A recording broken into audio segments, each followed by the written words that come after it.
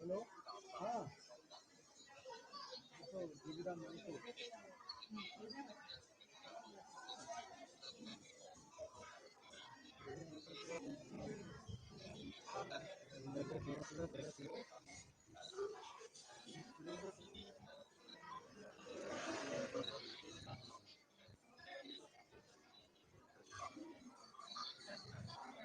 कौन है अभी तो नहीं है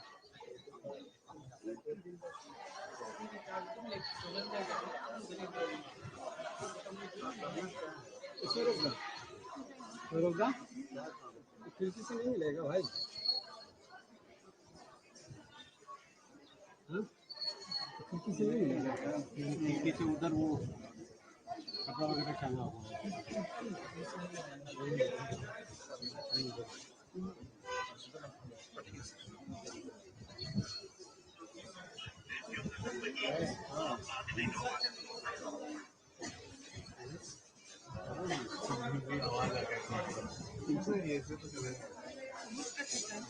हाँ ये अभी नहीं है कौन है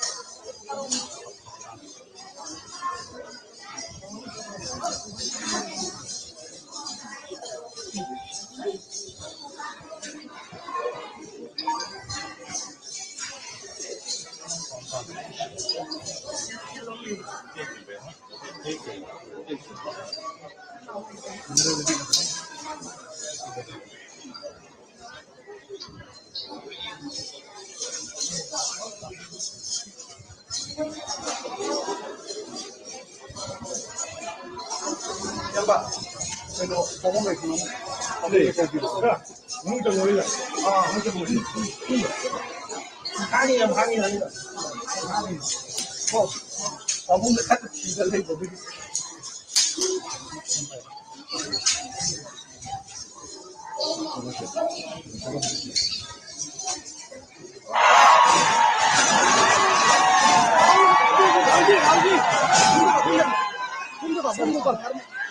राहुल जी आप विजिट किए हाँ भैया मेरे मुंह में मत मारिए जी नहीं राहुल जी 2 शब्द राहुल जी आज मूवमेंट थी सर राहुल जी आप विजिट किए क्या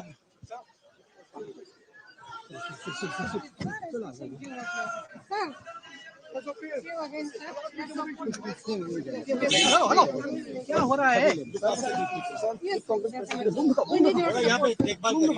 सर आप लोगों का सपोर्ट चाहिए सर चलिए हटिए सर जाने दीजिए हटिए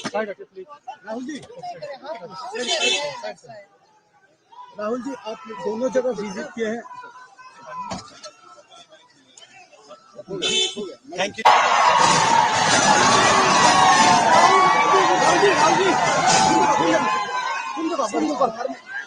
राहुल जी आप विजिट किए हाँ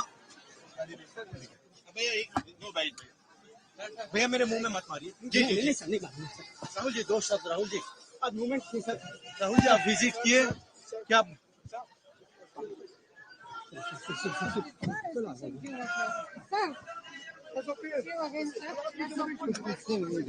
हेलो, क्या हो रहा है? यहाँ पे देखभाल करिए। सर आप लोगों का सपोर्ट चाहिए सर। सर आपका बहुत चलिए हटिए हटिए सर, जाने दीजिए, हटिए साइड हटिए प्लीज। राहुल जी आप दोनों जगह विजिट किए हैं। Thank you.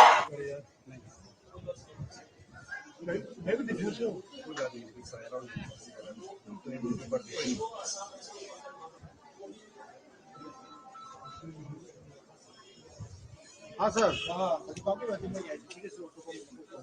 हाँ सर। नहीं सर, अभी जीवीरम में ही है।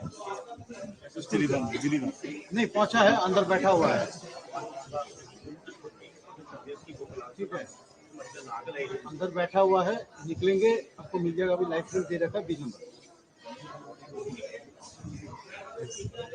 यहाँ से सर फिर से सीधे वापस जाएगा, फिर एयरपोर्ट से फिर वहाँ को मणिपुर से निकल जाएगा। हाँ हाँ हाँ हाँ, वो कहे ना वो हाँ अपन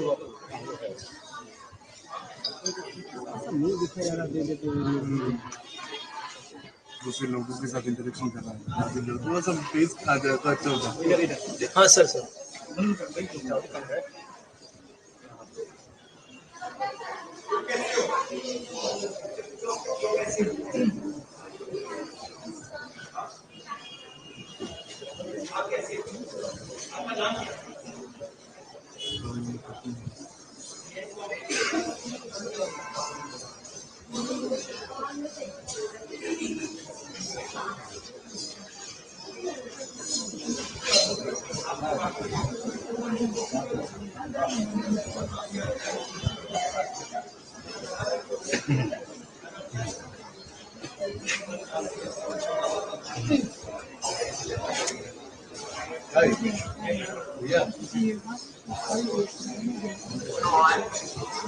अच्छा गाड़ी का है ना?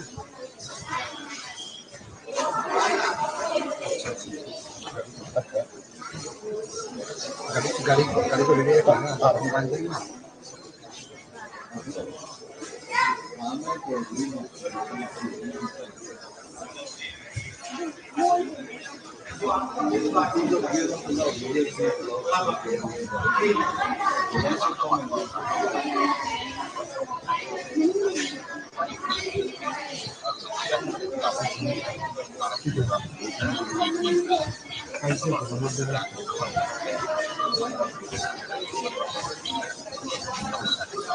हेलो, हाँ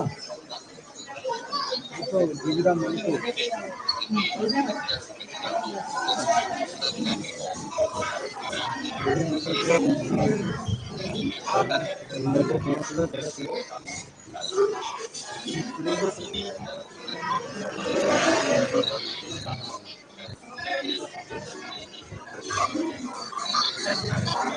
कौन है?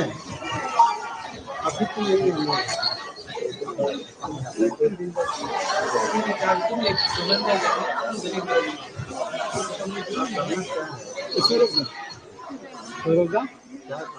खिड़की से नहीं मिलेगा भाई।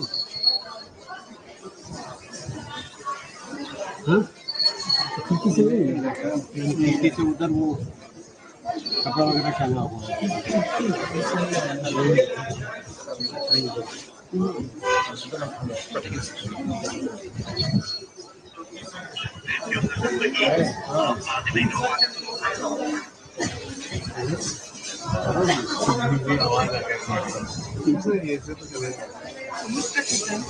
हाँ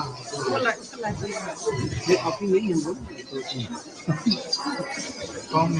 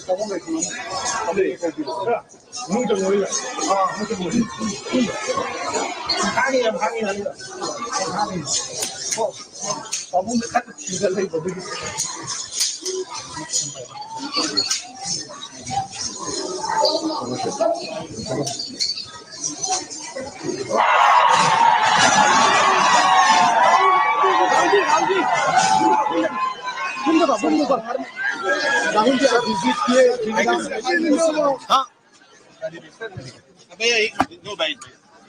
भैया मेरे मुंह में मत मारिए जी नहीं सर नहीं राहुल जी दो शब्द राहुल जी आज मूवमेंट सर राहुल जी आप विजिट किए क्या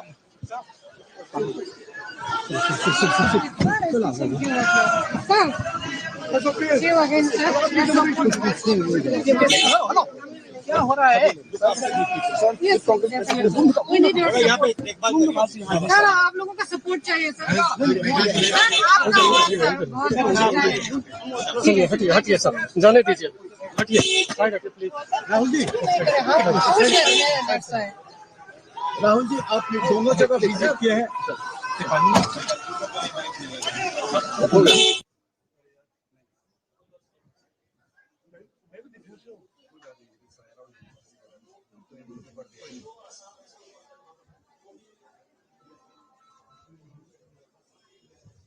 हाँ सर हाँ सर नहीं सर अभी जीविरम में ही है नहीं पहुंचा है अंदर बैठा हुआ है ठीक है अंदर बैठा हुआ है निकलेंगे आपको मिल जाएगा अभी लाइफ दे रखा है 20 नंबर यहाँ से सर फिर से सीधे वापस जाएगा फिर एयरपोर्ट से फिर वहाँ को मणिपुर के लिए निकल जाएगा हाँ वो पे है ना वो हाँ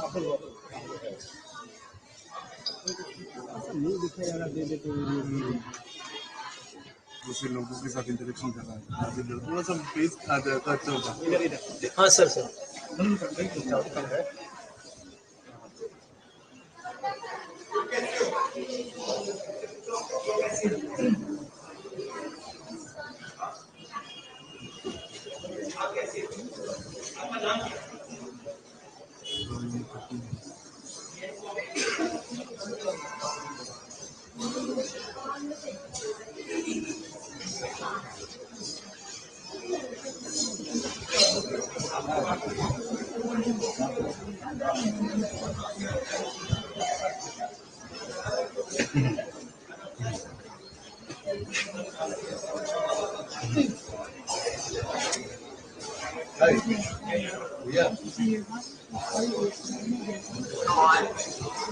अच्छा गाड़ी का है ना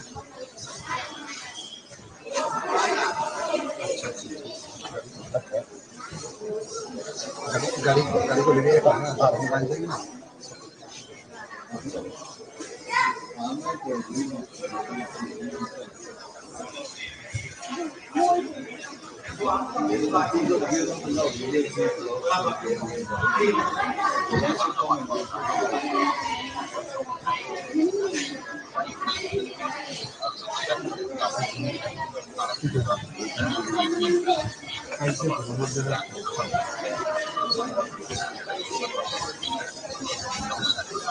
हेलो हाँ तो जीविराम मणिपुर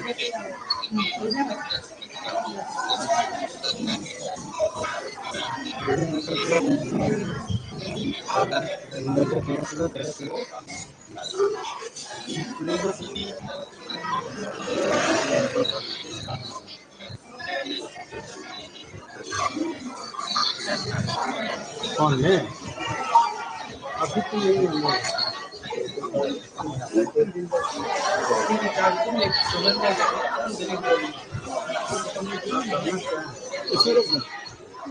रोका खिड़की से नहीं मिलेगा भाई हाँ खिड़की से नहीं मिलेगा खिड़की से उधर वो कपड़ा वगैरह टांगा हुआ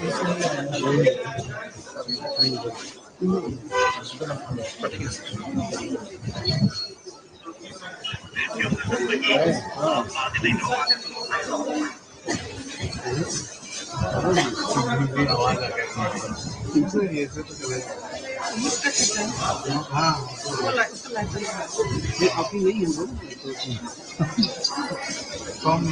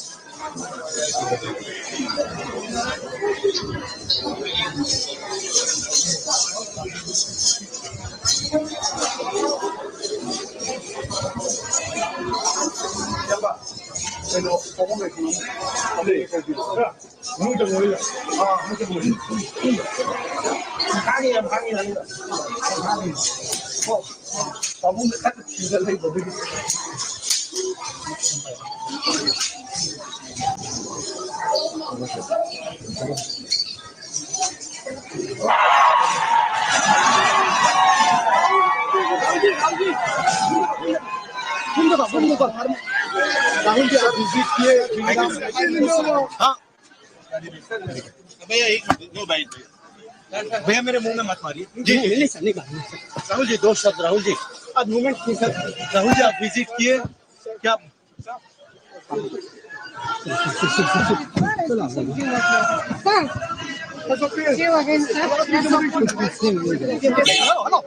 क्या हो रहा है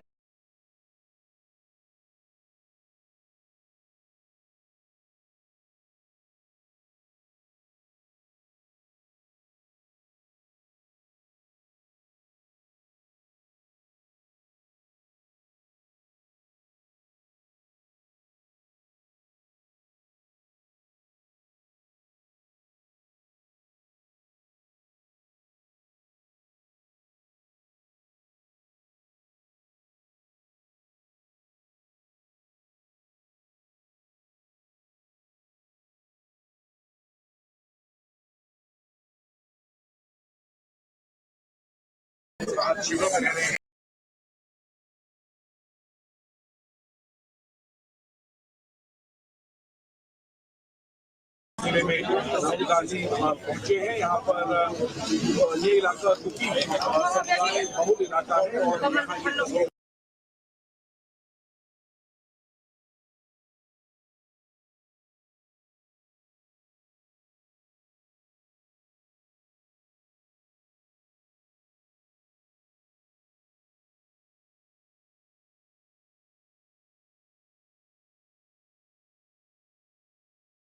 ये बैठ जाओ यार, क्या कर रहे हो यार भाई, आगे क्यों आ रहे हो? अरे पे जाओ पे जाओ।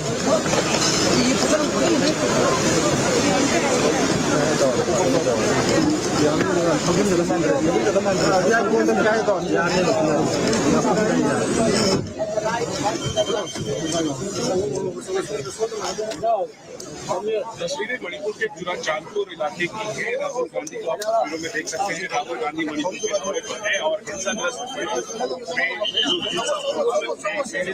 शिविरों में रह रहे हैं 7 वर्ष से ज्यादा। अरे सर आगे पुलिस सबसे पहले जीरीबाम जिले में पहुंचे और इस वक्त जुरा चांदपुर जिले में राहुल गांधी पहुंचे हैं। यहाँ पर ये इलाका दुखी बहुल इलाका है और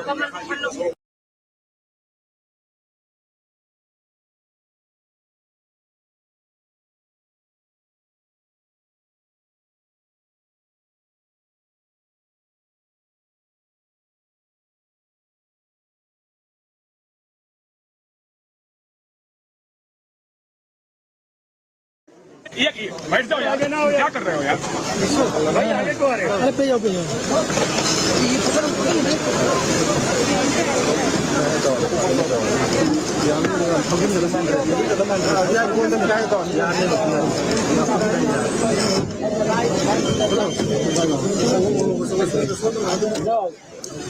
तस्वीरें मणिपुर के जुरा चांदपुर इलाके की है। राहुल गांधी को आप तस्वीरों में देख सकते हैं। राहुल गांधी मणिपुर के दौरे पर है और हिंसाग्रस्त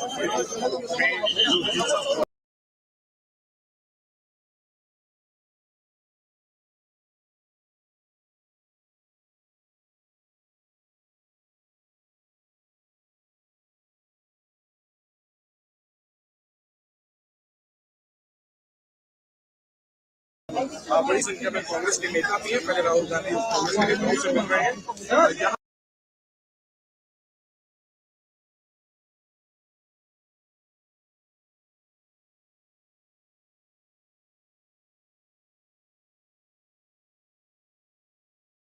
ये बैठ जाओ यार, क्या कर रहे हो यार भाई, आगे क्यों आ रहे हो? अरे पे जाओ पे जाओ।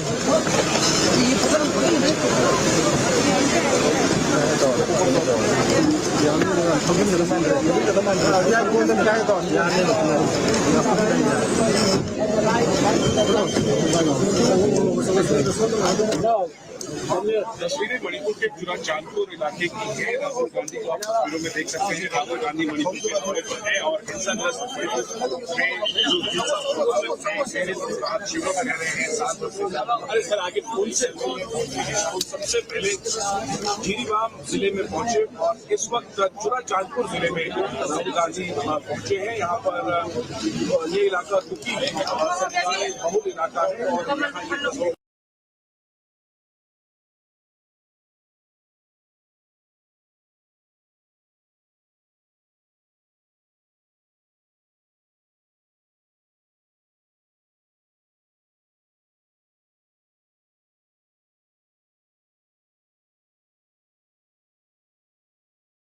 ये बैठ जाओ यार, क्या कर रहे हो यार भाई, आगे क्यों आ रहे हो? अरे पे जाओ पे जाओ।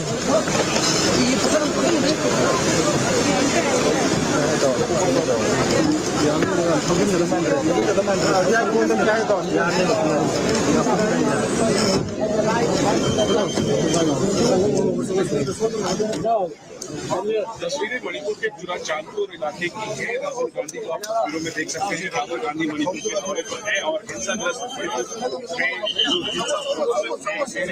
शिविरों में रह रहे हैं 7 वर्ष से ज्यादा। अरे सर आगे पुलिस सबसे पहले जीरीबाम जिले में पहुंचे और इस वक्त जुरा चांदपुर जिले में राहुल गांधी पहुंचे हैं। यहाँ पर ये इलाका दुखी बहुल इलाका है और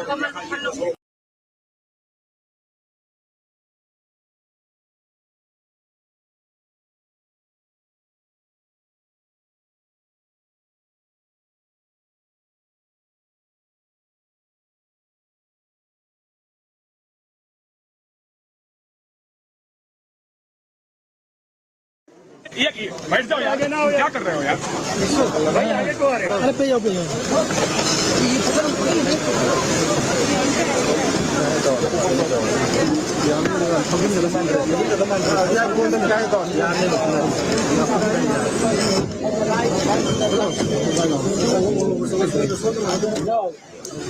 तस्वीरें मणिपुर के चुरा चांदपुर इलाके की है। राहुल गांधी को आप तस्वीरों में देख सकते हैं। राहुल गांधी मणिपुर के दौरे पर है और हिंसाग्रस्त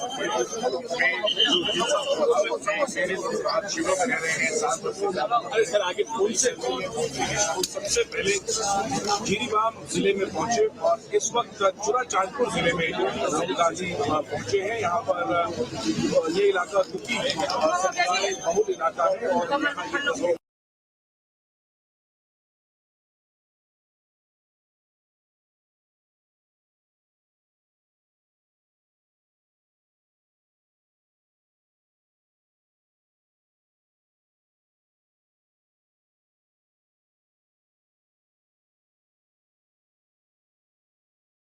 ये बैठ जाओ यार, क्या कर रहे हो यार भाई, आगे को आ रहे हो। अरे पे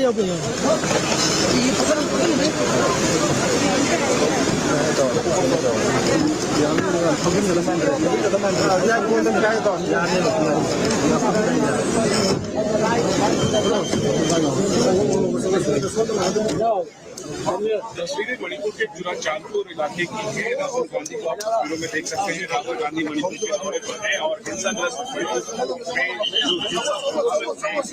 आज शिविरों में रह रहे हैं 7 वर्ष से ज्यादा। अरे सर आगे पुल से सबसे पहले जिरीबाम जिले में पहुंचे और इस वक्त चुरा चांदपुर जिले में राहुल गांधी पहुंचे हैं। यहाँ पर ये इलाका दुखी है और सरकारी बहुल इलाका है और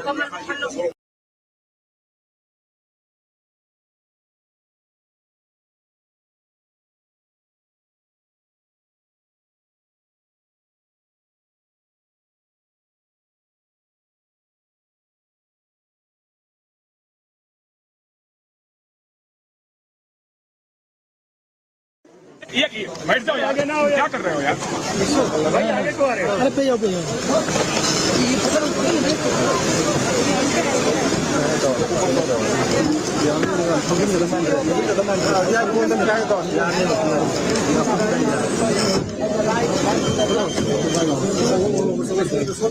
जाओ तस्वीरें मणिपुर के चुरा चांदपुर इलाके की है। राहुल गांधी को आप तस्वीरों में देख सकते हैं। राहुल गांधी मणिपुर के दौरे पर है और हिंसाग्रस्त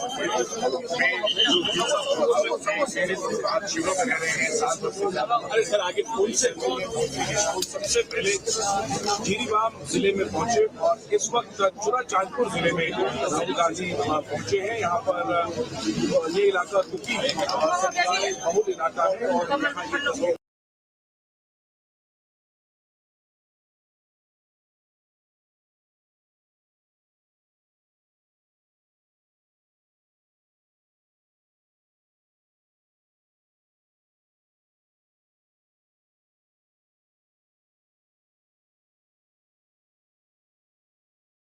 ये बैठ जाओ यार, क्या कर रहे हो यार भाई, आगे को आ रहे हो। अरे पे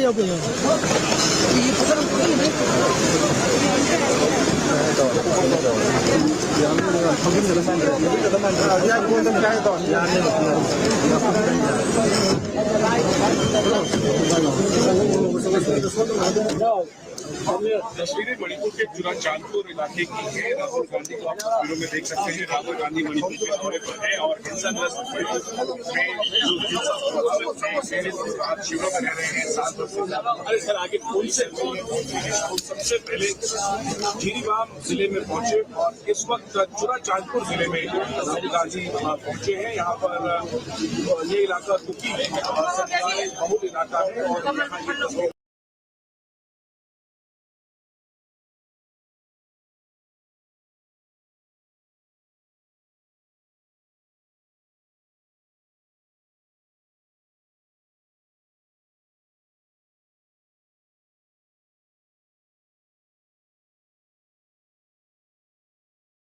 ये बैठ जाओ यार, क्या कर रहे हो यार भाई, आगे को आ रहे हो। अरे पे जाओ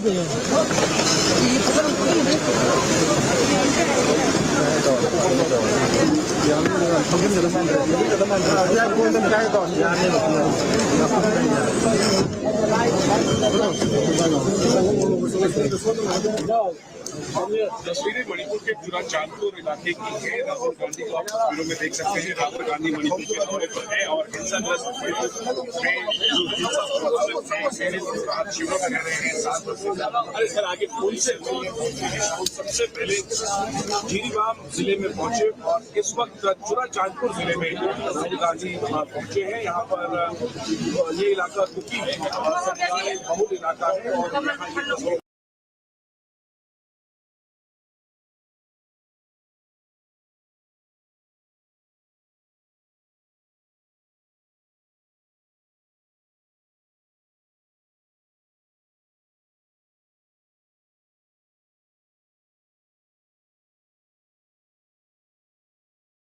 ये बैठ जाओ यार, क्या कर रहे हो यार? भाई आगे को आ रहे हो? अरे पे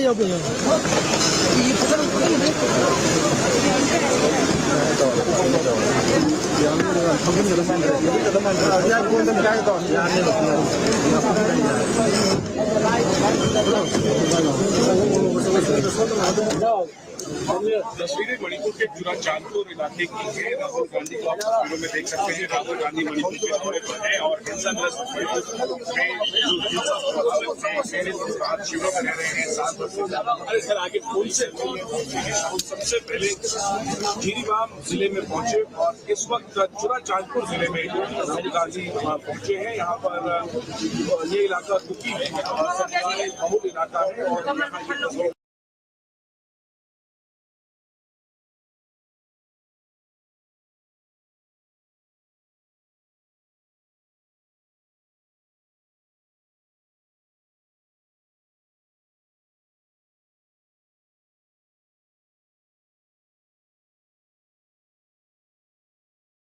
ये बैठ जाओ यार, क्या कर रहे हो यार? भाई आगे को आ रहे हो? अरे पे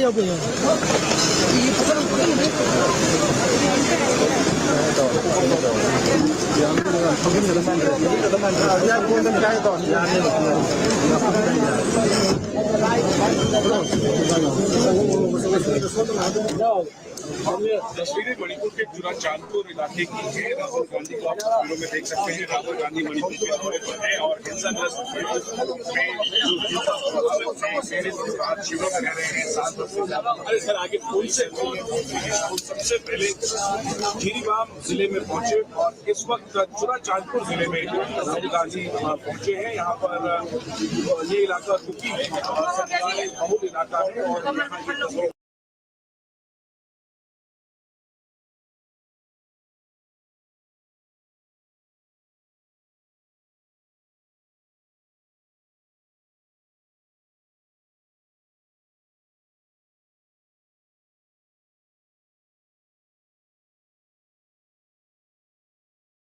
ये बैठ जाओ यार, क्या कर रहे हो यार?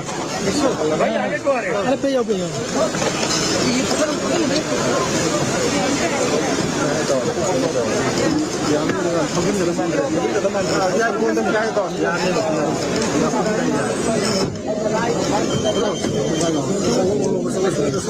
जाओ तस्वीरें मणिपुर के जुरा चांदपुर इलाके की है। राहुल गांधी को आप तस्वीरों में देख सकते हैं। राहुल गांधी मणिपुर के दौरे पर है और हिंसाग्रस्त आज शिविरों में रह रहे हैं 7 वर्ष से ज्यादा। अरे सर आगे पुलिस सबसे पहले जीरीबाम जिले में पहुंचे और इस वक्त जुरा चांदपुर जिले में राहुल गांधी पहुंचे हैं। यहाँ पर ये इलाका कुकी समुदाय बहुल इलाका है और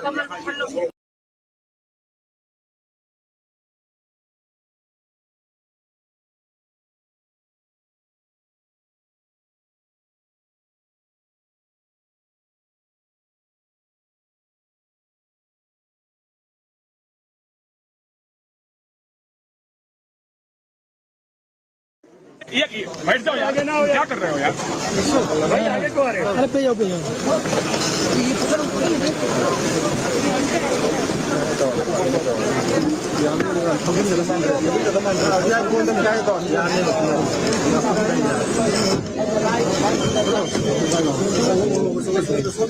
जाओ तस्वीरें मणिपुर के जुरा चांदपुर इलाके की है। राहुल गांधी को आप तस्वीरों में देख सकते हैं। राहुल गांधी मणिपुर के दौरे पर है और हिंसाग्रस्त में जो हिंसा प्रभावित आज शिविर में रह रहे हैं 7 वर्ष से ज्यादा। अरे सर आगे फोन से सबसे पहले जीरीबाम जिले में पहुंचे और इस वक्त चुराचांदपुर जिले में राहुल गांधी पहुंचे हैं। यहाँ पर ये इलाका दुखी सरकारी बहुल इलाका है और यहाँ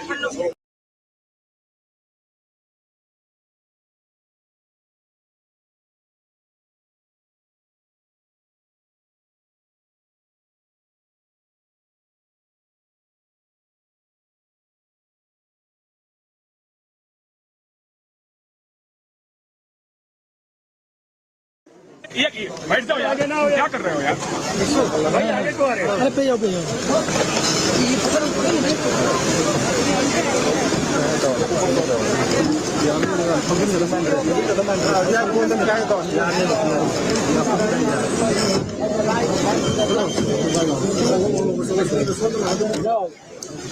तस्वीरें मणिपुर के चुराचांदपुर इलाके की है। राहुल गांधी को आप तस्वीरों में देख सकते हैं। राहुल गांधी मणिपुर के दौरे पर है और हिंसाग्रस्त में जो हिंसा प्रभावित आज शिविर में रह रहे हैं 7 वर्ष से ज्यादा। अरे सर आगे फोन से सबसे पहले जीरीबाम जिले में पहुंचे और इस वक्त चुराचांदपुर जिले में राहुल गांधी पहुंचे हैं। यहाँ पर ये इलाका दुखी सरकारी बहुल इलाका है और यहाँ ये तस्वीर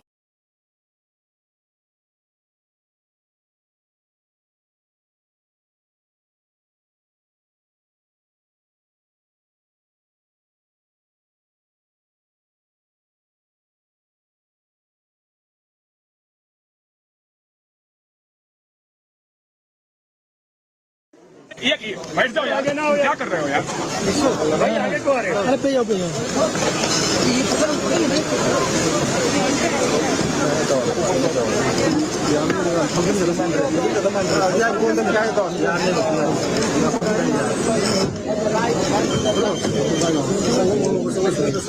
जाओ तस्वीरें मणिपुर के चुराचांदपुर इलाके की है। राहुल गांधी को आप तस्वीरों में देख सकते हैं। राहुल गांधी मणिपुर के दौरे पर है और हिंसाग्रस्त में जो हिंसा प्रभावित आज शिविर में रह रहे हैं 7 वर्ष से ज्यादा। अरे सर आगे फोन से सबसे पहले जीरीबाम जिले में पहुंचे और इस वक्त चुराचांदपुर जिले में राहुल गांधी पहुंचे हैं। यहाँ पर ये इलाका दुखी सरकारी बहुल इलाका है और यहाँ ये तस्वीर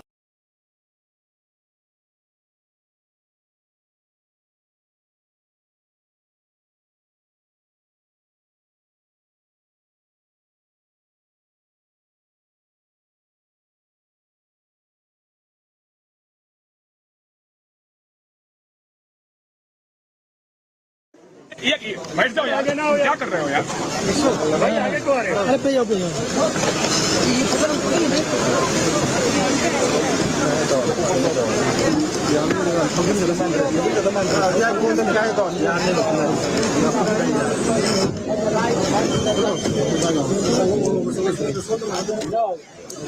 तस्वीरें मणिपुर के चुराचांदपुर इलाके की है। राहुल गांधी को आप तस्वीरों में देख सकते हैं। राहुल गांधी मणिपुर के दौरे पर है और हिंसाग्रस्त में जो हिंसा प्रभावित आज शिविर में रह रहे हैं 7 वर्ष से ज्यादा। अरे सर आगे फोन से सबसे पहले जीरीबाम जिले में पहुंचे और इस वक्त चुराचांदपुर जिले में राहुल गांधी पहुंचे हैं। यहाँ पर ये इलाका दुखी सरकारी बहुल इलाका है और यहाँ ये तस्वीर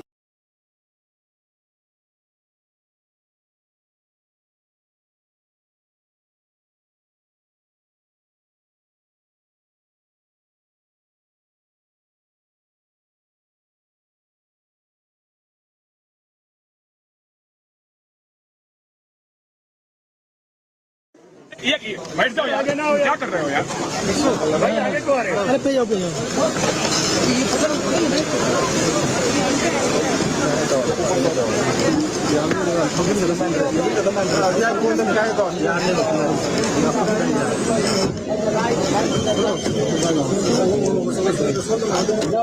तस्वीरें मणिपुर के जुरा चांदपुर इलाके की है। राहुल गांधी को आप तस्वीरों में देख सकते हैं। राहुल गांधी मणिपुर के दौरे पर है और हिंसाग्रस्त आज शिविरों में रह रहे हैं 7 वर्ष से ज्यादा। अरे सर आगे पुल से सबसे पहले जीरीबाम जिले में पहुंचे और इस वक्त जुरा चांदपुर जिले में राहुल गांधी पहुंचे हैं। यहाँ पर ये इलाका दुखी बहुल इलाका है और यहाँ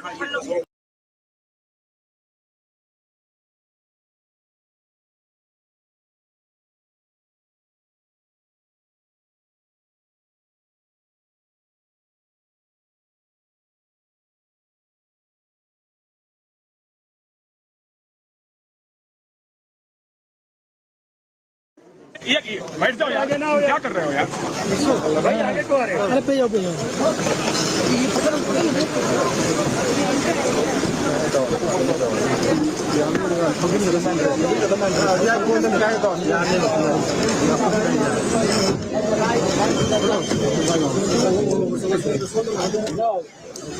तस्वीरें मणिपुर के जुरा चांदपुर इलाके की है। राहुल गांधी को आप तस्वीरों में देख सकते हैं। राहुल गांधी मणिपुर के दौरे पर है और हिंसाग्रस्त आज शिविरों में रह रहे हैं 7 वर्ष से ज्यादा। अरे सर आगे पुल से सबसे पहले जीरीबाम जिले में पहुंचे और इस वक्त जुरा चांदपुर जिले में राहुल गांधी पहुंचे हैं। यहाँ पर ये इलाका दुखी बहुल इलाका है और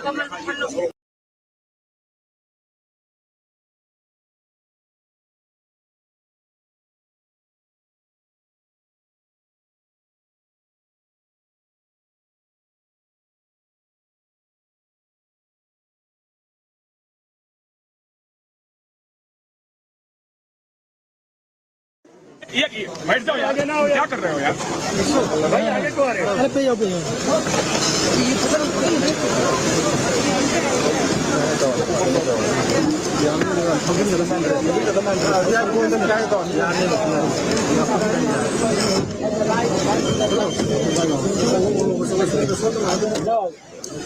तस्वीरें मणिपुर के जुरा चांदपुर इलाके की है। राहुल गांधी को आप तस्वीरों में देख सकते हैं। राहुल गांधी मणिपुर के दौरे पर है और हिंसाग्रस्त आज शिविरों में रह रहे हैं 7 वर्ष से ज्यादा। अरे सर आगे पुल से सबसे पहले जीरीबाम जिले में पहुंचे और इस वक्त जुरा चांदपुर जिले में राहुल गांधी पहुंचे हैं। यहाँ पर ये इलाका दुखी बहुल इलाका है और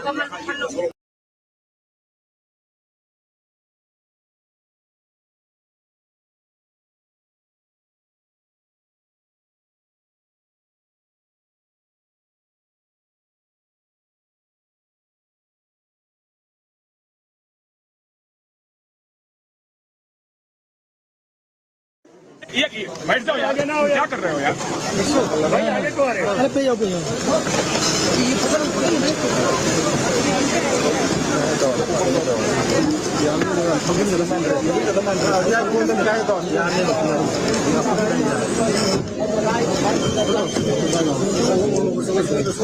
जाओ तस्वीरें मणिपुर के जुरा चांदपुर इलाके की है। राहुल गांधी को आप तस्वीरों में देख सकते हैं। राहुल गांधी मणिपुर के दौरे पर है और हिंसाग्रस्त आज शिविरों में रह रहे हैं 7 वर्ष से ज्यादा। अरे सर आगे पुल से सबसे पहले जीरीबाम जिले में पहुंचे और इस वक्त जुरा चांदपुर जिले में राहुल गांधी पहुंचे हैं। यहाँ पर ये इलाका दुखी बहुल इलाका है और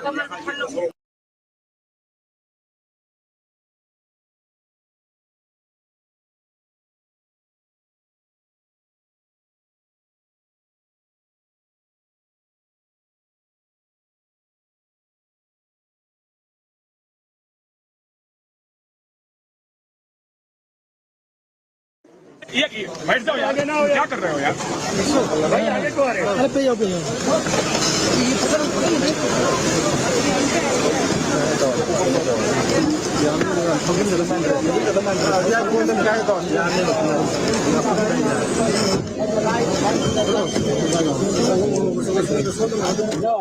तस्वीरें मणिपुर के जुरा चांदपुर इलाके की है। राहुल गांधी को आप तस्वीरों में देख सकते हैं। राहुल गांधी मणिपुर के दौरे पर है और हिंसाग्रस्त में जो हिंसा प्रभावित है शिविरों में रह रहे हैं 7 वर्ष से ज्यादा। अरे सर आगे पुलिस से सबसे पहले जीरीबाम जिले में पहुंचे और इस वक्त जुरा चांदपुर जिले में राहुल गांधी पहुंचे हैं। यहाँ पर ये इलाका दुखी है, बहुत इलाका है और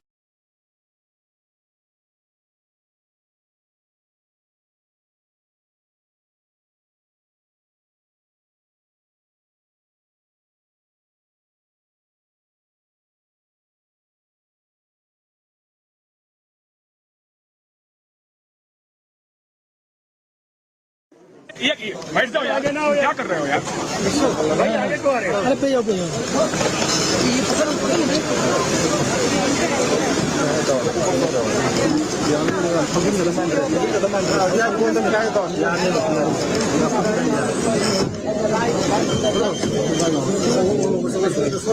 जाओ तस्वीरें मणिपुर के जुरा चांदपुर इलाके की है। राहुल गांधी को आप तस्वीरों में देख सकते हैं। राहुल गांधी मणिपुर के दौरे पर है और हिंसाग्रस्त में जो हिंसा प्रभावित है शिविरों में रह रहे हैं 7 वर्ष से ज्यादा। अरे सर आगे पुलिस से सबसे पहले जीरीबाम जिले में पहुंचे और इस वक्त जुरा चांदपुर जिले में राहुल गांधी पहुंचे हैं। यहाँ पर ये इलाका दुखी है, बहुत इलाका है और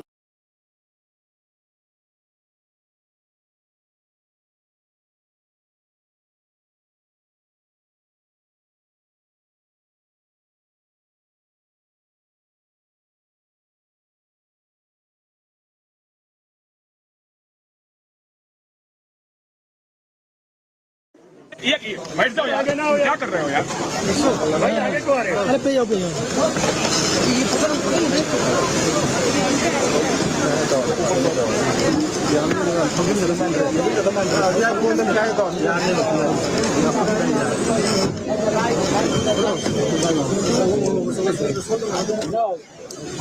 तस्वीरें मणिपुर के जुरा चांदपुर इलाके की है। राहुल गांधी को आप तस्वीरों में देख सकते हैं। राहुल गांधी मणिपुर के दौरे पर है और हिंसाग्रस्त में जो हिंसा प्रभावित है शिविरों में रह रहे हैं 7 वर्ष से ज्यादा। अरे सर आगे पुलिस से सबसे पहले जीरीबाम जिले में पहुंचे और इस वक्त जुरा चांदपुर जिले में राहुल गांधी पहुंचे हैं। यहाँ पर ये इलाका दुखी है, बहुत इलाका है और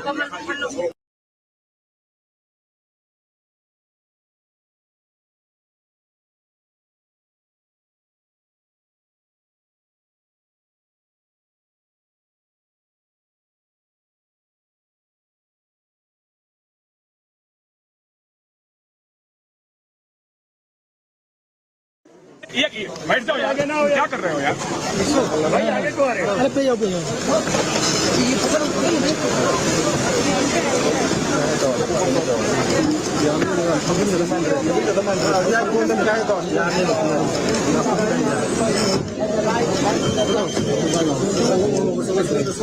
जाओ तस्वीरें मणिपुर के जुरा चांदपुर इलाके की है। राहुल गांधी को आप तस्वीरों में देख सकते हैं। राहुल गांधी मणिपुर के दौरे पर है और हिंसाग्रस्त में जो हिंसा प्रभावित है शिविरों में रह रहे हैं 7 वर्ष से ज्यादा। अरे सर आगे पुलिस से सबसे पहले जीरीबाम जिले में पहुंचे और इस वक्त जुरा चांदपुर जिले में राहुल गांधी पहुंचे हैं। यहाँ पर ये इलाका दुखी है, बहुत इलाका है और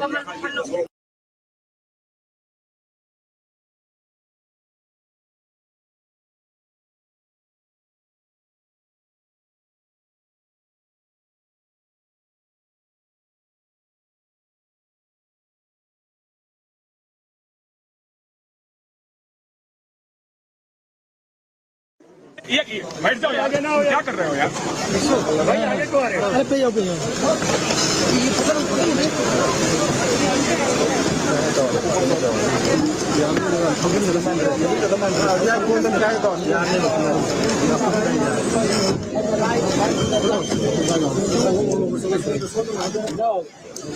तस्वीरें मणिपुर के जुरा चांदपुर इलाके की है। राहुल गांधी को आप तस्वीरों में देख सकते हैं। राहुल गांधी मणिपुर के दौरे पर है और हिंसाग्रस्त में जो हिंसा प्रभावित आज शिविरों में रह रहे हैं 7 वर्ष से ज्यादा। अरे सर आगे फोन से सबसे पहले जीरीबाम जिले में पहुंचे और इस वक्त चुरा चांदपुर जिले में राहुल गांधी पहुंचे हैं। यहाँ पर ये इलाका कुकी सरकारी बहुल इलाका है और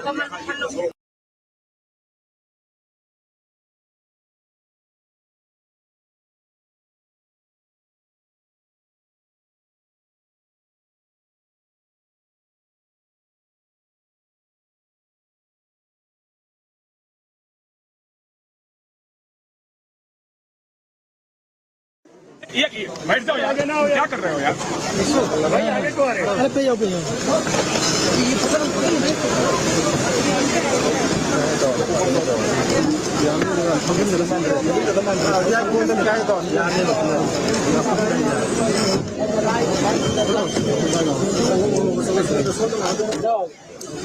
तस्वीरें मणिपुर के चुरा चांदपुर इलाके की है। राहुल गांधी को आप तस्वीरों में देख सकते हैं। राहुल गांधी मणिपुर के दौरे पर है और हिंसाग्रस्त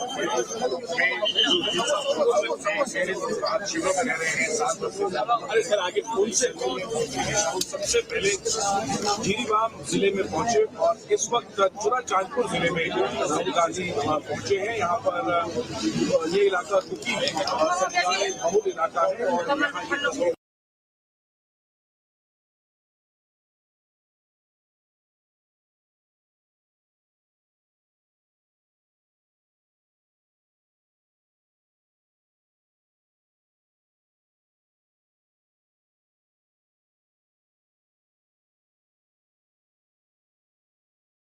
यहाँ ये बैठ जाओ यार, क्या कर रहे हो यार भाई, आगे को आ रहे हो। अरे पे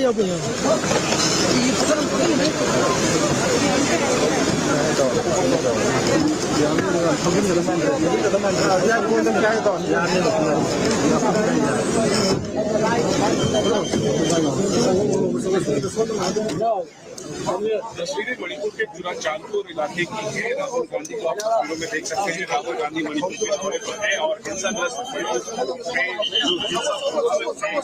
आज शिविरों में रह रहे हैं 7 वर्ष से ज्यादा। अरे सर आगे फोन से सबसे पहले जीरीबाम जिले में पहुंचे और इस वक्त चुरा चांदपुर जिले में राहुल गांधी पहुंचे हैं। यहाँ पर ये इलाका कुकी सरकारी बहुल इलाका है और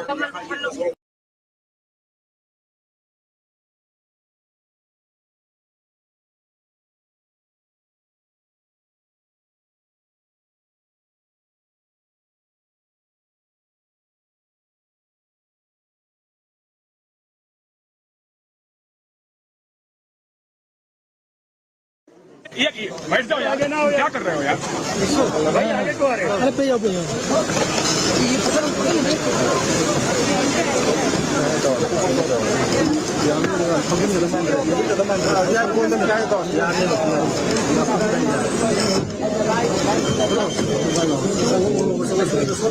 जाओ तस्वीरें मणिपुर के चुरा चांदपुर इलाके की है। राहुल गांधी को आप तस्वीरों में देख सकते हैं। राहुल गांधी मणिपुर के दौरे पर है और हिंसाग्रस्त आज शिविरों में रह रहे हैं 7 वर्ष से ज्यादा। अरे सर आगे फोन से सबसे पहले जीरीबाम जिले में पहुंचे और इस वक्त चुरा चांदपुर जिले में राहुल गांधी पहुंचे हैं। यहाँ पर ये इलाका कुकी सरकारी बहुल इलाका है और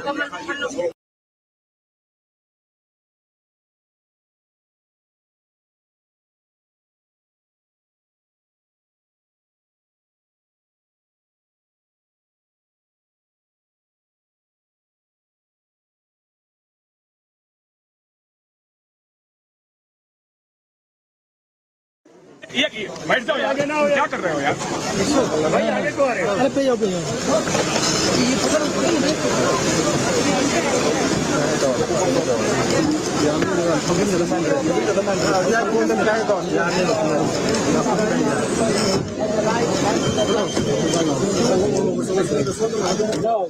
तस्वीरें मणिपुर के जुरा चांदपुर इलाके की है। राहुल गांधी को आप तस्वीरों में देख सकते हैं। राहुल गांधी मणिपुर के दौरे पर है और हिंसाग्रस्त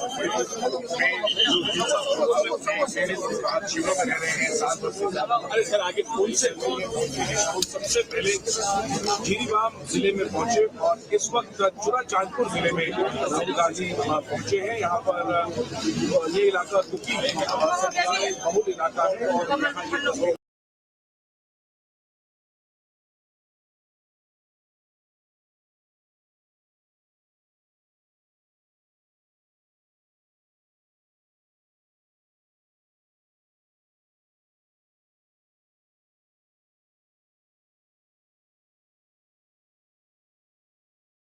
ये बैठ जाओ यार, क्या कर रहे हो यार भाई, आगे को आ रहे हो। अरे पे जाओ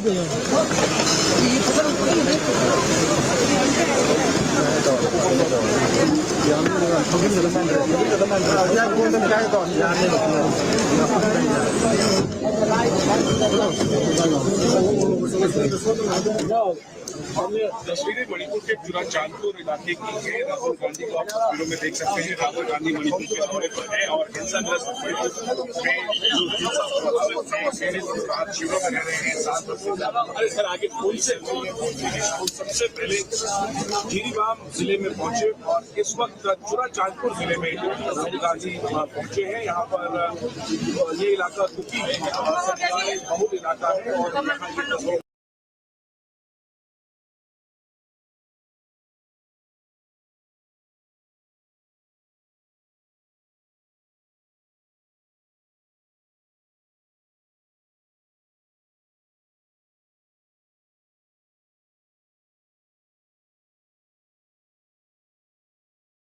ये बैठ जाओ यार, क्या कर रहे हो यार भाई, आगे को आ रहे हो। अरे पे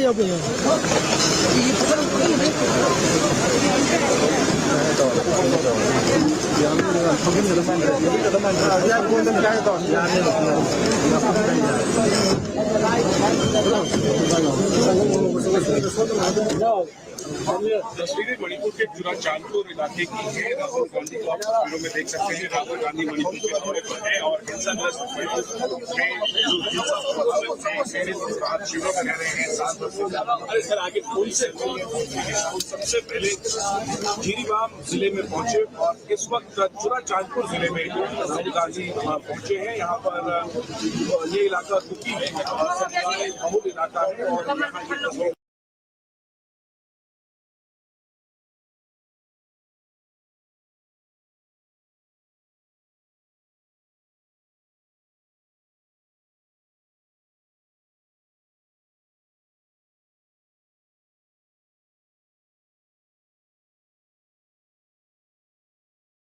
ये बैठ जाओ यार, क्या कर रहे हो यार भाई, आगे को आ रहे हो। अरे पे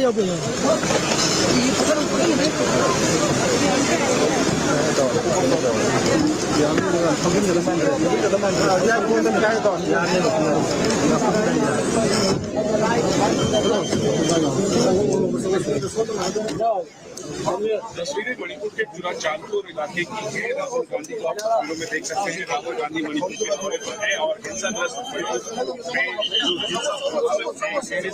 शिविरों में रह रहे हैं 7 वर्ष से ज्यादा। अरे सर आगे कौन से सबसे पहले जिरीबाम जिले में पहुंचे और इस वक्त जुरा चांदपुर जिले में राहुल गांधी पहुंचे हैं। यहाँ पर ये इलाका दुखी बहुल इलाका है और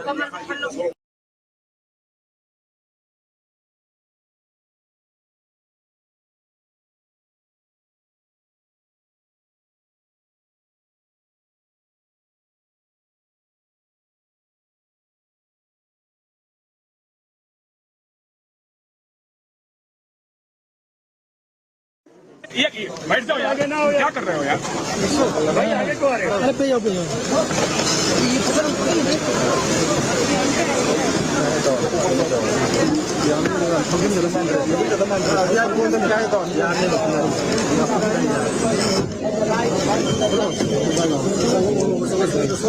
जाओ तस्वीरें मणिपुर के जुरा चांदपुर इलाके की है। राहुल गांधी को आप तस्वीरों में देख सकते हैं। राहुल गांधी मणिपुर के दौरे पर है और हिंसाग्रस्त शिविरों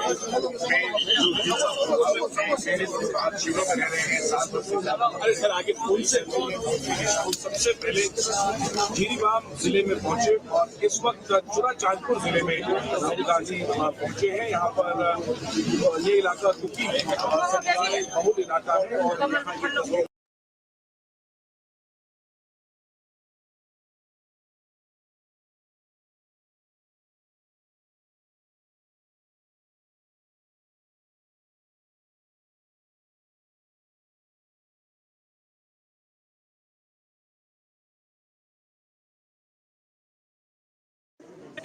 बैठ जाओ आगे ना हो। क्या कर रहे हो यार भाई? आगे को आ रहे हो? अरे पे जाओ पे जाओ।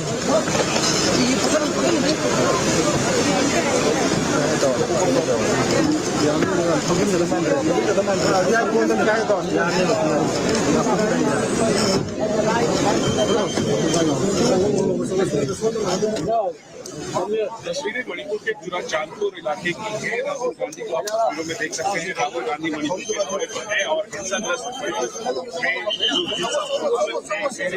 शिविरों में रह रहे हैं 7 वर्ष से ज्यादा। अरे सर आगे पुल से सबसे पहले जीरीबाम जिले में पहुंचे और इस वक्त जुरा चांदपुर जिले में राहुल गांधी पहुंचे हैं। यहाँ पर ये इलाका दुखी है और सरकारी बहुल इलाका है और यहाँ ये तस्वीर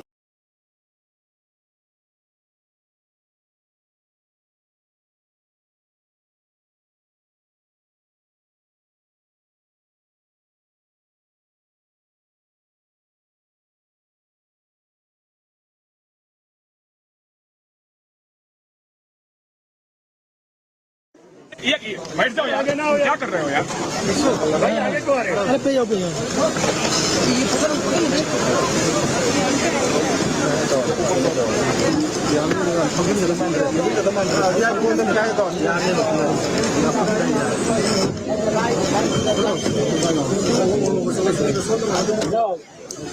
तस्वीरें मणिपुर के जुरा चांदपुर इलाके की है। राहुल गांधी को आप तस्वीरों में देख सकते हैं। राहुल गांधी मणिपुर के दौरे पर है और हिंसाग्रस्त शिविरों में रह रहे हैं 7 वर्ष से ज्यादा। अरे सर आगे पुल से सबसे पहले जीरीबाम जिले में पहुंचे और इस वक्त जुरा चांदपुर जिले में राहुल गांधी पहुंचे हैं। यहाँ पर ये इलाका दुखी है और सरकारी बहुल इलाका है और यहाँ ये तस्वीर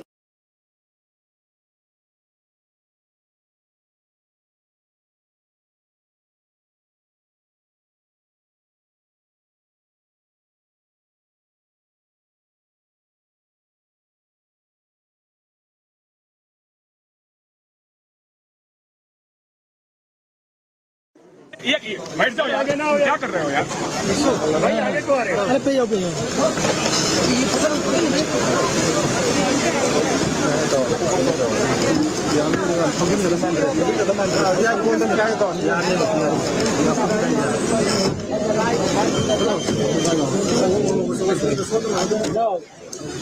तस्वीरें मणिपुर के जुरा चांदपुर इलाके की है। राहुल गांधी को आप तस्वीरों में देख सकते हैं। राहुल गांधी मणिपुर के दौरे पर है और हिंसाग्रस्त शिविरों में रह रहे हैं 7 वर्ष से ज्यादा। अरे सर आगे पुल से सबसे पहले जीरीबाम जिले में पहुंचे और इस वक्त जुरा चांदपुर जिले में राहुल गांधी पहुंचे हैं। यहाँ पर ये इलाका दुखी है और सरकारी बहुल इलाका है और यहाँ ये तस्वीर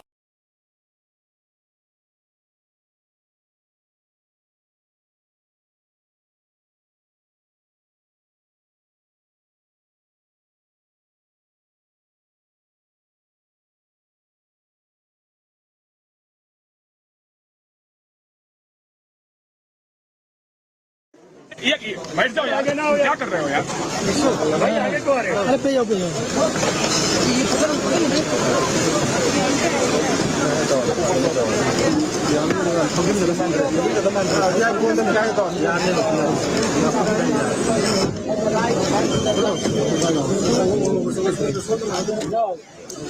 तस्वीरें मणिपुर के चुरा चांदपुर इलाके की है। राहुल गांधी को आप तस्वीरों में देख सकते हैं। राहुल गांधी मणिपुर के दौरे पर है और हिंसाग्रस्त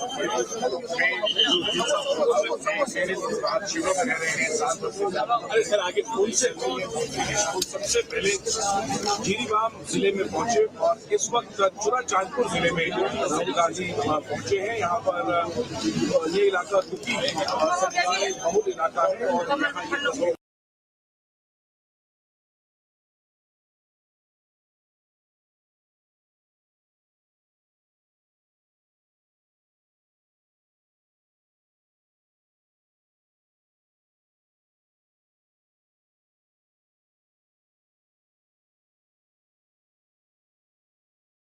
यहाँ ये बैठ जाओ यार, क्या कर रहे हो यार भाई, आगे को आ रहे हो। अरे पे जाओ पे जाओ।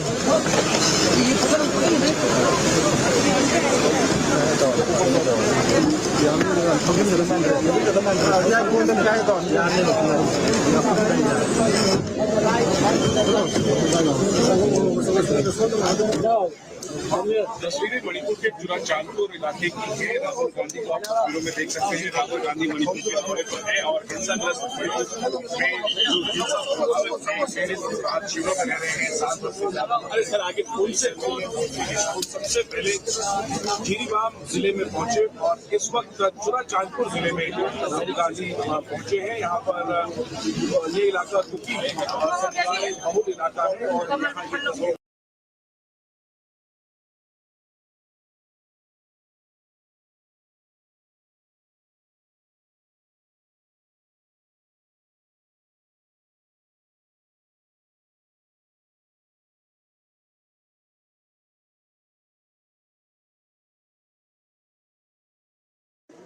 ये बैठ जाओ यार, क्या कर रहे हो यार भाई, आगे को आ रहे हो। अरे पे जाओ पे जाओ।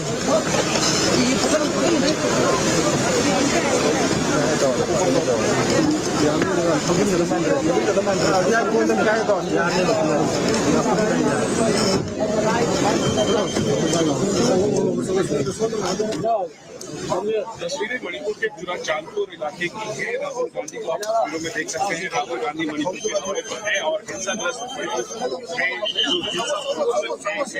आज शिविरों में रह रहे हैं 7 वर्ष से ज्यादा। अरे सर आगे फोन से सबसे पहले जीरीबाम जिले में पहुंचे और इस वक्त चुरा चांदपुर जिले में राहुल गांधी पहुंचे हैं। यहाँ पर ये इलाका दुखी है और सरकारी बहुल इलाका है और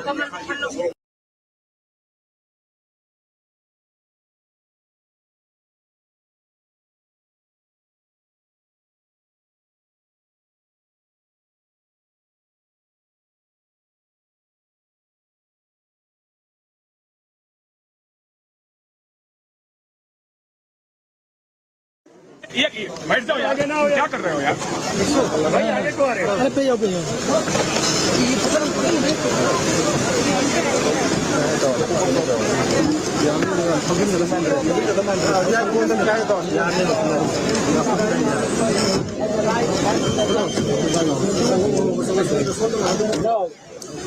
तस्वीरें मणिपुर के चुरा चांदपुर इलाके की है। राहुल गांधी को आप तस्वीरों में देख सकते हैं। राहुल गांधी मणिपुर के दौरे पर है और हिंसाग्रस्त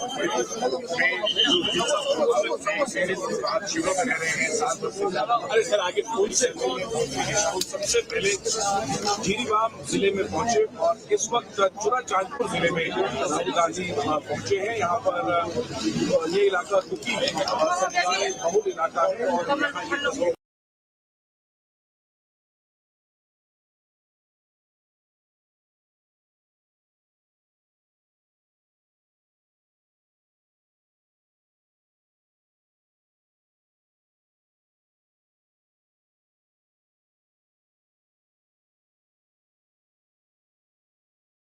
यहाँ ये बैठ जाओ यार, क्या कर रहे हो यार भाई, आगे को आ रहे हो। अरे पे जाओ पे जाओ।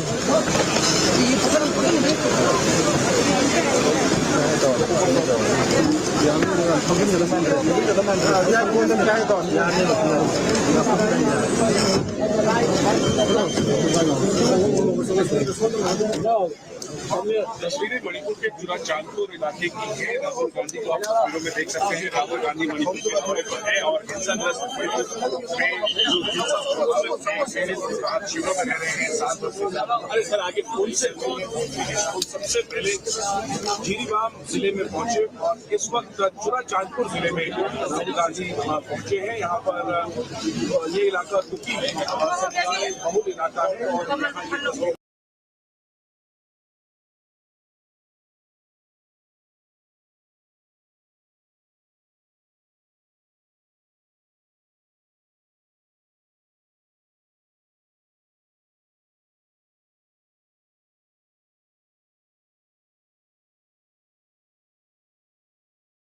ये बैठ जाओ यार, क्या कर रहे हो यार भाई, आगे को आ रहे हो। अरे पे जाओ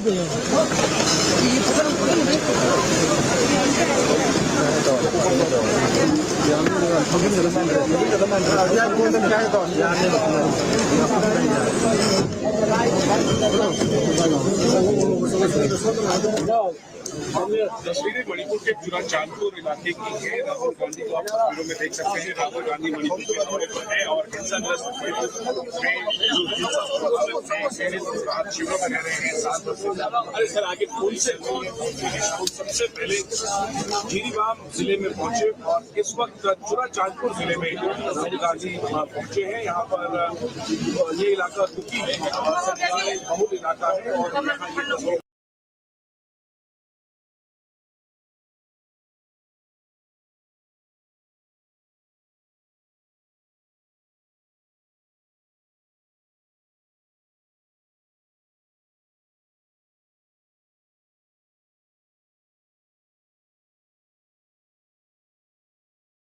ये बैठ जाओ यार, क्या कर रहे हो यार भाई, आगे को आ रहे हो। अरे पे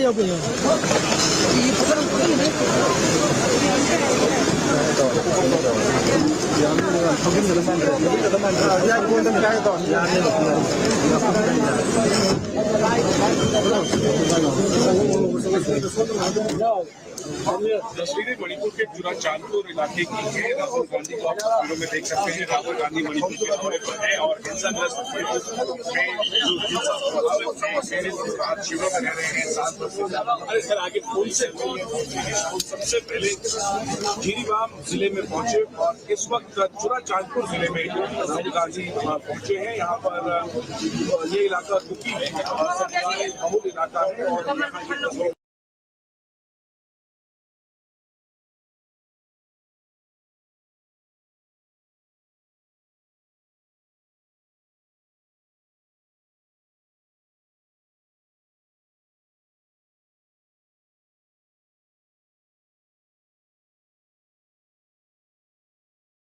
ये बैठ जाओ यार, क्या कर रहे हो यार भाई, आगे को आ रहे हो। अरे पे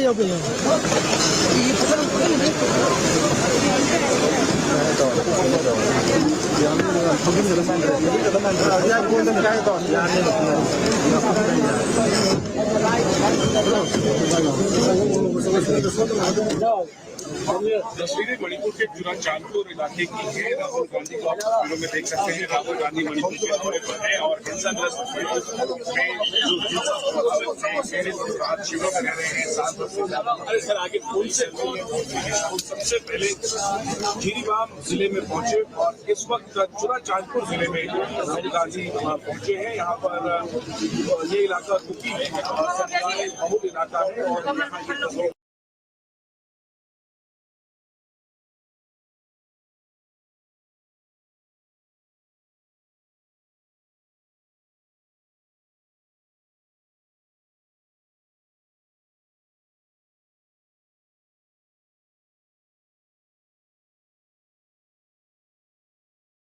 ये बैठ जाओ यार, क्या कर रहे हो यार भाई, आगे को आ रहे हो। अरे पे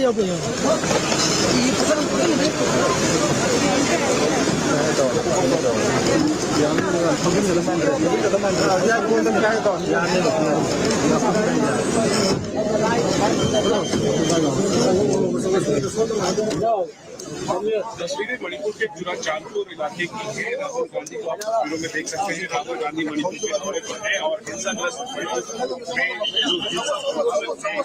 आज शिविरों में रह रहे हैं 7 वर्ष से ज्यादा। अरे सर आगे पुल से सबसे पहले जीरीबाम जिले में पहुंचे और इस वक्त चुरा चांदपुर जिले में राहुल गांधी पहुंचे हैं। यहाँ पर ये इलाका दुखी है और सरकारी बहुल इलाका है और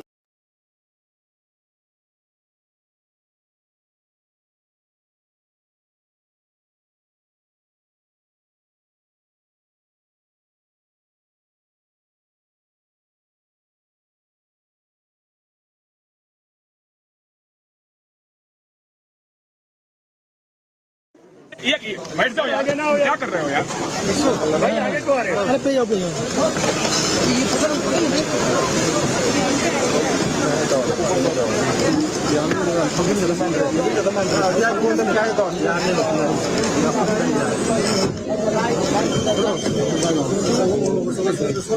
जाओ तस्वीरें मणिपुर के चुरा चांदपुर इलाके की है। राहुल गांधी को आप तस्वीरों में देख सकते हैं। राहुल गांधी मणिपुर के दौरे पर है और हिंसाग्रस्त आज शिविरों में रह रहे हैं 7 वर्ष से ज्यादा। अरे सर आगे पुल से सबसे पहले जीरीबाम जिले में पहुंचे और इस वक्त चुरा चांदपुर जिले में राहुल गांधी पहुंचे हैं। यहाँ पर ये इलाका दुखी है और सरकारी बहुल इलाका है और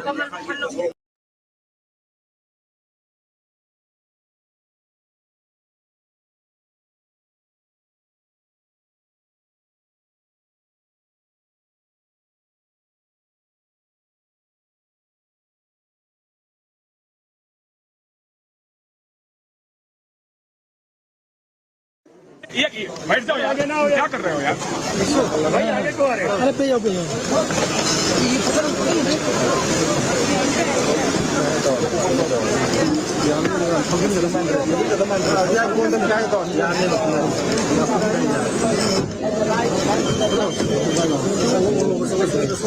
जाओ तस्वीरें मणिपुर के चुरा चांदपुर इलाके की है। राहुल गांधी को आप तस्वीरों में देख सकते हैं। राहुल गांधी मणिपुर के दौरे पर है और हिंसाग्रस्त आज शिविरों में रह रहे हैं 7 वर्ष से ज्यादा। अरे सर आगे पुल से सबसे पहले जीरीबाम जिले में पहुंचे और इस वक्त चुरा चांदपुर जिले में राहुल गांधी पहुंचे हैं। यहाँ पर ये इलाका दुखी है और सरकारी बहुल इलाका है और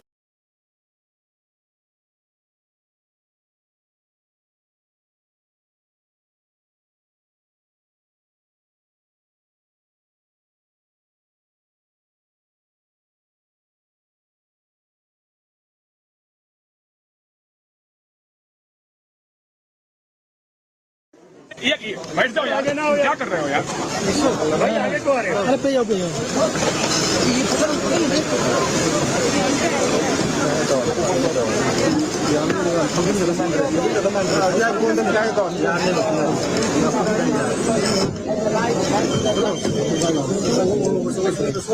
जाओ तस्वीरें मणिपुर के चुरा चांदपुर इलाके की है। राहुल गांधी को आप तस्वीरों में देख सकते हैं। राहुल गांधी मणिपुर के दौरे पर है और हिंसाग्रस्त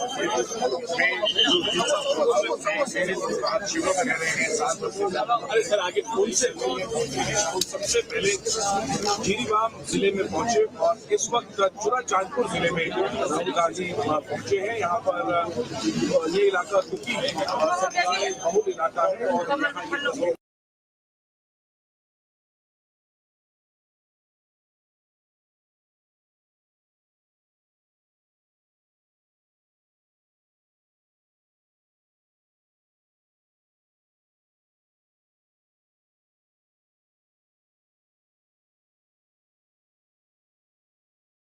ये बैठ जाओ यार, क्या कर रहे हो यार भाई, आगे को आ रहे हो। अरे पे जाओ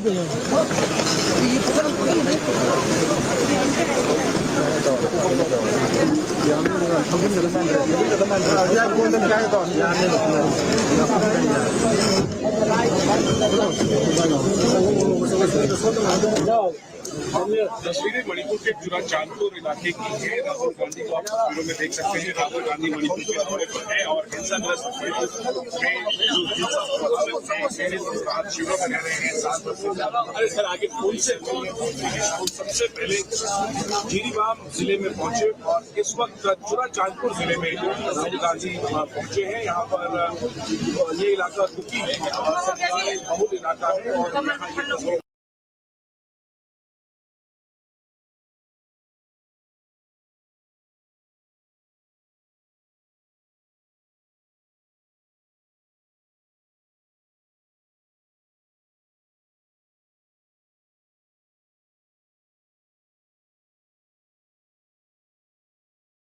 ये बैठ जाओ यार, क्या कर रहे हो यार भाई, आगे को आ रहे हो। अरे पे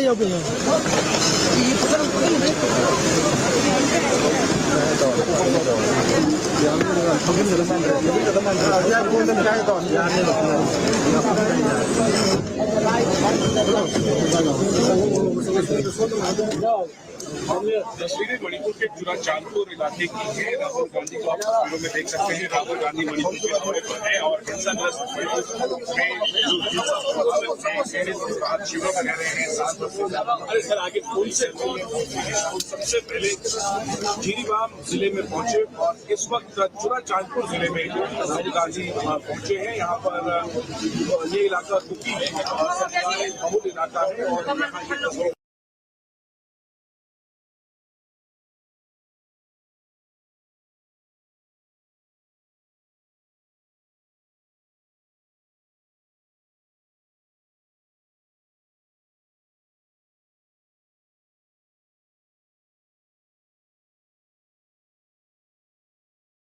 ये बैठ जाओ यार, क्या कर रहे हो यार भाई, आगे को आ रहे हो। अरे पे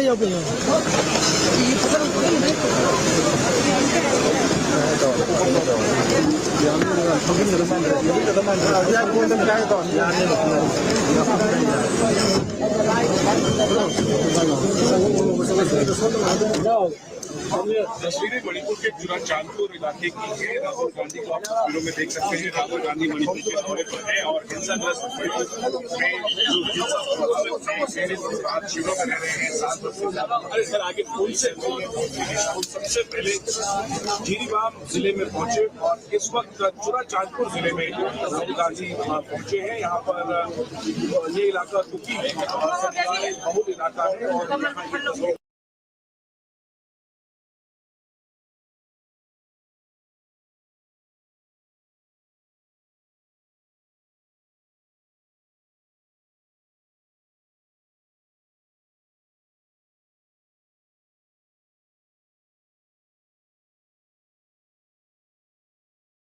ये बैठ जाओ यार, क्या कर रहे हो यार भाई, आगे को आ रहे हो। अरे पे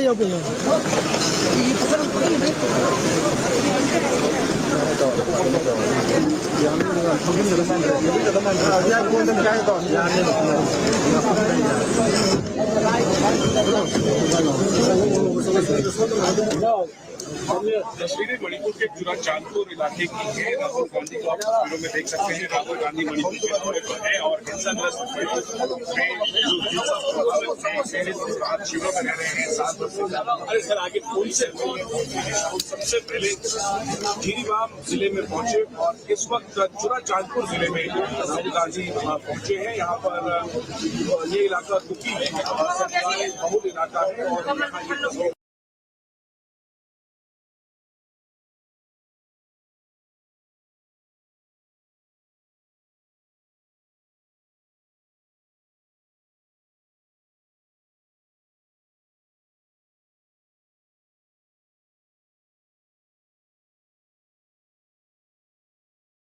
ये बैठ जाओ यार, क्या कर रहे हो यार भाई, आगे को आ रहे हो। अरे पे जाओ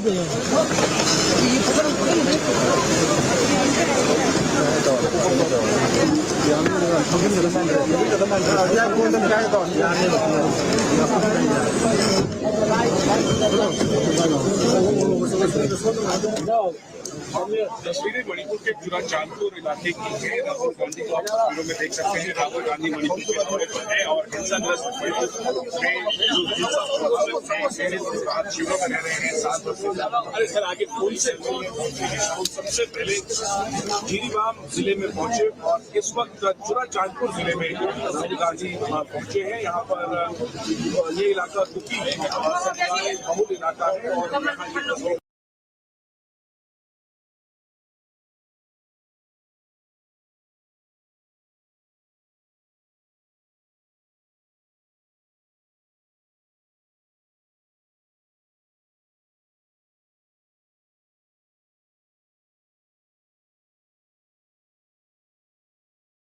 ये बैठ जाओ आगे ना हो, क्या कर रहे हो यार भाई, आगे को आ रहे हो। अरे पे जाओ पे जाओ।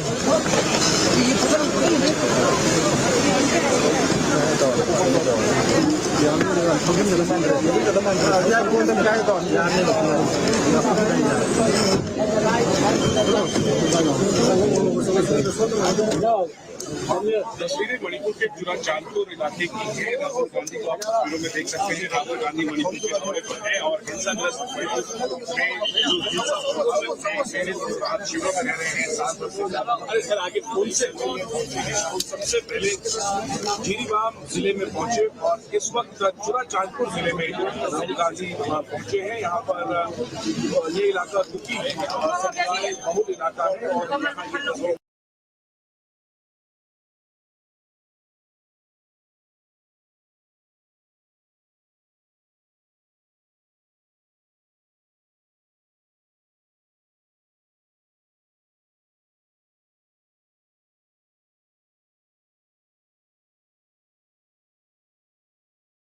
ये बैठ जाओ आगे ना हो, क्या कर रहे हो यार भाई, आगे को आ रहे हो। अरे पे जाओ पे जाओ।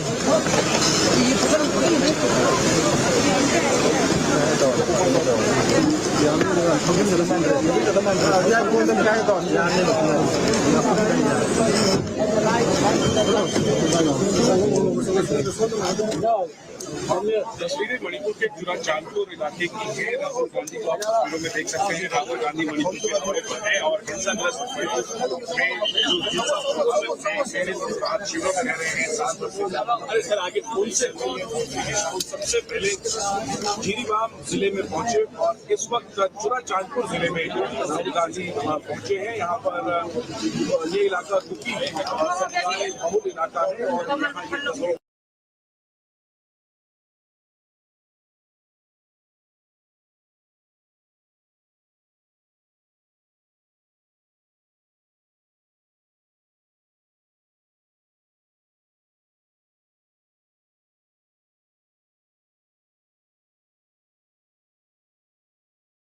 ये बैठ जाओ आगे ना हो, क्या कर रहे हो यार भाई, आगे को आ रहे हो। अरे पे जाओ पे जाओ।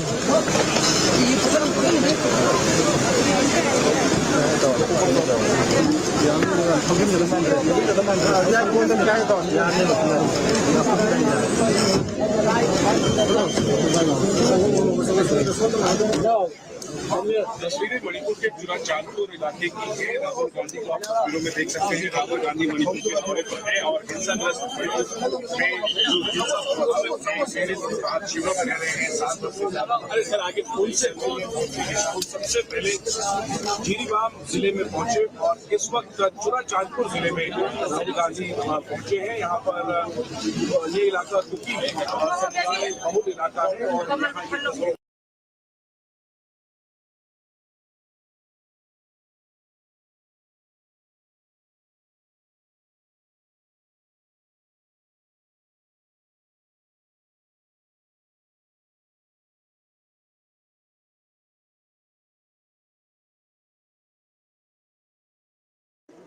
ये बैठ जाओ आगे ना हो, क्या कर रहे हो यार भाई, आगे को आ रहे हो। अरे पे जाओ पे जाओ।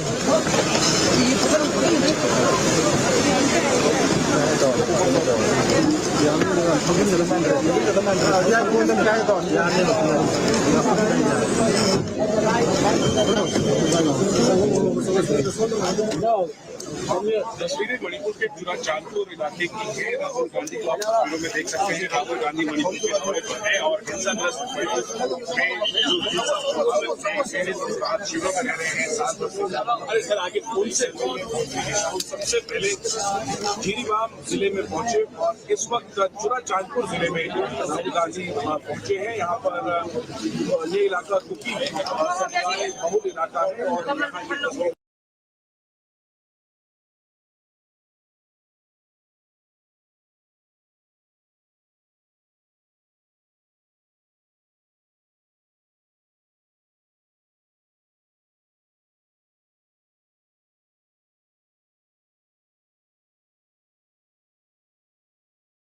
ये बैठ जाओ यार, क्या कर रहे हो यार भाई, आगे को आ रहे हो। अरे पे जाओ पे जाओ।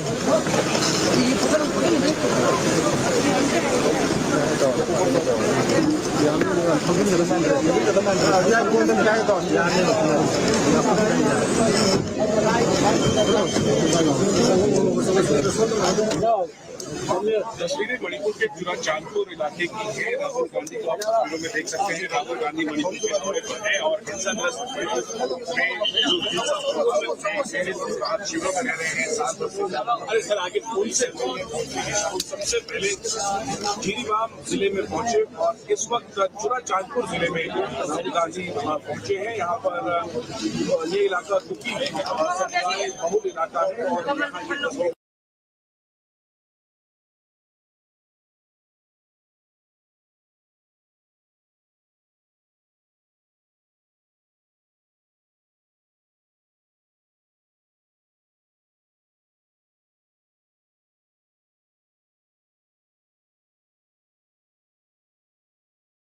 ये बैठ जाओ यार, क्या कर रहे हो यार भाई, आगे को आ रहे हो। अरे पे जाओ पे जाओ।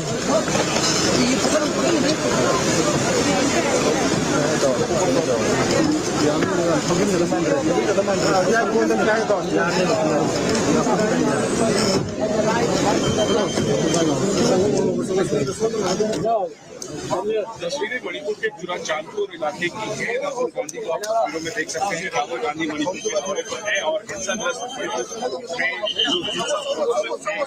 आज शिविरों में रह रहे हैं 7 वर्ष से ज्यादा। अरे सर आगे पुल से राहुल सबसे पहले जीरीबाम जिले में पहुंचे और इस वक्त चुरा चांदपुर जिले में राहुल गांधी पहुंचे हैं। यहाँ पर ये इलाका कुकी बहुल इलाका है और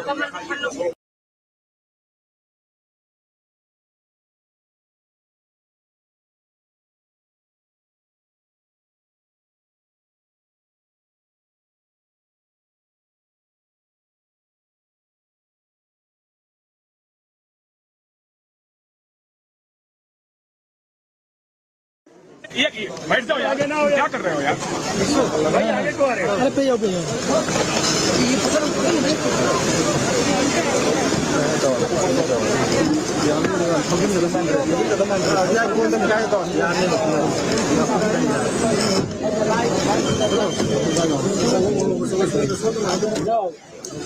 तस्वीरें मणिपुर के चुरा चांदपुर इलाके की है। राहुल गांधी को आप तस्वीरों में देख सकते हैं। राहुल गांधी मणिपुर के दौरे पर है और हिंसाग्रस्त आज शिविरों में रह रहे हैं 7 वर्ष से ज्यादा। अरे सर आगे पुल से राहुल सबसे पहले जीरीबाम जिले में पहुंचे और इस वक्त चुरा चांदपुर जिले में राहुल गांधी पहुंचे हैं। यहाँ पर ये इलाका कुकी बहुल इलाका है और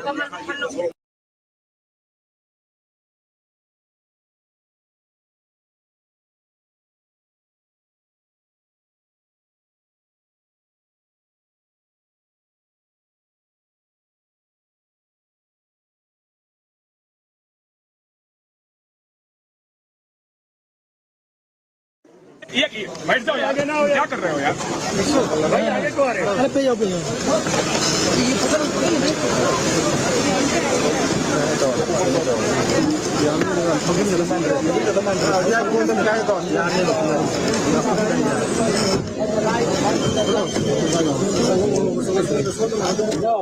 तस्वीरें मणिपुर के जुरा चांदपुर इलाके की है। राहुल गांधी को आप तस्वीरों में देख सकते हैं। राहुल गांधी मणिपुर के दौरे पर है और हिंसाग्रस्त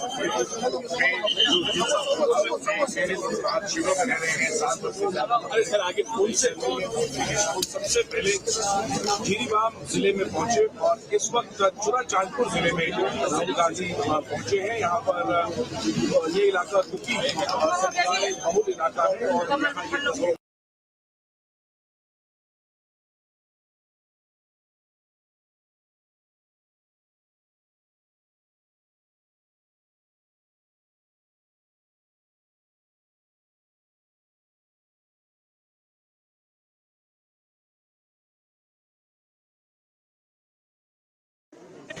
बैठ जाओ यार, क्या कर रहे हो यार? भाई आगे को आ रहे हो? अरे पे जाओ पे जाओ।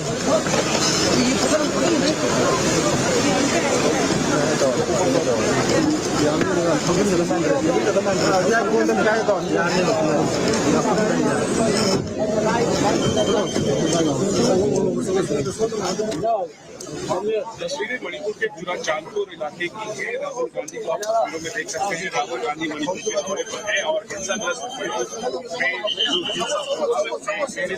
शिविरों में रह रहे हैं 7 वर्ष से ज्यादा। अरे सर आगे पुल से सबसे पहले जिरीबाम जिले में पहुंचे और इस वक्त जुरा चांदपुर जिले में राहुल गांधी पहुंचे हैं। यहाँ पर ये इलाका दुखी बहुल इलाका है और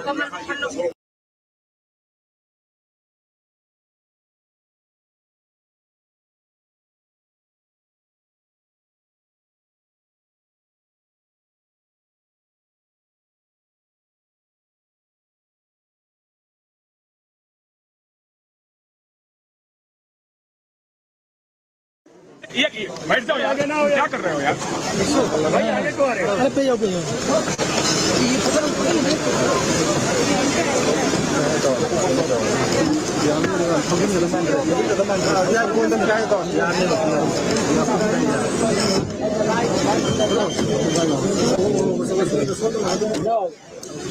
तस्वीरें मणिपुर के जुरा चांदपुर इलाके की है। राहुल गांधी को आप तस्वीरों में देख सकते हैं। राहुल गांधी मणिपुर के दौरे पर है और हिंसाग्रस्त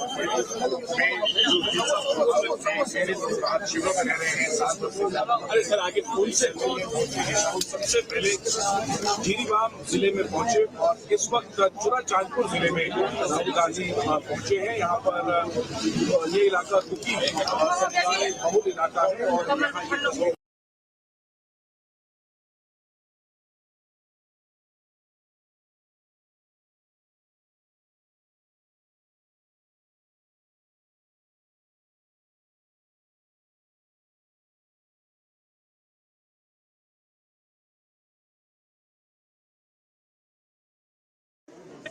बैठ जाओ यार, क्या कर रहे हो यार? भाई आगे को आ रहे हो? अरे पे जाओ पे जाओ।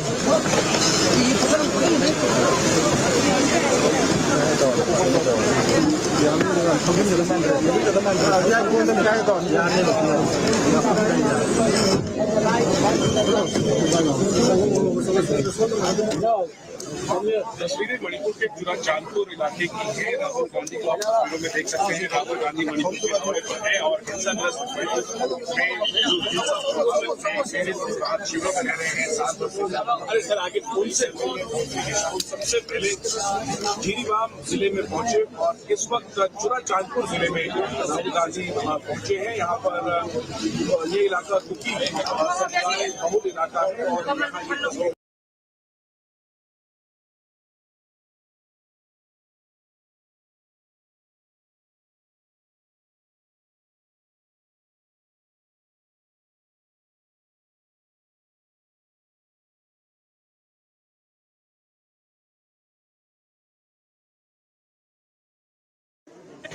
बैठ जाओ यार, क्या कर रहे हो यार? भाई आगे को आ रहे हो? अरे पे जाओ पे जाओ।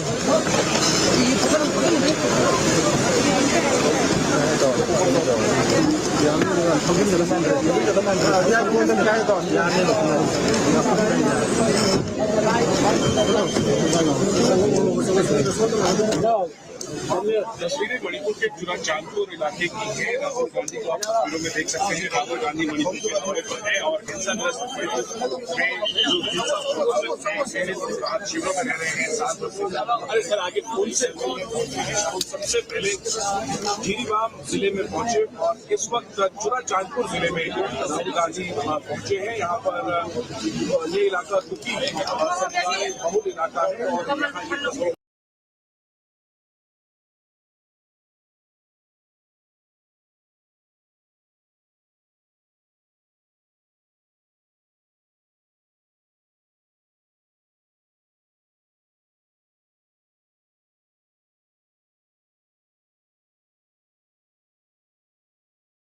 ये बैठ जाओ यार, क्या कर रहे हो यार भाई, आगे को आ रहे हो। अरे पे जाओ पे जाओ।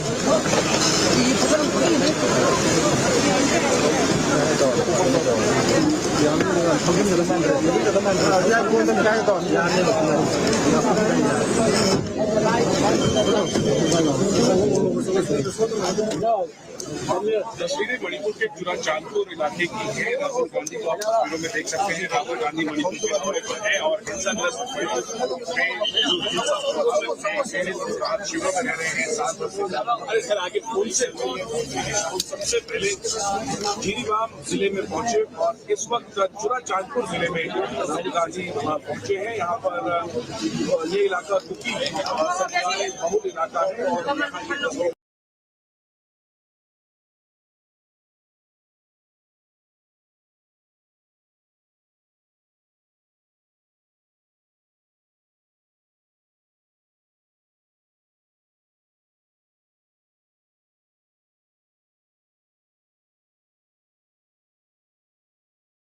ये बैठ जाओ यार, क्या कर रहे हो यार भाई, आगे को आ रहे हो। अरे पे जाओ पे जाओ।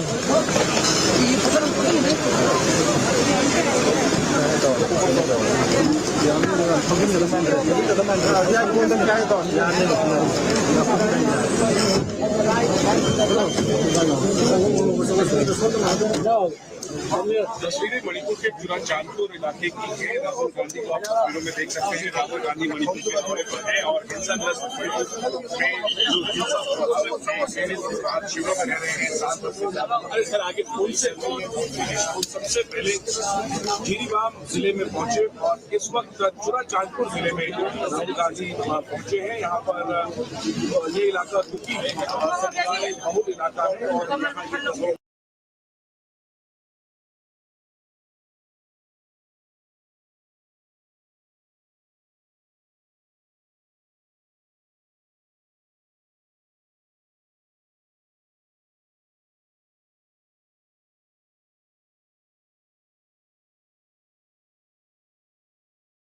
ये बैठ जाओ यार, क्या कर रहे हो यार भाई, आगे को आ रहे हो। अरे पे जाओ पे जाओ।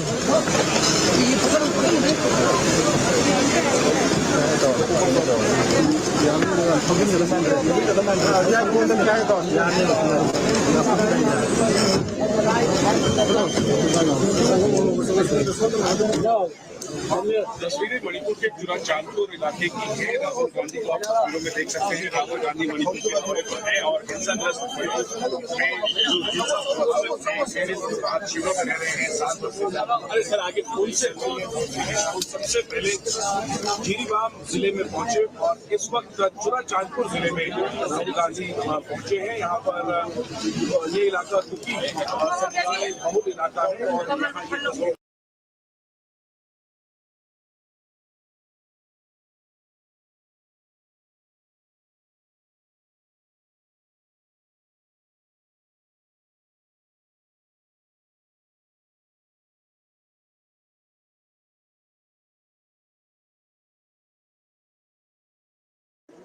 ये बैठ जाओ यार, क्या कर रहे हो यार भाई, आगे को आ रहे हो। अरे पे जाओ पे जाओ।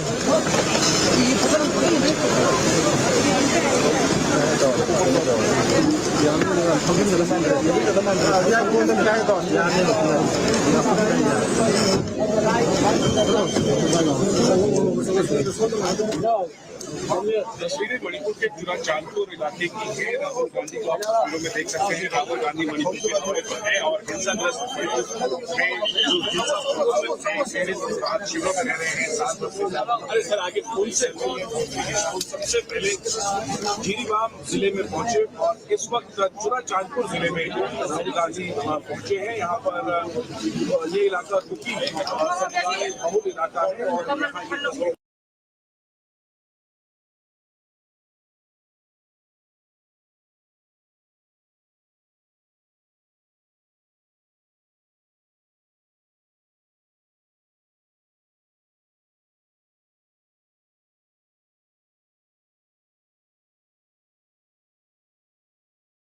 ये बैठ जाओ यार, क्या कर रहे हो यार भाई, आगे को आ रहे हो। अरे पे जाओ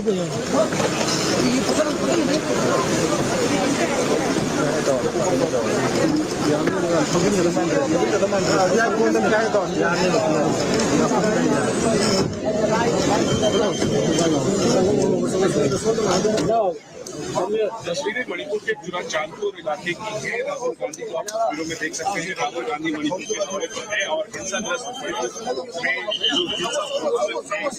आज शिविरों में रह रहे हैं 7 वर्ष से ज्यादा। अरे सर आगे पुल से सबसे पहले जिरीबाम जिले में पहुंचे और इस वक्त जुरा चांदपुर जिले में राहुल गांधी पहुंचे हैं। यहाँ पर ये इलाका दुखी है और समुदाय बहुल इलाका है और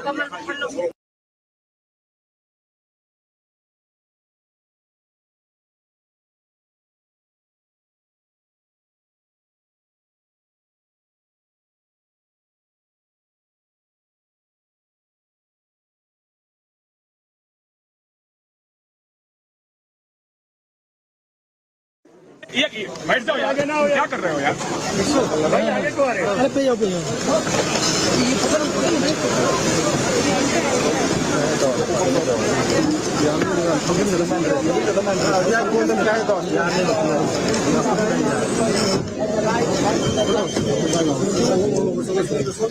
जाओ तस्वीरें मणिपुर के जुरा चांदपुर इलाके की है। राहुल गांधी को आप तस्वीरों में देख सकते हैं। राहुल गांधी मणिपुर के दौरे पर है और हिंसाग्रस्त आज शिविरों में रह रहे हैं 7 वर्ष से ज्यादा। अरे सर आगे पुल से सबसे पहले जिरीबाम जिले में पहुंचे और इस वक्त जुरा चांदपुर जिले में राहुल गांधी पहुंचे हैं। यहाँ पर ये इलाका दुखी है और समुदाय बहुल इलाका है और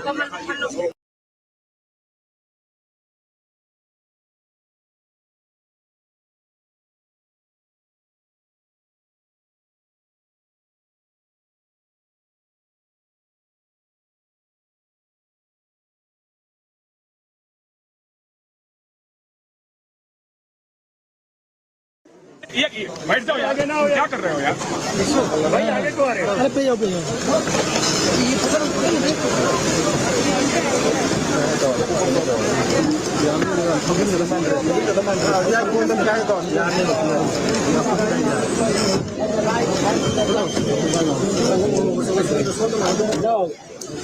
तस्वीरें मणिपुर के जुरा चांदपुर इलाके की है। राहुल गांधी को आप तस्वीरों में देख सकते हैं। राहुल गांधी मणिपुर के दौरे पर है और हिंसाग्रस्त आज शिविरों में रह रहे हैं 7 वर्ष से ज्यादा। अरे सर आगे पुल से सबसे पहले जिरीबाम जिले में पहुंचे और इस वक्त जुरा चांदपुर जिले में राहुल गांधी पहुंचे हैं। यहाँ पर ये इलाका दुखी है और समुदाय बहुल इलाका है और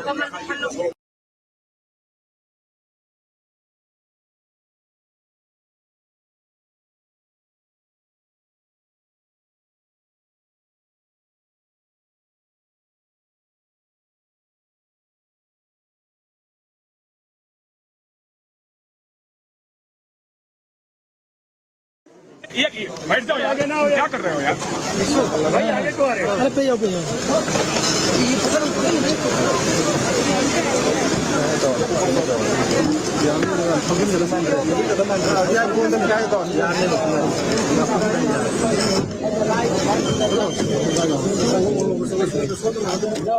तस्वीरें मणिपुर के चुरा चांदपुर इलाके की है। राहुल गांधी को आप तस्वीरों में देख सकते हैं। राहुल गांधी मणिपुर के दौरे पर है और हिंसाग्रस्त में जो हिंसा प्रभावित है आज शिविरों में रह रहे हैं 7 वर्ष से ज्यादा। अरे सर आगे पुल से राहुल सबसे पहले जिरीबाम जिले में पहुंचे और इस वक्त चुरा चांदपुर जिले में राहुल गांधी पहुंचे हैं। यहाँ पर ये इलाका कुकी सरकारी बहुल इलाका है और यहाँ ये तस्वीर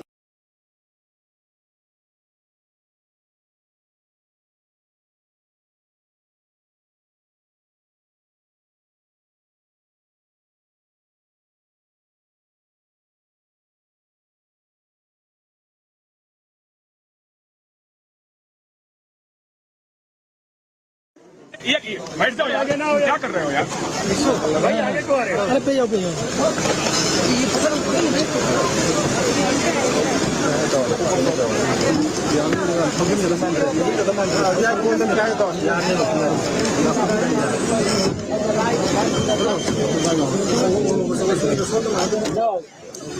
तस्वीरें मणिपुर के चुरा चांदपुर इलाके की है। राहुल गांधी को आप तस्वीरों में देख सकते हैं। राहुल गांधी मणिपुर के दौरे पर है और हिंसाग्रस्त में जो हिंसा प्रभावित है आज शिविरों में रह रहे हैं 7 वर्ष से ज्यादा। अरे सर आगे पुल से राहुल सबसे पहले जिरीबाम जिले में पहुंचे और इस वक्त चुरा चांदपुर जिले में राहुल गांधी पहुंचे हैं। यहाँ पर ये इलाका कुकी सरकारी बहुल इलाका है और यहाँ ये तस्वीर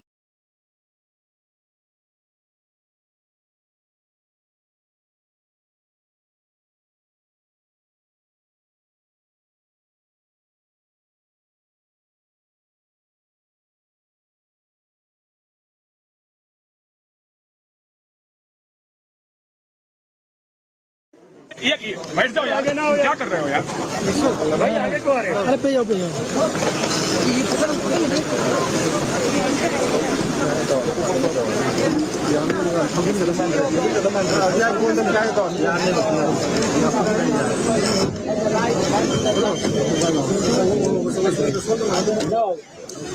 तस्वीरें मणिपुर के चुरा चांदपुर इलाके की है। राहुल गांधी को आप तस्वीरों में देख सकते हैं। राहुल गांधी मणिपुर के दौरे पर है और हिंसाग्रस्त में जो हिंसा प्रभावित है आज शिविरों में रह रहे हैं 7 वर्ष से ज्यादा। अरे सर आगे पुल से राहुल सबसे पहले जिरीबाम जिले में पहुंचे और इस वक्त चुरा चांदपुर जिले में राहुल गांधी पहुंचे हैं। यहाँ पर ये इलाका कुकी सरकारी बहुल इलाका है और यहाँ ये तस्वीर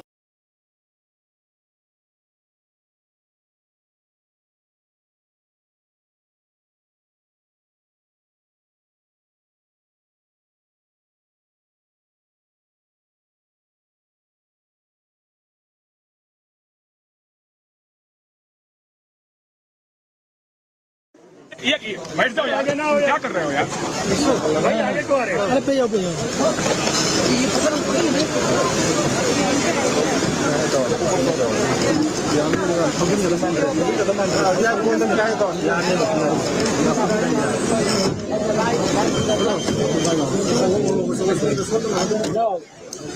तस्वीरें मणिपुर के चुरा चांदपुर इलाके की है। राहुल गांधी को आप तस्वीरों में देख सकते हैं। राहुल गांधी मणिपुर के दौरे पर है और हिंसाग्रस्त में जो हिंसा प्रभावित है आज शिविरों में रह रहे हैं 7 वर्ष से ज्यादा। अरे सर आगे पुल से राहुल सबसे पहले जिरीबाम जिले में पहुंचे और इस वक्त चुरा चांदपुर जिले में राहुल गांधी पहुंचे हैं। यहाँ पर ये इलाका कुकी सरकारी बहुल इलाका है और यहाँ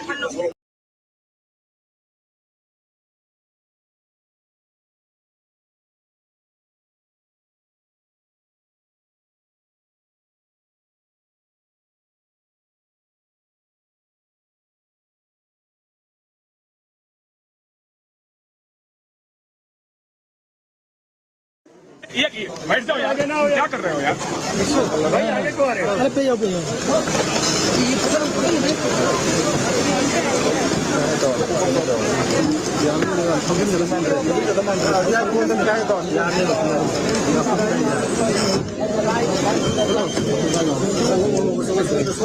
जाओ। तस्वीरें मणिपुर के चुरा चांदपुर इलाके की है। राहुल गांधी को आप तस्वीरों में देख सकते हैं। राहुल गांधी मणिपुर के दौरे पर है और हिंसाग्रस्त शिविरों में रह रहे हैं 7 वर्ष से ज्यादा। अरे सर आगे पुल से सबसे पहले जिरीबाम जिले में पहुंचे और इस वक्त चुरा चांदपुर जिले में राहुल गांधी पहुंचे हैं। यहाँ पर ये इलाका दुखी है और सरकारी बहुल इलाका है और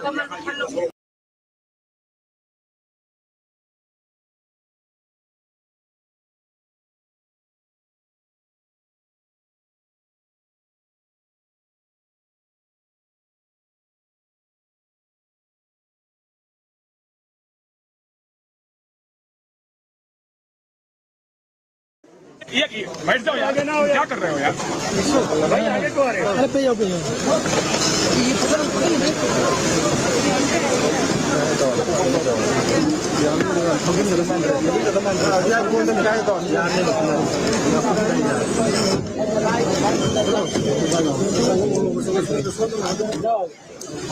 तस्वीरें मणिपुर के चुरा चांदपुर इलाके की है। राहुल गांधी को आप तस्वीरों में देख सकते हैं। राहुल गांधी मणिपुर के दौरे पर है और हिंसाग्रस्त शिविरों में रह रहे हैं 7 वर्ष से ज्यादा। अरे सर आगे पुल से सबसे पहले जिरीबाम जिले में पहुंचे और इस वक्त चुरा चांदपुर जिले में राहुल गांधी पहुंचे हैं। यहाँ पर ये इलाका दुखी है और सरकारी बहुल इलाका है और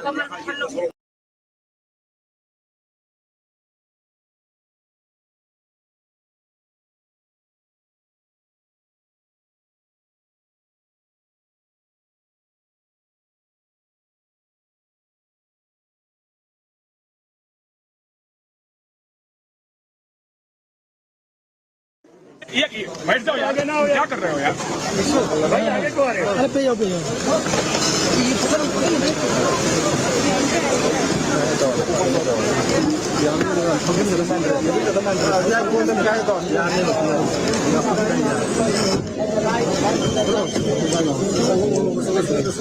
जाओ तस्वीरें मणिपुर के चुरा चांदपुर इलाके की है। राहुल गांधी को आप तस्वीरों में देख सकते हैं। राहुल गांधी मणिपुर के दौरे पर है और हिंसाग्रस्त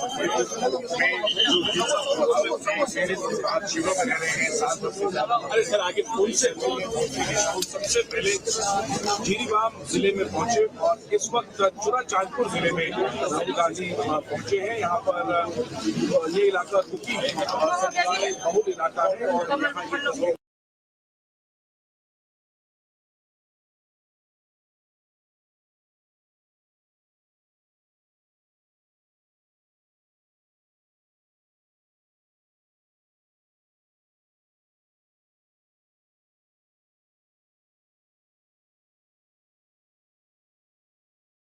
ये बैठ जाओ यार, क्या कर रहे हो यार भाई, आगे को आ रहे हो। अरे पे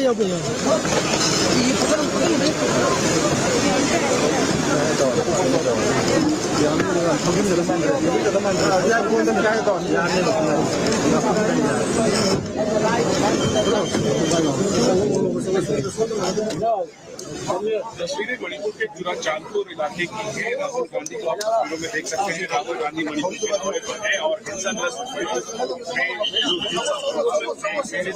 शिविरों में रह रहे हैं 7 वर्ष से ज्यादा। अरे सर आगे पुल से सबसे पहले जिरीबाम जिले में पहुंचे और इस वक्त चुरा चांदपुर जिले में राहुल गांधी पहुंचे हैं। यहाँ पर ये इलाका दुखी है और सरकारी बहुल इलाका है और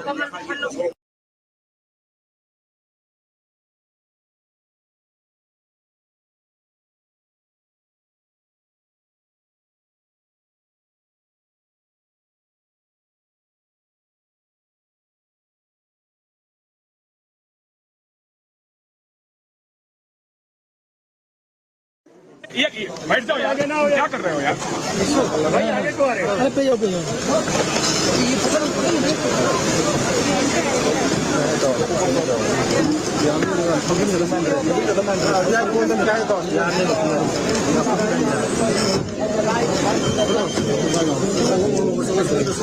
जाओ तस्वीरें मणिपुर के जुरा चांदपुर इलाके की है। राहुल गांधी को आप तस्वीरों में देख सकते हैं। राहुल गांधी मणिपुर के दौरे पर है और हिंसाग्रस्त क्षेत्र में जो हिंसा प्रभावित है शिविरों में रह रहे हैं 7 वर्ष से ज्यादा। अरे सर आगे पुलिस से सबसे पहले जीरीबाम जिले में पहुंचे और इस वक्त जुरा चांदपुर जिले में राहुल गांधी पहुंचे हैं। यहाँ पर ये इलाका दुखी है और बहुल इलाका है और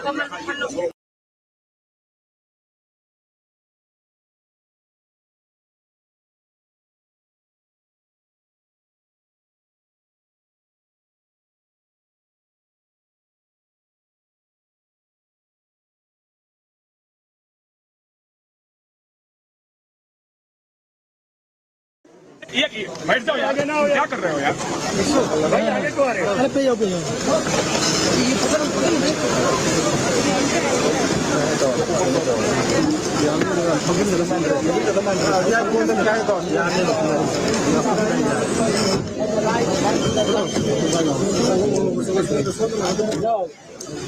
तस्वीरें मणिपुर के जुरा चांदपुर इलाके की है। राहुल गांधी को आप तस्वीरों में देख सकते हैं। राहुल गांधी मणिपुर के दौरे पर है और हिंसाग्रस्त क्षेत्र में जो हिंसा प्रभावित है शिविरों में रह रहे हैं 7 वर्ष से ज्यादा। अरे सर आगे पुलिस से सबसे पहले जीरीबाम जिले में पहुंचे और इस वक्त जुरा चांदपुर जिले में राहुल गांधी पहुंचे हैं। यहाँ पर ये इलाका दुखी है और बहुल इलाका है और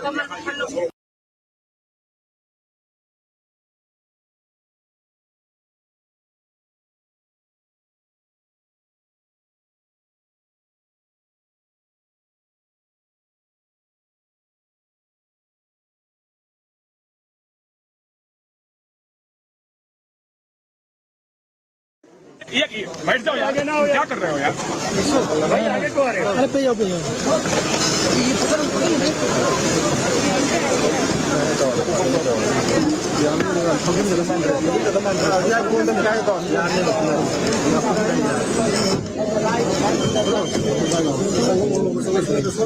जाओ तस्वीरें मणिपुर के जुरा चांदपुर इलाके की है। राहुल गांधी को आप तस्वीरों में देख सकते हैं। राहुल गांधी मणिपुर के दौरे पर है और हिंसाग्रस्त क्षेत्र में जो हिंसा प्रभावित है शिविरों में रह रहे हैं 7 वर्ष से ज्यादा। अरे सर आगे पुलिस से सबसे पहले जीरीबाम जिले में पहुंचे और इस वक्त जुरा चांदपुर जिले में राहुल गांधी पहुंचे हैं। यहाँ पर ये इलाका दुखी है और बहुल इलाका है और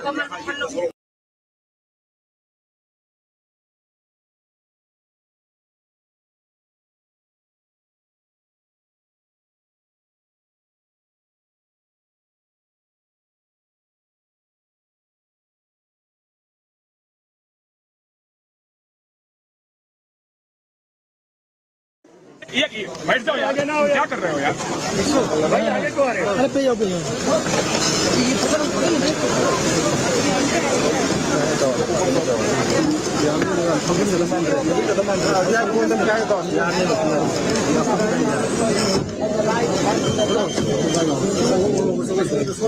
जाओ तस्वीरें मणिपुर के जुरा चांदपुर इलाके की है। राहुल गांधी को आप तस्वीरों में देख सकते हैं। राहुल गांधी मणिपुर के दौरे पर है और हिंसाग्रस्त क्षेत्र में जो हिंसा प्रभावित है शिविरों में रह रहे हैं 7 वर्ष से ज्यादा। अरे सर आगे पुलिस से सबसे पहले जीरीबाम जिले में पहुंचे और इस वक्त जुरा चांदपुर जिले में राहुल गांधी पहुंचे हैं। यहाँ पर ये इलाका दुखी है और बहुल इलाका है और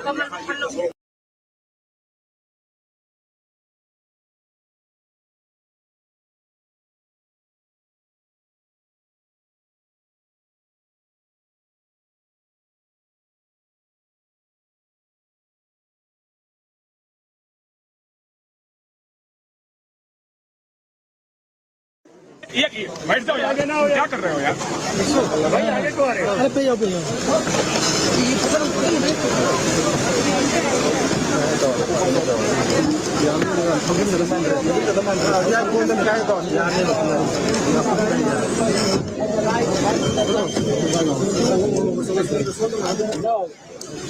तस्वीरें मणिपुर के पूरा चांदपुर इलाके की है। राहुल गांधी को आप तस्वीरों में देख सकते हैं। राहुल गांधी मणिपुर के दौरे पर है और हिंसाग्रस्त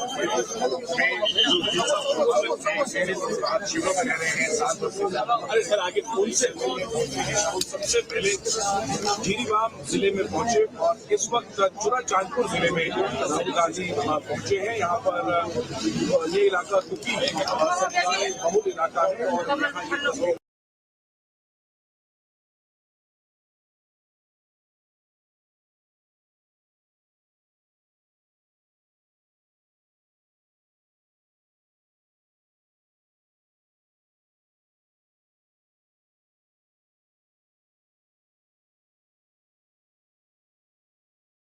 ये बैठ जाओ आगे ना हो। क्या कर रहे हो यार भाई? आगे को आ रहे हो? अरे पे जाओ पे जाओ।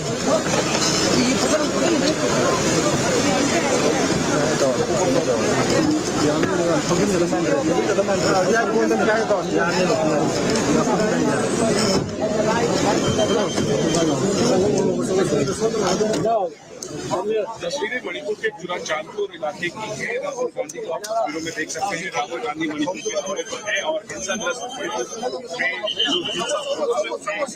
आज शिविरों में रह रहे हैं 7 वर्ष से ज्यादा। अरे सर आगे पुल से सबसे पहले जीरीबाम जिले में पहुंचे और इस वक्त चूरा चांदपुर जिले में राहुल गांधी पहुंचे हैं। यहाँ पर ये इलाका कुकी बहुल इलाका है और यहाँ ये तस्वीर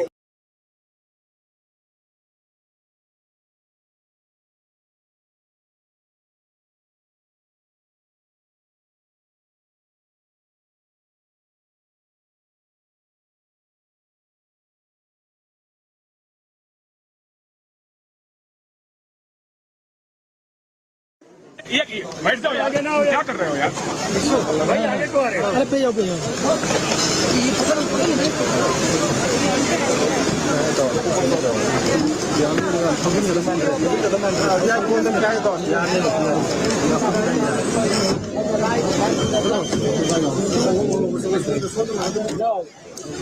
तस्वीरें मणिपुर के पूरा चांदपुर इलाके की है। राहुल गांधी को आप तस्वीरों में देख सकते हैं। राहुल गांधी मणिपुर के दौरे पर है और हिंसाग्रस्त आज शिविरों में रह रहे हैं 7 वर्ष से ज्यादा। अरे सर आगे पुल से सबसे पहले जीरीबाम जिले में पहुंचे और इस वक्त चूरा चांदपुर जिले में राहुल गांधी पहुंचे हैं। यहाँ पर ये इलाका कुकी बहुल इलाका है और यहाँ ये तस्वीर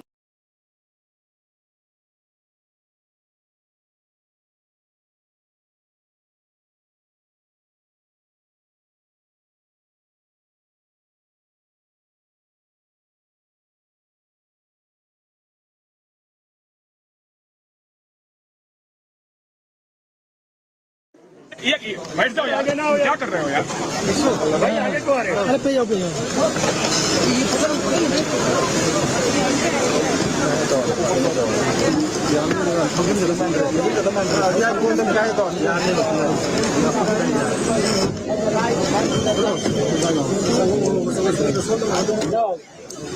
तस्वीरें मणिपुर के पूरा चांदपुर इलाके की है। राहुल गांधी को आप तस्वीरों में देख सकते हैं। राहुल गांधी मणिपुर के दौरे पर है और हिंसाग्रस्त आज शिविरों में रह रहे हैं 7 वर्ष से ज्यादा। अरे सर आगे पुल से सबसे पहले जीरीबाम जिले में पहुंचे और इस वक्त चूरा चांदपुर जिले में राहुल गांधी पहुंचे हैं। यहाँ पर ये इलाका कुकी बहुल इलाका है और यहाँ ये तस्वीर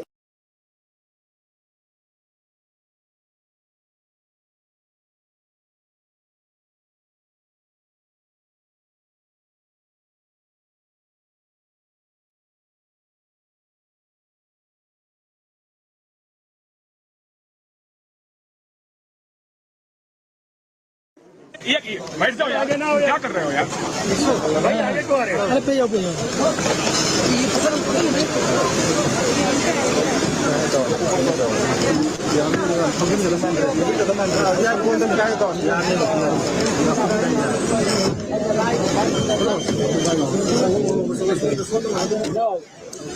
तस्वीरें मणिपुर के जुरा चांदपुर इलाके की है। राहुल गांधी को आप तस्वीरों में देख सकते हैं। राहुल गांधी मणिपुर के दौरे पर है और हिंसाग्रस्त क्षेत्र में जो हिंसा प्रभावित है शिविरों में रह रहे हैं 7 वर्ष से ज्यादा। अरे सर आगे पुल से सबसे पहले जीरीबाम जिले में पहुंचे और इस वक्त जुरा चांदपुर जिले में राहुल गांधी पहुंचे हैं। यहाँ पर ये इलाका दुखी है, बहुत इलाका है और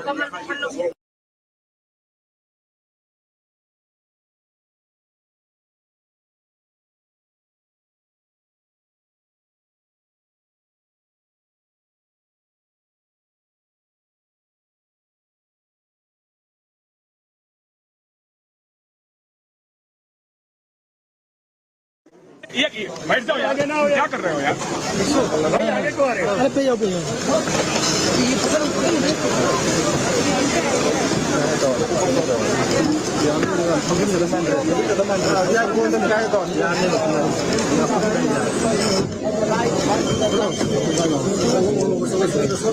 जाओ तस्वीरें मणिपुर के जुरा चांदपुर इलाके की है। राहुल गांधी को आप तस्वीरों में देख सकते हैं। राहुल गांधी मणिपुर के दौरे पर है और हिंसाग्रस्त क्षेत्र में जो हिंसा प्रभावित है शिविरों में रह रहे हैं 7 वर्ष से ज्यादा। अरे सर आगे पुल से सबसे पहले जीरीबाम जिले में पहुंचे और इस वक्त जुरा चांदपुर जिले में राहुल गांधी पहुंचे हैं। यहाँ पर ये इलाका दुखी है, बहुत इलाका है और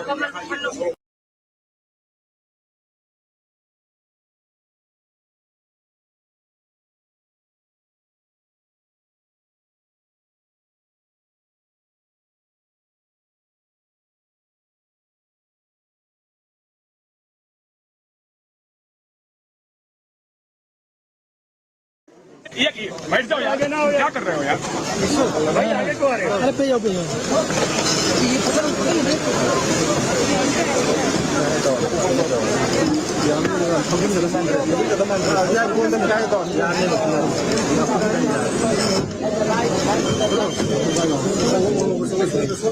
जाओ तस्वीरें मणिपुर के जुरा चांदपुर इलाके की है। राहुल गांधी को आप तस्वीरों में देख सकते हैं। राहुल गांधी मणिपुर के दौरे पर है और हिंसाग्रस्त क्षेत्र में जो हिंसा प्रभावित है शिविरों में रह रहे हैं 7 वर्ष से ज्यादा। अरे सर आगे पुल से सबसे पहले जीरीबाम जिले में पहुंचे और इस वक्त जुरा चांदपुर जिले में राहुल गांधी पहुंचे हैं। यहाँ पर ये इलाका दुखी है, बहुत इलाका है और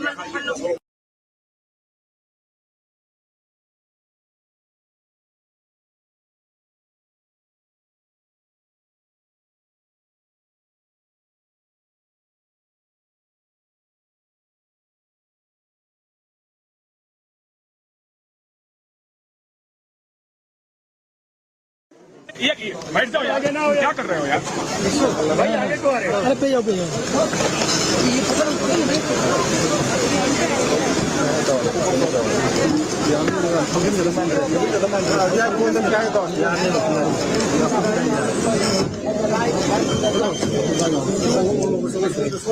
जाओ तस्वीरें मणिपुर के जुरा चांदपुर इलाके की है। राहुल गांधी को आप तस्वीरों में देख सकते हैं। राहुल गांधी मणिपुर के दौरे पर है और हिंसाग्रस्त क्षेत्र में जो हिंसा प्रभावित है शिविरों में रह रहे हैं 7 वर्ष से ज्यादा। अरे सर आगे पुल से सबसे पहले जीरीबाम जिले में पहुंचे और इस वक्त जुरा चांदपुर जिले में राहुल गांधी पहुंचे हैं। यहाँ पर ये इलाका दुखी है, बहुत इलाका है और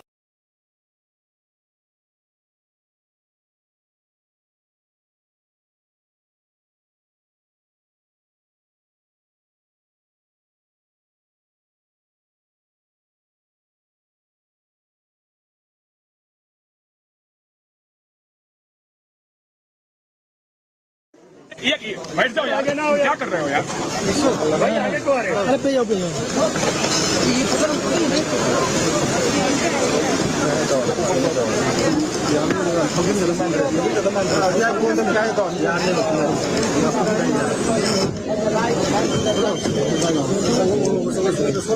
जाओ तस्वीरें मणिपुर के जुरा चांदपुर इलाके की है। राहुल गांधी को आप तस्वीरों में देख सकते हैं। राहुल गांधी मणिपुर के दौरे पर है और हिंसाग्रस्त में जो हिंसा प्रभावित आज शिविरों में रह रहे हैं 7 वर्ष से ज्यादा। अरे सर आगे पुल से सबसे पहले जीरीबाम जिले में पहुंचे और इस वक्त जुरा चांदपुर जिले में राहुल गांधी पहुंचे हैं। यहाँ पर ये इलाका कुकी बहुल इलाका है और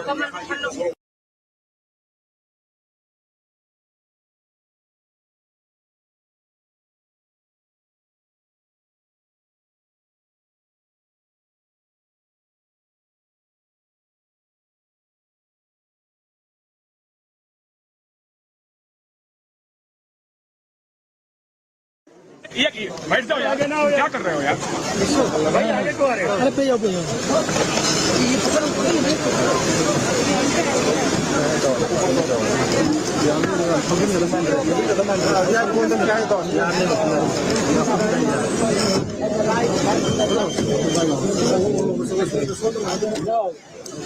तस्वीरें मणिपुर के जुरा चांदपुर इलाके की है। राहुल गांधी को आप तस्वीरों में देख सकते हैं। राहुल गांधी मणिपुर के दौरे पर है और हिंसाग्रस्त में जो हिंसा प्रभावित आज शिविरों में रह रहे हैं 7 वर्ष से ज्यादा। अरे सर आगे पुल से सबसे पहले जीरीबाम जिले में पहुंचे और इस वक्त जुरा चांदपुर जिले में राहुल गांधी पहुंचे हैं। यहाँ पर ये इलाका कुकी बहुल इलाका है और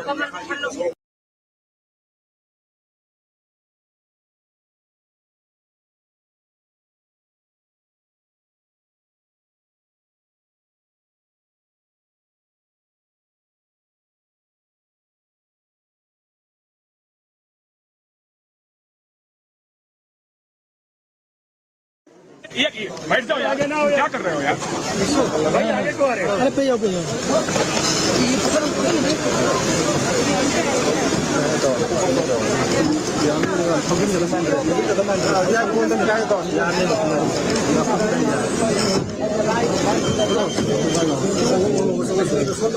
जाओ तस्वीरें मणिपुर के जुरा चांदपुर इलाके की है। राहुल गांधी को आप तस्वीरों में देख सकते हैं। राहुल गांधी मणिपुर के दौरे पर है और हिंसाग्रस्त में जो हिंसा प्रभावित आज शिविरों में रह रहे हैं 7 वर्ष से ज्यादा। अरे सर आगे पुल से सबसे पहले जीरीबाम जिले में पहुंचे और इस वक्त जुरा चांदपुर जिले में राहुल गांधी पहुंचे हैं। यहाँ पर ये इलाका कुकी बहुल इलाका है और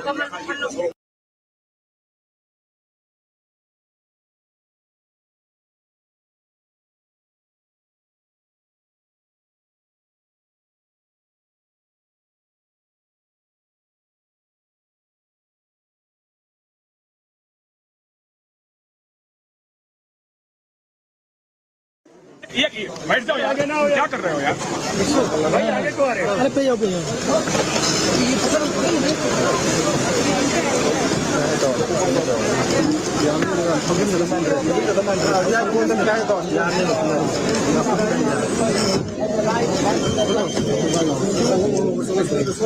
जाओ तस्वीरें मणिपुर के जुरा चांदपुर इलाके की है। राहुल गांधी को आप तस्वीरों में देख सकते हैं। राहुल गांधी मणिपुर के दौरे पर है और हिंसाग्रस्त में जो हिंसा प्रभावित आज शिविरों में रह रहे हैं 7 वर्ष से ज्यादा। अरे सर आगे पुल से सबसे पहले जीरीबाम जिले में पहुंचे और इस वक्त जुरा चांदपुर जिले में राहुल गांधी पहुंचे हैं। यहाँ पर ये इलाका कुकी बहुल इलाका है और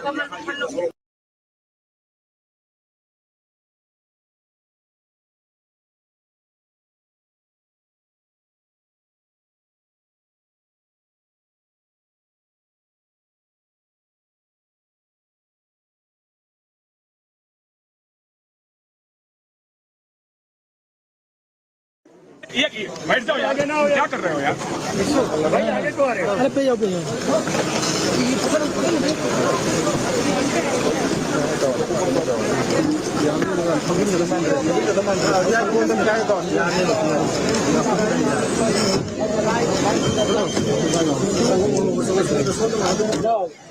तस्वीरें मणिपुर के चुरा चांदपुर इलाके की है। राहुल गांधी को आप तस्वीरों में देख सकते हैं। राहुल गांधी मणिपुर के दौरे पर है और हिंसाग्रस्त आज शिविरों में रह रहे हैं 7 वर्ष से ज्यादा। अरे सर आगे पुल से सबसे पहले जिरीबाम जिले में पहुंचे और इस वक्त चुरा चांदपुर जिले में राहुल गांधी पहुंचे हैं। यहाँ पर ये इलाका दुखी है और बहुत इलाका है और यहाँ ये तस्वीर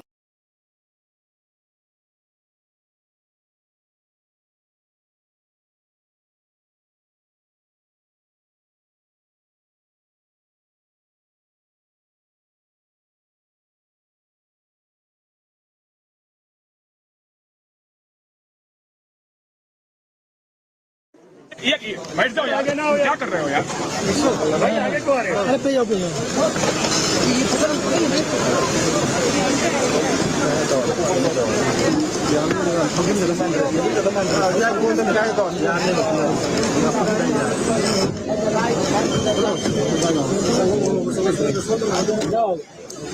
तस्वीरें मणिपुर के चुरा चांदपुर इलाके की है। राहुल गांधी को आप तस्वीरों में देख सकते हैं। राहुल गांधी मणिपुर के दौरे पर है और हिंसाग्रस्त आज शिविरों में रह रहे हैं 7 वर्ष से ज्यादा। अरे सर आगे पुल से सबसे पहले जिरीबाम जिले में पहुंचे और इस वक्त चुरा चांदपुर जिले में राहुल गांधी पहुंचे हैं। यहाँ पर ये इलाका दुखी है और बहुत इलाका है और यहाँ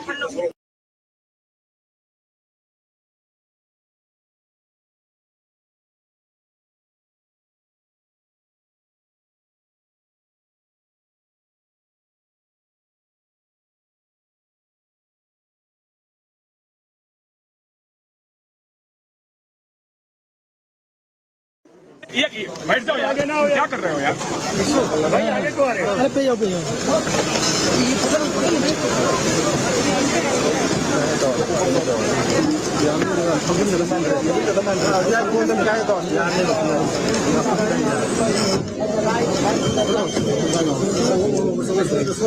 जाओ तस्वीरें मणिपुर के चुरा चांदपुर इलाके की है। राहुल गांधी को आप तस्वीरों में देख सकते हैं। राहुल गांधी मणिपुर के दौरे पर है और हिंसाग्रस्त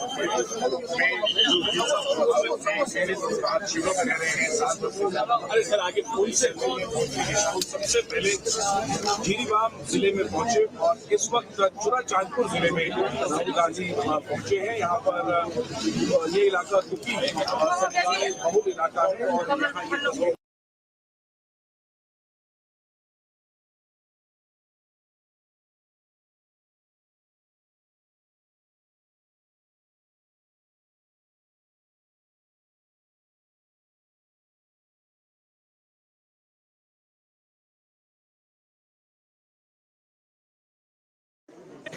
बैठ जाओ यार, क्या कर रहे हो यार भाई, आगे को आ रहे हो। अरे पे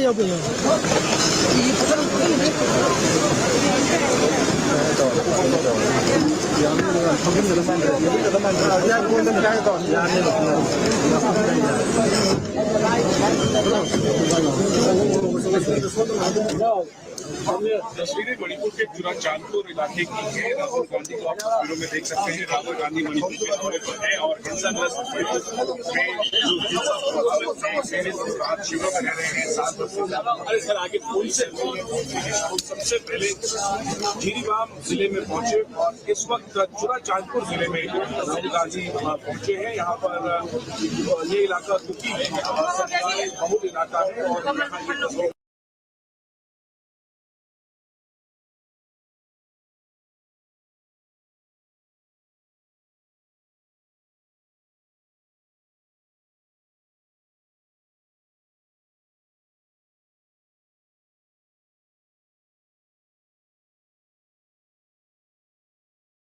यहाँ ये तस्वीर बैठ जाओ यार, क्या कर रहे हो यार भाई, आगे को आ रहे हो। अरे पे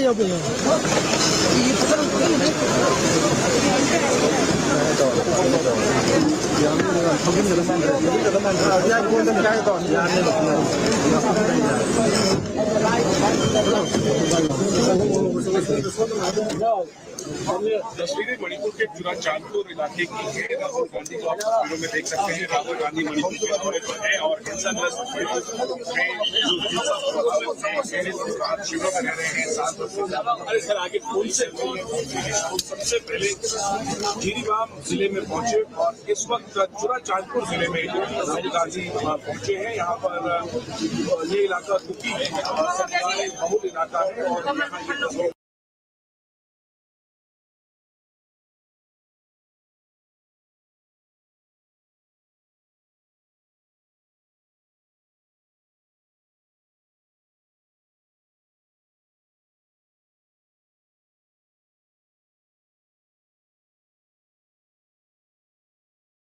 यहाँ ये बैठ जाओ यार, क्या कर रहे हो यार भाई, आगे को आ रहे हो। अरे पे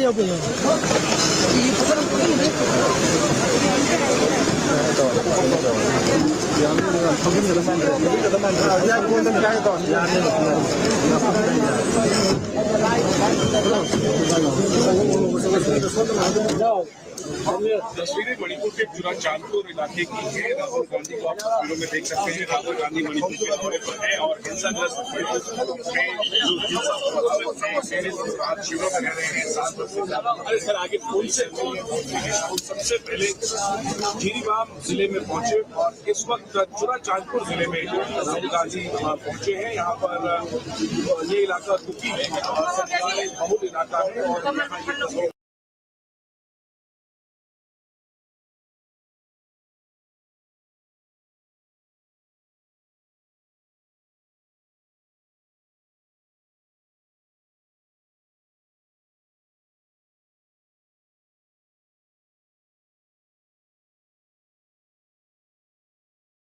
यहाँ ये बैठ जाओ यार, क्या कर रहे हो यार भाई, आगे को आ रहे हो। अरे पे जाओ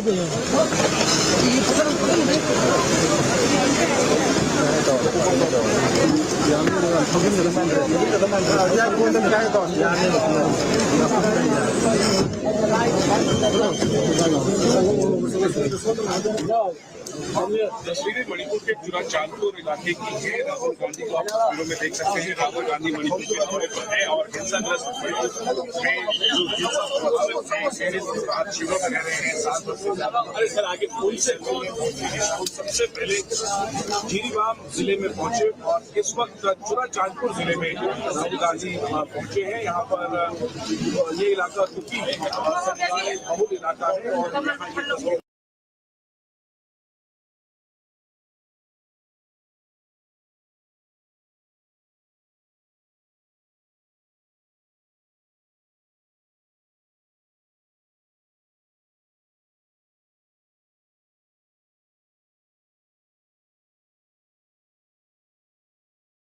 यहाँ ये बैठ जाओ यार, क्या कर रहे हो यार भाई, आगे को आ रहे हो। अरे पे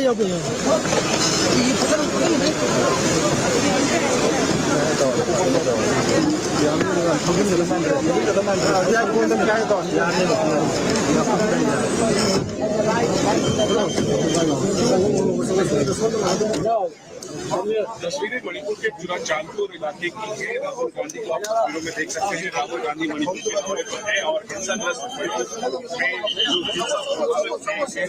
शिविरों में रह रहे हैं 7 वर्ष से ज्यादा। अरे सर आगे पुल से सबसे पहले जिरीबाम जिले में पहुंचे और इस वक्त चुरा चांदपुर जिले में राहुल गांधी पहुंचे हैं। यहाँ पर ये इलाका दुखी है और सरकारी बहुल इलाका है और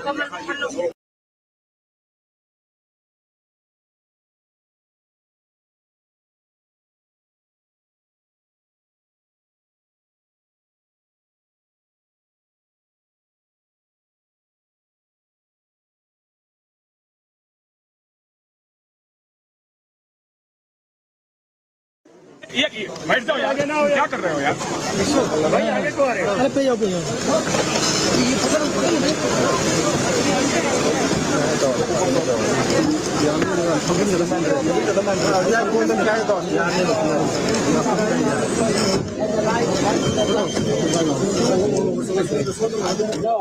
तस्वीरें मणिपुर के चुरा चांदपुर इलाके की है। राहुल गांधी को आप तस्वीरों में देख सकते हैं। राहुल गांधी मणिपुर के दौरे पर है और हिंसाग्रस्त में जो हिंसा प्रभावित है आज शिविरों में रह रहे हैं 7 वर्ष से ज्यादा। अरे सर आगे पुल से सबसे पहले जिरीबाम जिले में पहुंचे और इस वक्त चुरा चांदपुर जिले में राहुल गांधी पहुंचे हैं। यहाँ पर ये इलाका दुखी बहुल इलाका है और यहाँ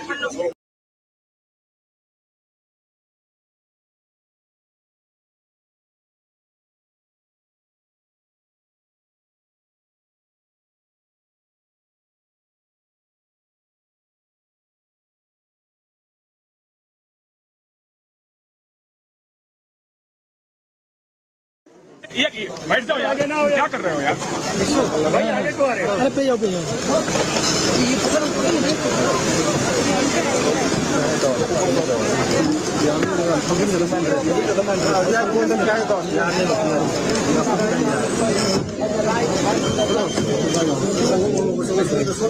जाओ तस्वीरें मणिपुर के चुरा चांदपुर इलाके की है। राहुल गांधी को आप तस्वीरों में देख सकते हैं। राहुल गांधी मणिपुर के दौरे पर है और हिंसाग्रस्त में जो हिंसा प्रभावित है आज शिविरों में रह रहे हैं 7 वर्ष से ज्यादा। अरे सर आगे पुल से सबसे पहले जिरीबाम जिले में पहुंचे और इस वक्त चुरा चांदपुर जिले में राहुल गांधी पहुंचे हैं। यहाँ पर ये इलाका दुखी बहुल इलाका है और यहाँ ये तस्वीर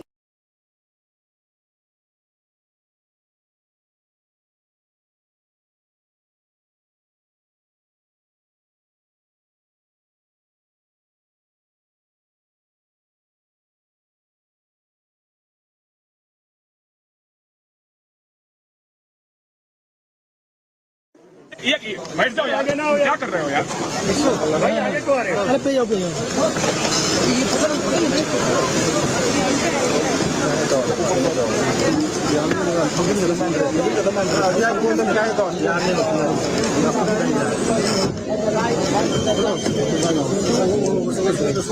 जाओ तस्वीरें मणिपुर के चुरा चांदपुर इलाके की है। राहुल गांधी को आप तस्वीरों में देख सकते हैं। राहुल गांधी मणिपुर के दौरे पर है और हिंसाग्रस्त में जो हिंसा प्रभावित है आज शिविरों में रह रहे हैं 7 वर्ष से ज्यादा। अरे सर आगे पुल से सबसे पहले जिरीबाम जिले में पहुंचे और इस वक्त चुरा चांदपुर जिले में राहुल गांधी पहुंचे हैं। यहाँ पर ये इलाका दुखी बहुल इलाका है और यहाँ ये तस्वीर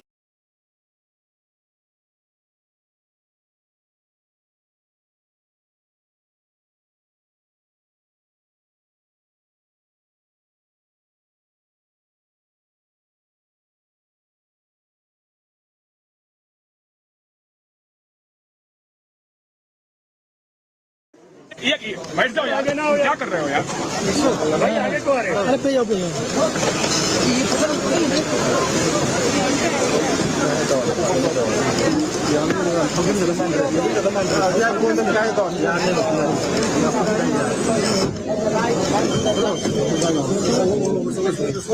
जाओ तस्वीरें मणिपुर के चुरा चांदपुर इलाके की है। राहुल गांधी को आप तस्वीरों में देख सकते हैं। राहुल गांधी मणिपुर के दौरे पर है और हिंसाग्रस्त में जो हिंसा प्रभावित है आज शिविरों में रह रहे हैं 7 वर्ष से ज्यादा। अरे सर आगे पुल से सबसे पहले जिरीबाम जिले में पहुंचे और इस वक्त चुरा चांदपुर जिले में राहुल गांधी पहुंचे हैं। यहाँ पर ये इलाका दुखी बहुल इलाका है और यहाँ ये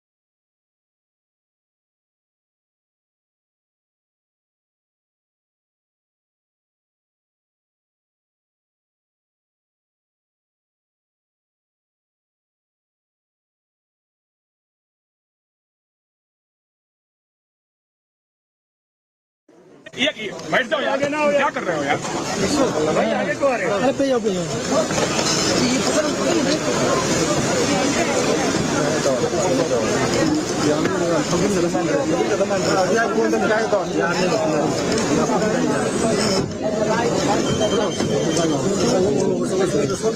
जाओ तस्वीरें मणिपुर के चुरा चांदपुर इलाके की है। राहुल गांधी को आप तस्वीरों में देख सकते हैं। राहुल गांधी मणिपुर के दौरे पर है और हिंसाग्रस्त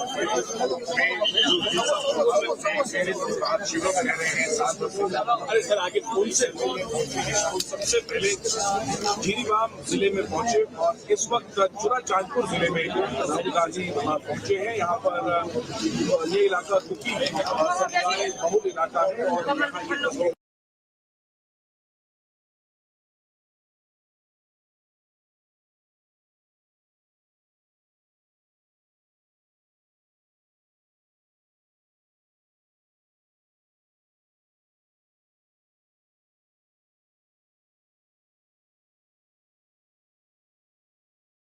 ये बैठ जाओ यार, क्या कर रहे हो यार भाई, आगे को आ रहे हो। अरे पे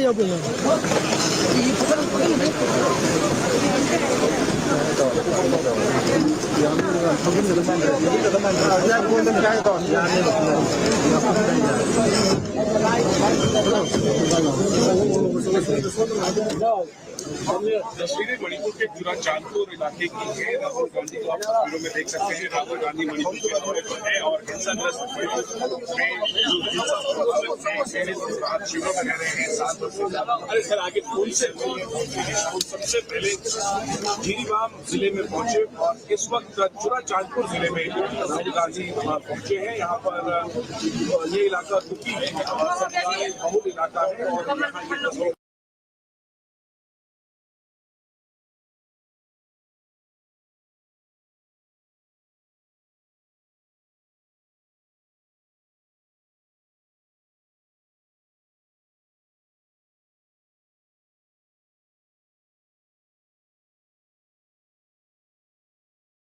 ये बैठ जाओ यार, क्या कर रहे हो यार भाई, आगे को आ रहे हो। अरे पे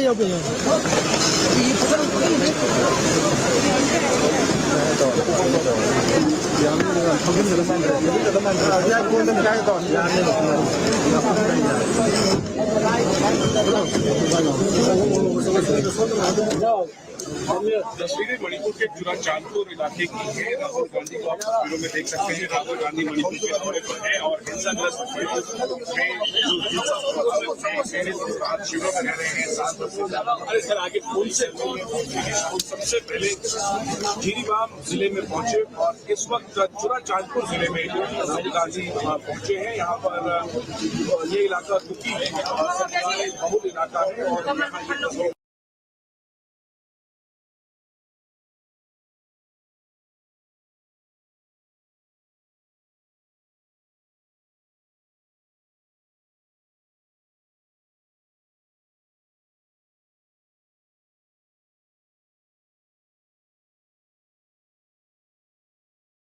ये बैठ जाओ यार, क्या कर रहे हो यार भाई, आगे को आ रहे हो। अरे पे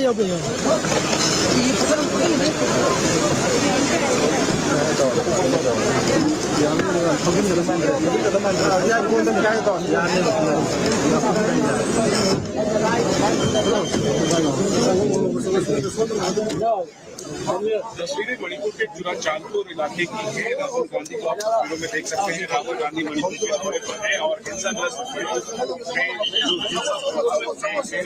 शिविरों में रह रहे हैं 7 वर्ष से ज्यादा। अरे सर आगे पुल से सबसे पहले जीरीबाम जिले में पहुंचे और इस वक्त चुरा चांदपुर जिले में राहुल गांधी पहुंचे हैं। यहाँ पर ये इलाका कुकी बहुल इलाका है और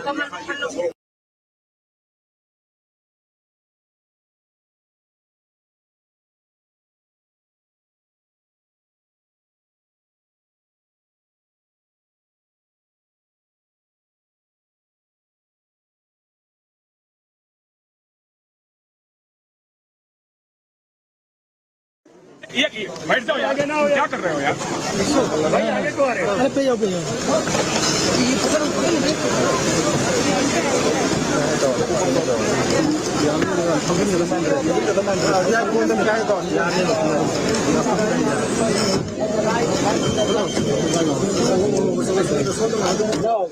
तस्वीरें मणिपुर के जुरा चांदपुर इलाके की है। राहुल गांधी को आप तस्वीरों में देख सकते हैं। राहुल गांधी मणिपुर के दौरे पर है और हिंसाग्रस्त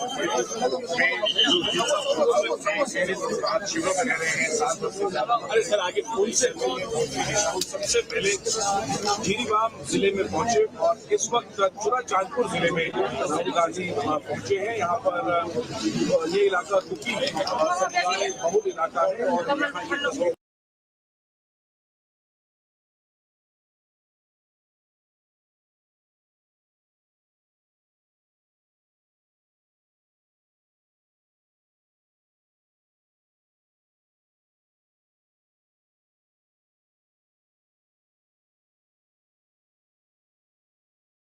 ये बैठ जाओ यार, क्या कर रहे हो यार भाई, आगे को आ रहे हो। अरे पे जाओ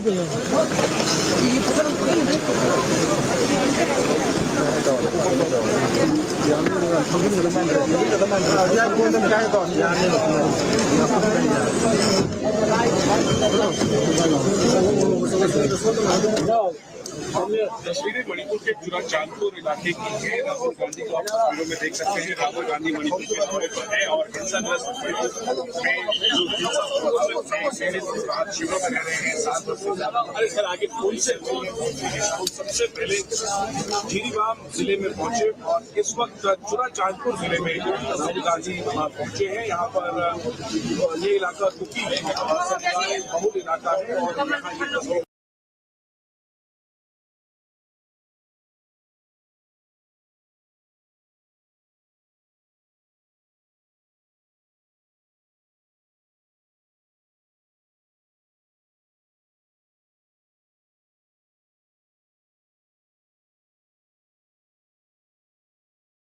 ये तस्वीर ये बैठ जाओ यार, क्या कर रहे हो यार भाई, आगे को आ रहे हो। अरे पे जाओ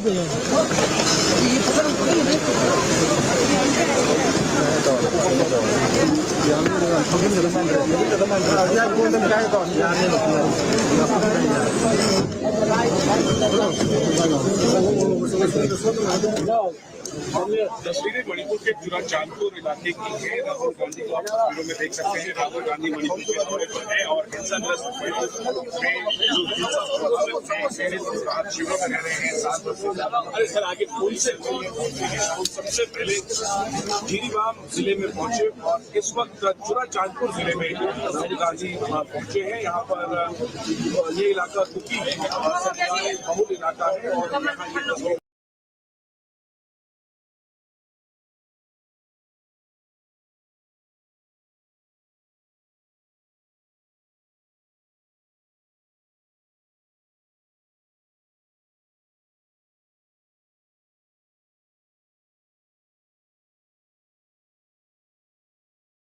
ये तस्वीर ये बैठ जाओ यार, क्या कर रहे हो यार भाई, आगे को आ रहे हो। अरे पे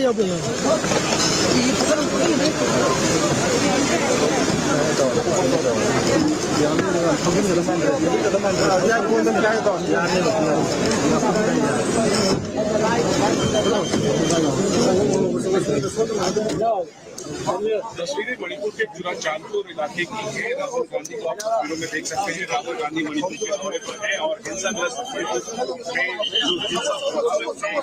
आज शिविरों में रह रहे हैं 7 वर्ष से ज्यादा। अरे सर आगे पुलिस सबसे पहले जीरीबाम जिले में पहुंचे और इस वक्त जुरा चांदपुर जिले में राहुल गांधी पहुंचे हैं। यहाँ पर ये इलाका दुखी है और समुदाय बहुल इलाका है और यहाँ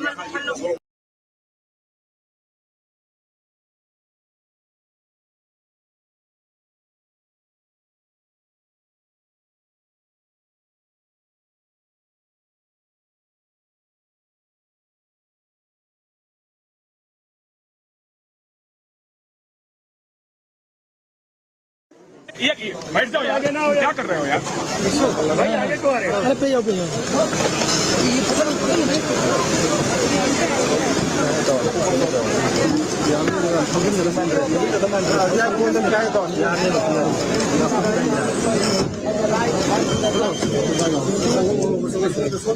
जाओ तस्वीरें मणिपुर के चुरा चांदपुर इलाके की है। राहुल गांधी को आप तस्वीरों में देख सकते हैं। राहुल गांधी मणिपुर के दौरे पर है और हिंसाग्रस्त शिविरों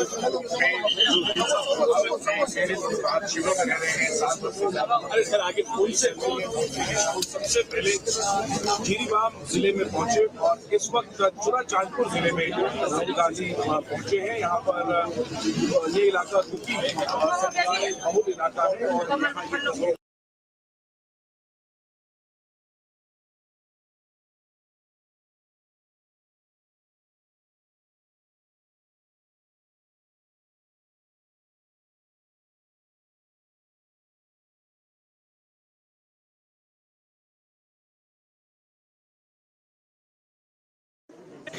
बैठ जाओ यार, क्या कर रहे हो यार भाई, आगे को आ रहे हो। अरे पे जाओ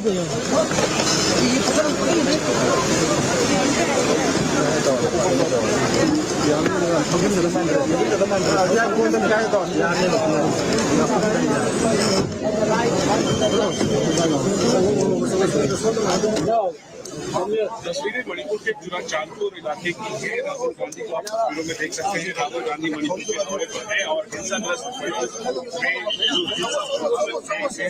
शिविरों में रह रहे हैं 7 वर्ष से ज्यादा। अरे सर आगे पुल से सबसे पहले जिरीबाम जिले में पहुंचे और इस वक्त चुरा चांदपुर जिले में राहुल गांधी पहुंचे हैं। यहाँ पर ये इलाका दुखी है, बहुत इलाका है और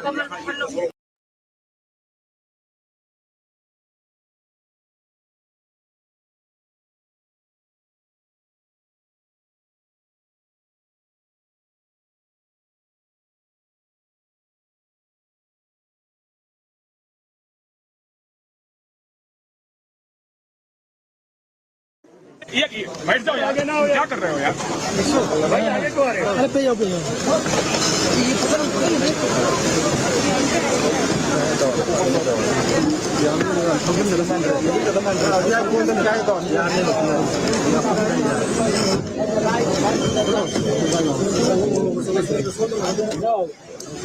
तस्वीरें मणिपुर के चुरा चांदपुर इलाके की है। राहुल गांधी को आप तस्वीरों में देख सकते हैं। राहुल गांधी मणिपुर के दौरे पर है और हिंसाग्रस्त शिविरों में रह रहे हैं 7 वर्ष से ज्यादा। अरे सर आगे पुल से सबसे पहले जिरीबाम जिले में पहुंचे और इस वक्त चुरा चांदपुर जिले में राहुल गांधी पहुंचे हैं। यहाँ पर ये इलाका दुखी है, बहुत इलाका है और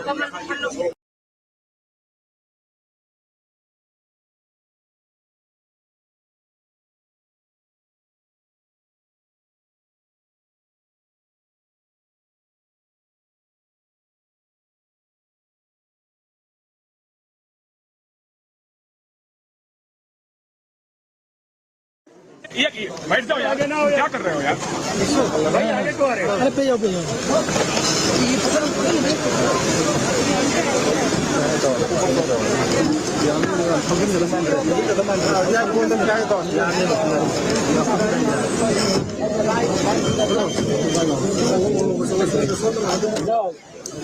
तस्वीरें मणिपुर के चुरा चांदपुर इलाके की है। राहुल गांधी को आप तस्वीरों में देख सकते हैं। राहुल गांधी मणिपुर के दौरे पर है और हिंसाग्रस्त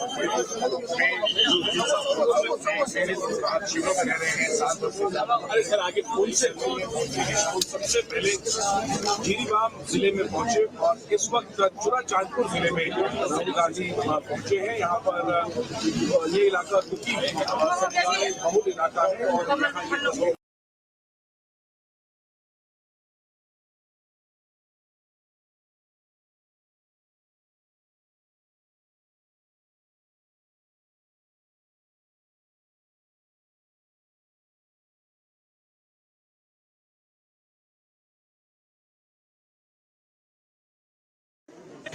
बैठ जाओ यार, क्या कर रहे हो यार भाई, आगे को आ रहे हो। अरे पे जाओ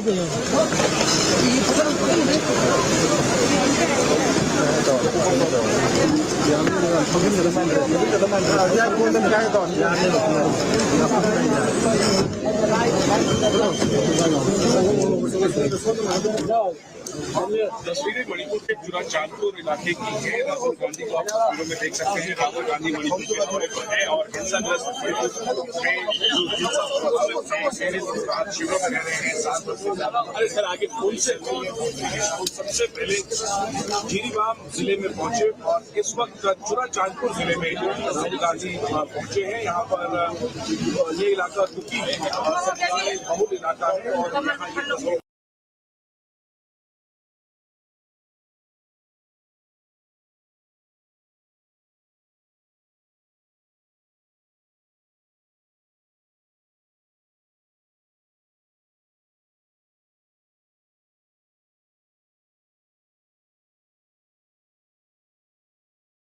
ये बैठ जाओ यार, क्या कर रहे हो यार?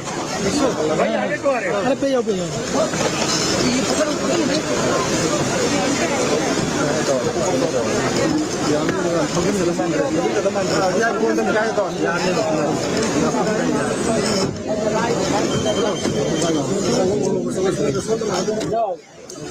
तस्वीरें मणिपुर के जुरा चांदपुर इलाके की है। राहुल गांधी को आप तस्वीरों में देख सकते हैं। राहुल गांधी मणिपुर के दौरे पर है और हिंसाग्रस्त शिविरों में रह रहे हैं 7 वर्ष से ज्यादा। अरे सर आगे कौन से सबसे पहले जिरीबाम जिले में पहुंचे और इस वक्त जुरा चांदपुर जिले में राहुल गांधी पहुंचे हैं। यहाँ पर ये इलाका दुखी है और बहुत इलाका है और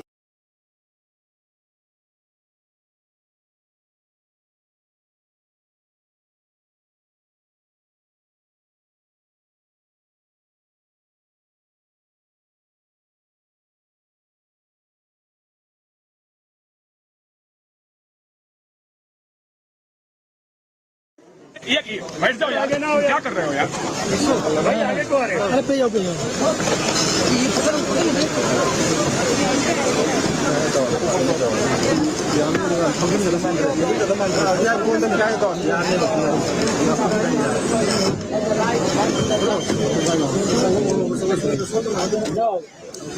तस्वीरें मणिपुर के जुरा चांदपुर इलाके की है। राहुल गांधी को आप तस्वीरों में देख सकते हैं। राहुल गांधी मणिपुर के दौरे पर है और हिंसाग्रस्त शिविरों में रह रहे हैं 7 वर्ष से ज्यादा। अरे सर आगे कौन से सबसे पहले जिरीबाम जिले में पहुंचे और इस वक्त जुरा चांदपुर जिले में राहुल गांधी पहुंचे हैं। यहाँ पर ये इलाका दुखी है और बहुत इलाका है और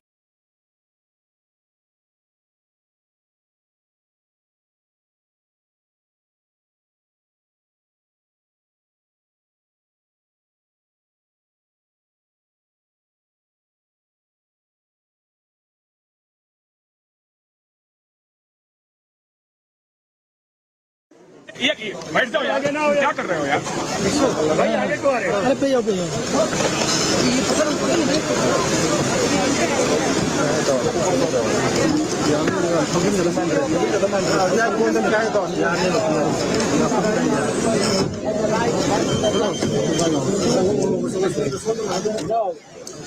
तस्वीरें मणिपुर के जुरा चांदपुर इलाके की है। राहुल गांधी को आप तस्वीरों में देख सकते हैं। राहुल गांधी मणिपुर के दौरे पर है और हिंसाग्रस्त शिविरों में रह रहे हैं 7 वर्ष से ज्यादा। अरे सर आगे कौन से सबसे पहले जिरीबाम जिले में पहुंचे और इस वक्त जुरा चांदपुर जिले में राहुल गांधी पहुंचे हैं। यहाँ पर ये इलाका दुखी है और बहुत इलाका है और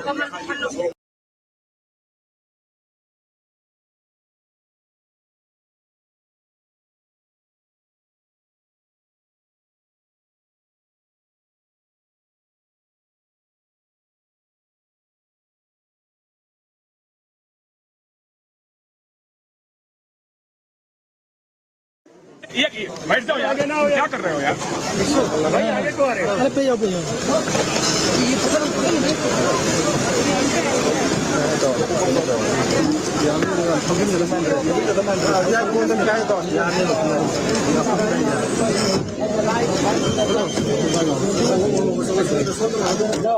तस्वीरें मणिपुर के चुरा चांदपुर इलाके की है। राहुल गांधी को आप तस्वीरों में देख सकते हैं। राहुल गांधी मणिपुर के दौरे पर है और हिंसाग्रस्त में जो हिंसा प्रभावित आज शिविर में रह रहे हैं 7 वर्ष से ज्यादा। अरे सर आगे कौन से सबसे पहले जिरीबाम जिले में पहुंचे और इस वक्त चुरा चांदपुर जिले में राहुल गांधी पहुंचे हैं। यहाँ पर ये इलाका दुखी सरकारी बहुल इलाका है और यहाँ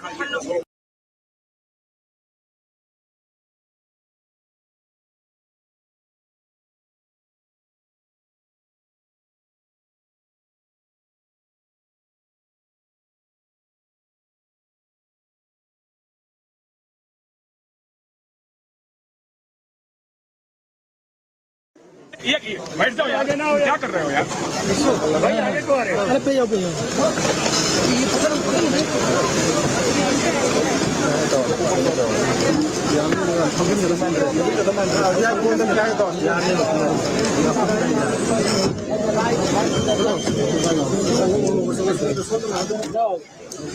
तस्वीरें मणिपुर के चुरा चांदपुर इलाके की है। राहुल गांधी को आप तस्वीरों में देख सकते हैं। राहुल गांधी मणिपुर के दौरे पर है और हिंसाग्रस्त में जो हिंसा प्रभावित आज शिविर में रह रहे हैं 7 वर्ष से ज्यादा। अरे सर आगे कौन से सबसे पहले जिरीबाम जिले में पहुंचे और इस वक्त चुरा चांदपुर जिले में राहुल गांधी पहुंचे हैं। यहाँ पर ये इलाका दुखी सरकारी बहुल इलाका है और यहाँ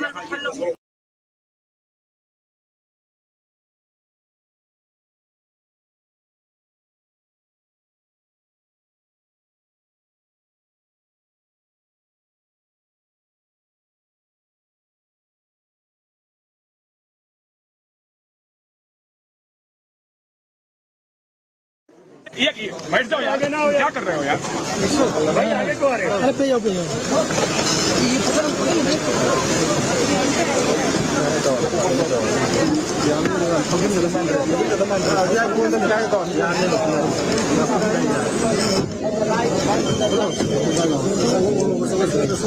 जाओ तस्वीरें मणिपुर के चुरा चांदपुर इलाके की है। राहुल गांधी को आप तस्वीरों में देख सकते हैं। राहुल गांधी मणिपुर के दौरे पर है और हिंसाग्रस्त में जो हिंसा प्रभावित आज शिविर में रह रहे हैं 7 वर्ष से ज्यादा। अरे सर आगे कौन से सबसे पहले जिरीबाम जिले में पहुंचे और इस वक्त चुरा चांदपुर जिले में राहुल गांधी पहुंचे हैं। यहाँ पर ये इलाका दुखी सरकारी बहुल इलाका है और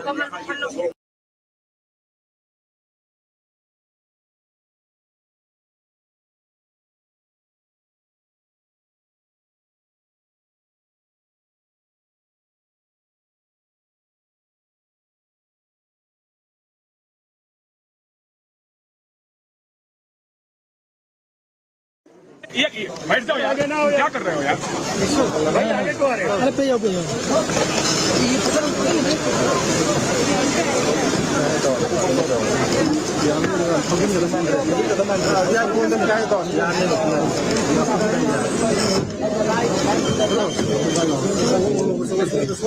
जाओ तस्वीरें मणिपुर के चुरा चांदपुर इलाके की है। राहुल गांधी को आप तस्वीरों में देख सकते हैं। राहुल गांधी मणिपुर के दौरे पर है और हिंसाग्रस्त में जो हिंसा प्रभावित आज शिविर में रह रहे हैं 7 वर्ष से ज्यादा। अरे सर आगे कौन से सबसे पहले जिरीबाम जिले में पहुंचे और इस वक्त चुरा चांदपुर जिले में राहुल गांधी पहुंचे हैं। यहाँ पर ये इलाका दुखी सरकारी बहुल इलाका है और यहाँ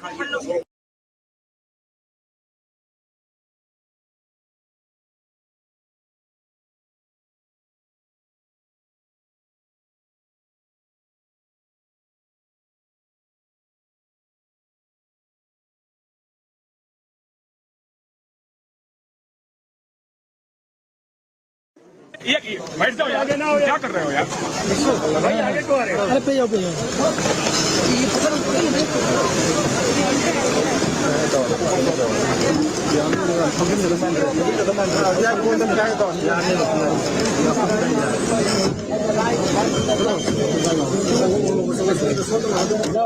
तस्वीरें मणिपुर के जुरा चांदपुर इलाके की है। राहुल गांधी को आप तस्वीरों में देख सकते हैं। राहुल गांधी मणिपुर के दौरे पर है और हिंसाग्रस्त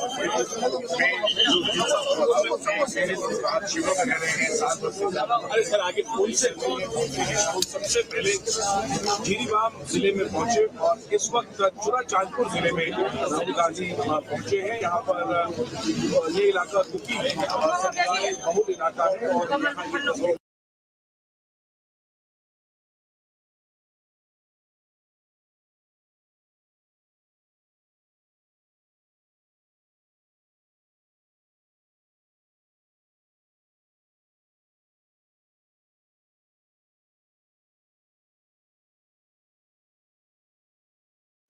ये बैठ जाओ आगे ना हो, क्या कर रहे हो यार भाई? आगे को आ रहे हो? अरे पे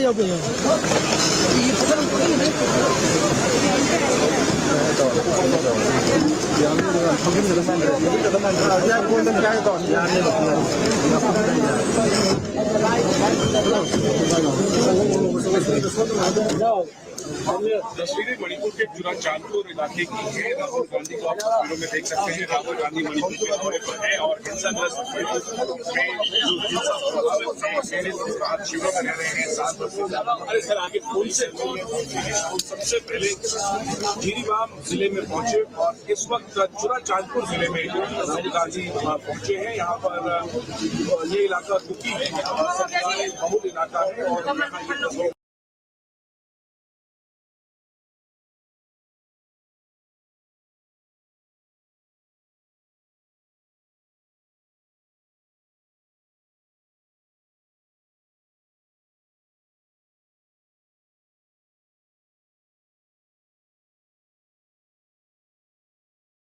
ये बैठ जाओ आगे ना हो, क्या कर रहे हो यार भाई? आगे को आ रहे हो? अरे पे जाओ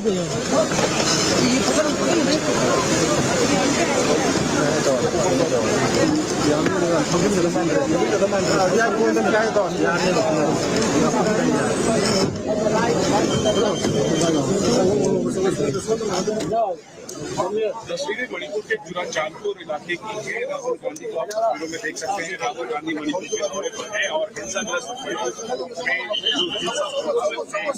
आज शिविरों में रह रहे हैं 7 वर्ष से ज्यादा। अरे सर आगे पुलिस सबसे पहले जिरीबाम जिले में पहुंचे और इस वक्त जुरा चांदपुर जिले में राहुल गांधी पहुंचे हैं। यहाँ पर ये इलाका दुखी है और बहुत इलाका है और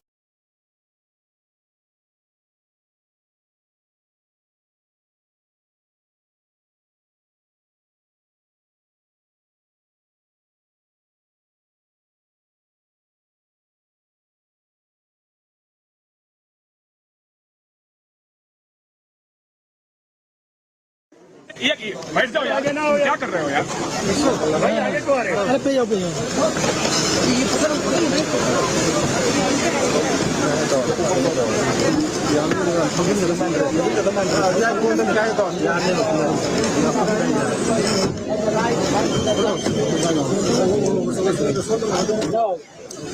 तस्वीरें मणिपुर के जुरा चांदपुर इलाके की है। राहुल गांधी को आप तस्वीरों में देख सकते हैं। राहुल गांधी मणिपुर के दौरे पर है और हिंसाग्रस्त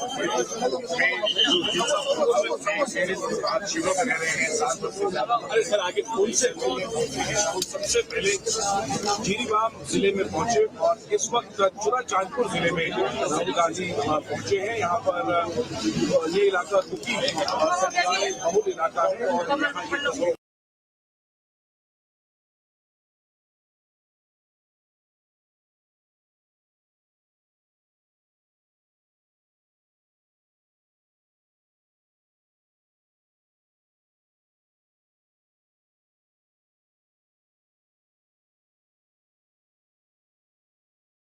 ये बैठ जाओ आगे ना हो, क्या कर रहे हो यार भाई? आगे को आ रहे हो? अरे पे जाओ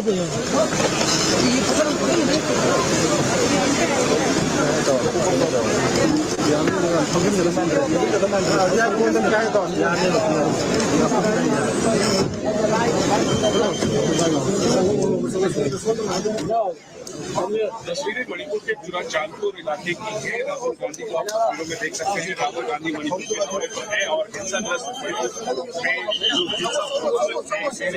शिविरों में रह रहे हैं 7 वर्ष से ज्यादा। अरे सर आगे फोन से सबसे पहले जीरीबाम जिले में पहुंचे और इस वक्त चुरा चांदपुर जिले में राहुल गांधी पहुंचे हैं। यहाँ पर ये इलाका कुकी बहुल इलाका है और यहाँ ये तस्वीर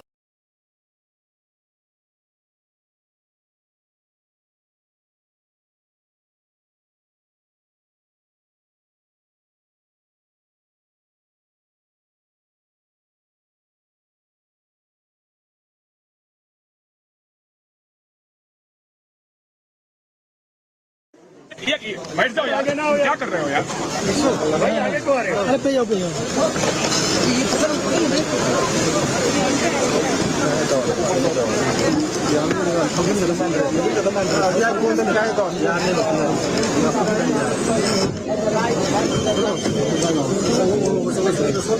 जाओ तस्वीरें मणिपुर के चुरा चांदपुर इलाके की है। राहुल गांधी को आप तस्वीरों में देख सकते हैं। राहुल गांधी मणिपुर के दौरे पर है और हिंसाग्रस्त शिविरों में रह रहे हैं 7 वर्ष से ज्यादा। अरे सर आगे फोन से सबसे पहले जीरीबाम जिले में पहुंचे और इस वक्त चुरा चांदपुर जिले में राहुल गांधी पहुंचे हैं। यहाँ पर ये इलाका कुकी बहुल इलाका है और यहाँ ये तस्वीर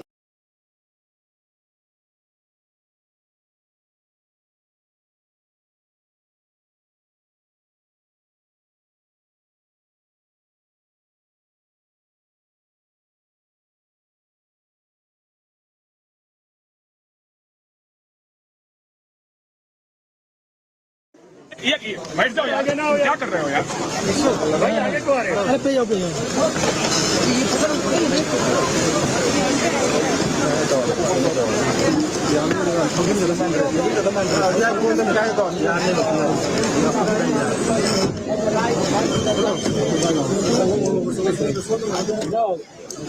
तस्वीरें मणिपुर के चुरा चांदपुर इलाके की है। राहुल गांधी को आप तस्वीरों में देख सकते हैं। राहुल गांधी मणिपुर के दौरे पर है और हिंसाग्रस्त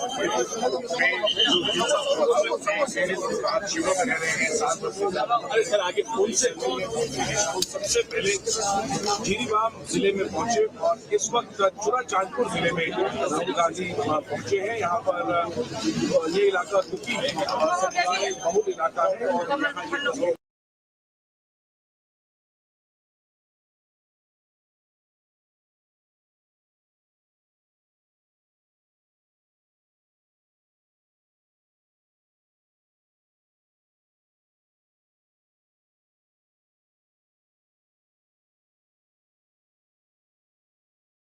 यहाँ ये तस्वीर बैठ जाओ आगे ना हो, क्या कर रहे हो यार भाई आगे को आ रहे हो। अरे पे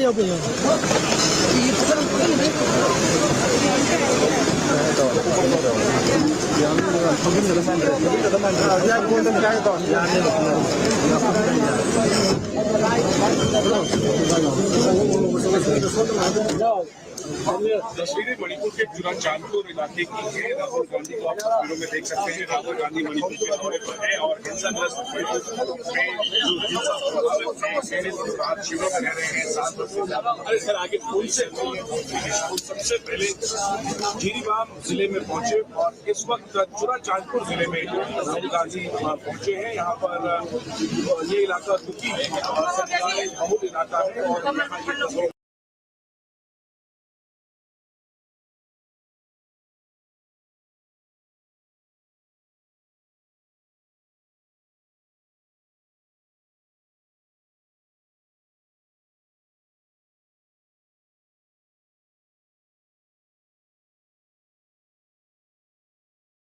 ये तस्वीर बैठ जाओ आगे ना हो, क्या कर रहे हो यार भाई आगे को आ रहे हो। अरे पे जाओ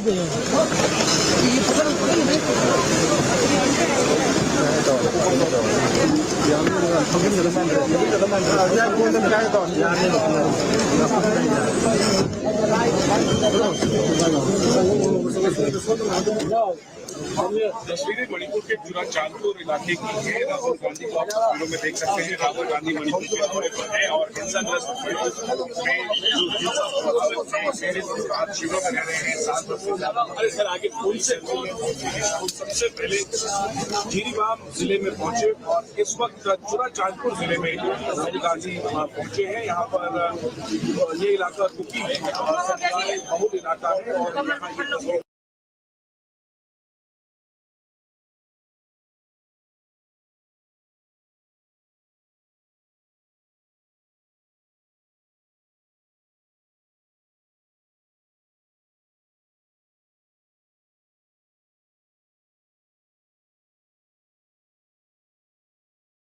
ये तस्वीर बैठ जाओ यार, क्या कर रहे हो यार भाई, आगे को आ रहे हो। अरे पे जाओ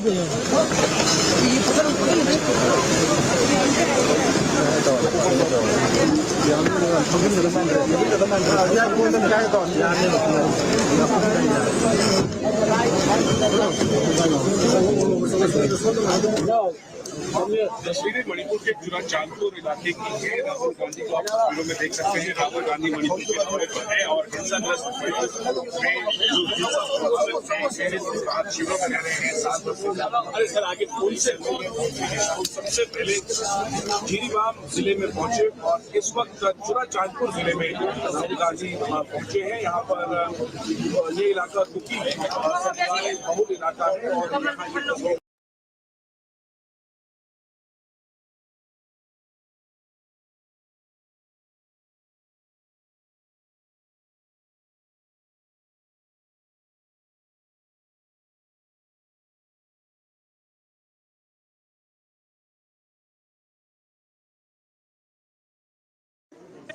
बैठ जाओ यार, क्या कर रहे हो यार भाई, आगे को आ रहे हो। अरे पे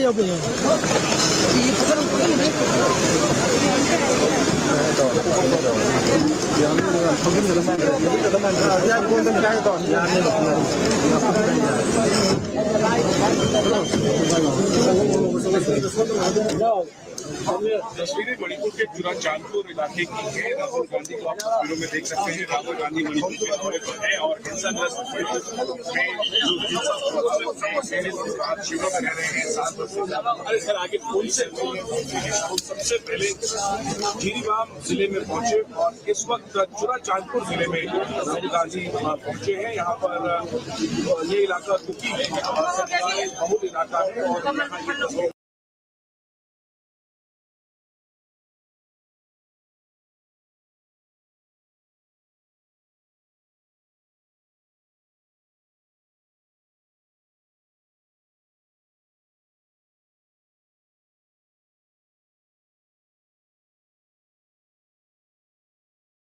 यहाँ ये तस्वीर बैठ जाओ यार, क्या कर रहे हो यार भाई, आगे को आ रहे हो। अरे पे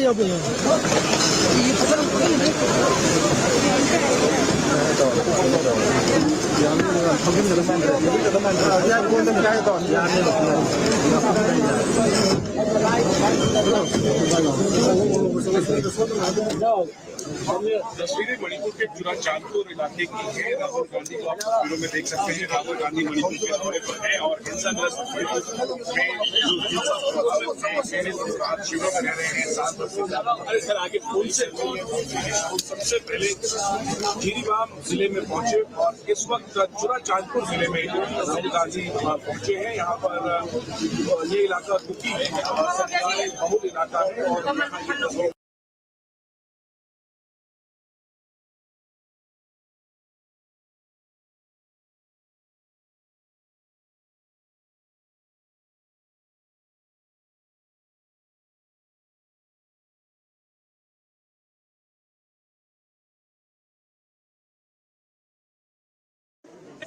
बैठ जाओ यार, क्या कर रहे हो यार भाई, आगे को आ रहे हो। अरे पे जाओ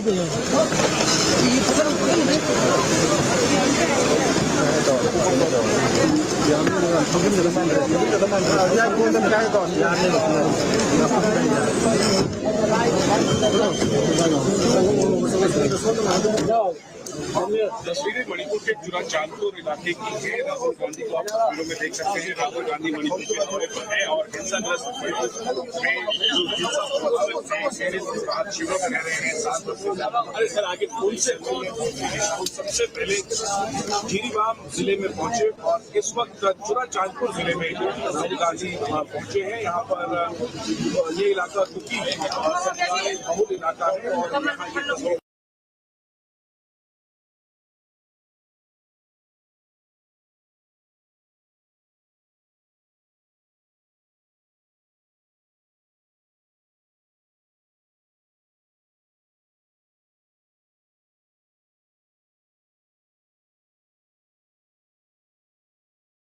ये बैठ जाओ यार, क्या कर रहे हो यार? भाई आगे को आ रहे हो? अरे पे जाओ पे जाओ।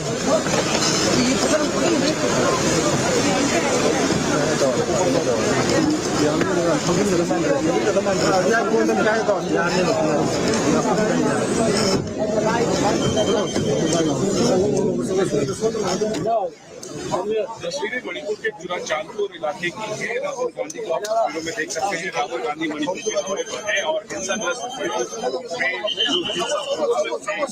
आज शिविरों में रह रहे हैं 7 वर्ष से ज्यादा। अरे सर आगे पुल से सबसे पहले जिरीबाम जिले में पहुंचे और इस वक्त जुरा चांदपुर जिले में राहुल गांधी पहुंचे हैं। यहाँ पर ये इलाका दुखी बहुल इलाका है और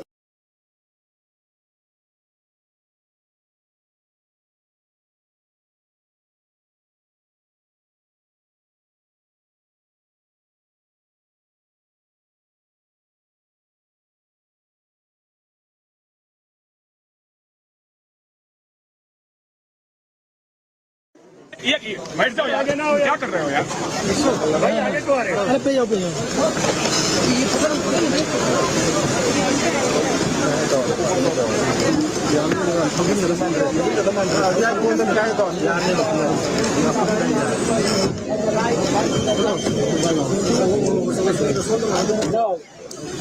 तस्वीरें मणिपुर के जुरा चांदपुर इलाके की है। राहुल गांधी को आप तस्वीरों में देख सकते हैं। राहुल गांधी मणिपुर के दौरे पर है और हिंसाग्रस्त आज शिविरों में रह रहे हैं 7 वर्ष से ज्यादा। अरे सर आगे पुल से सबसे पहले जिरीबाम जिले में पहुंचे और इस वक्त जुरा चांदपुर जिले में राहुल गांधी पहुंचे हैं। यहाँ पर ये इलाका दुखी बहुल इलाका है और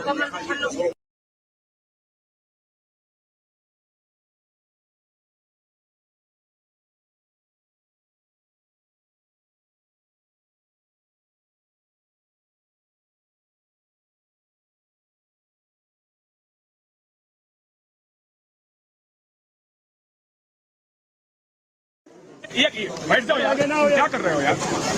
भाई आगे को आ रहे हो? अरे पे जाओ पे जाओ।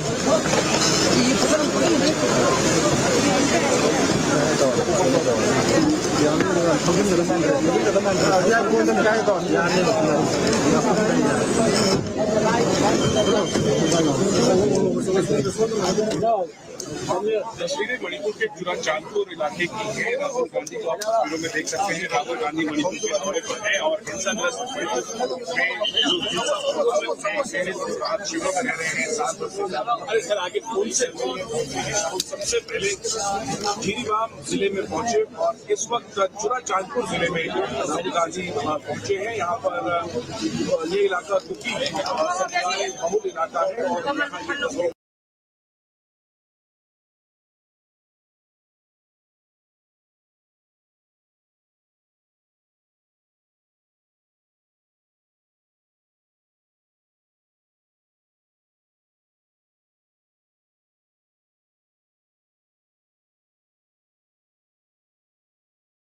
ये बैठ जाओ यार, क्या कर रहे हो यार? भाई आगे को आ रहे हो? अरे पे जाओ पे जाओ।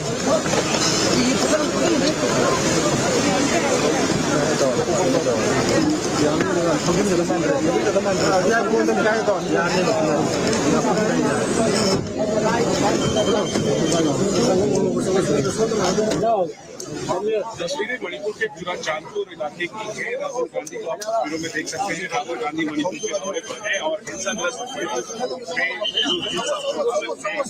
आज शिविरों में रह रहे हैं 7 वर्ष से ज्यादा। अरे सर आगे उनसे सबसे पहले जिरीबाम जिले में पहुंचे और इस वक्त पूरा चांदपुर जिले में राहुल गांधी पहुंचे हैं। यहाँ पर ये इलाका दुखी है, बहुल इलाका है और यहाँ ये तस्वीर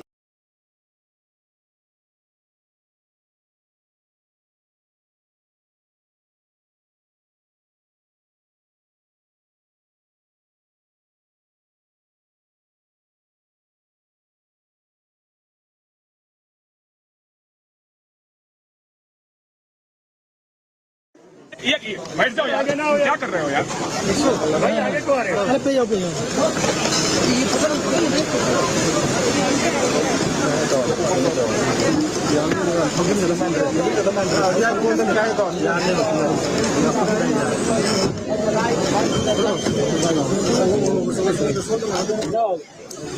तस्वीरें मणिपुर के पूरा चांदपुर इलाके की है। राहुल गांधी को आप तस्वीरों में देख सकते हैं। राहुल गांधी मणिपुर के दौरे पर है और हिंसाग्रस्त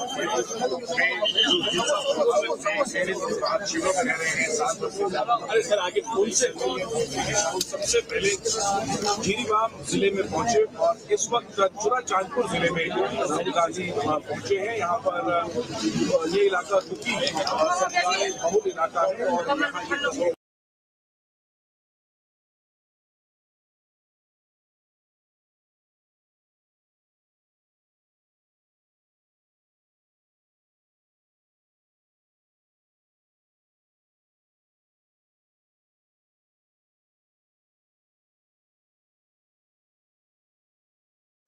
ये बैठ जाओ यार, क्या कर रहे हो यार भाई, आगे को आ रहे हो। अरे पे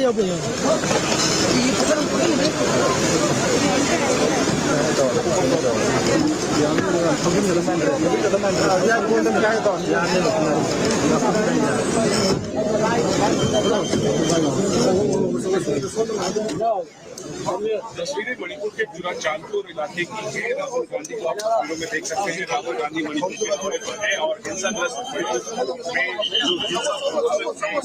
आज शिविरों में रह रहे हैं 7 वर्ष से ज्यादा। अरे सर आगे उनसे सबसे पहले जिरीबाम जिले में पहुंचे और इस वक्त पूरा चांदपुर जिले में राहुल गांधी पहुंचे हैं। यहाँ पर ये इलाका दुखी है, बहुल इलाका है और यहाँ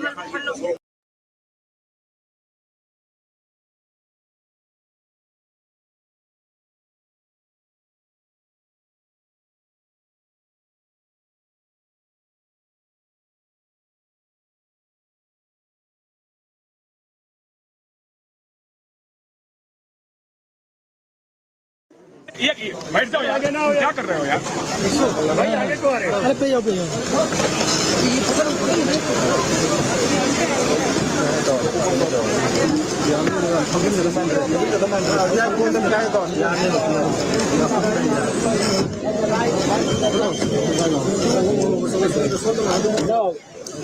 तस्वीरें मणिपुर के पूरा चांदपुर इलाके की है। राहुल गांधी को आप तस्वीरों में देख सकते हैं। राहुल गांधी मणिपुर के दौरे पर है और हिंसाग्रस्त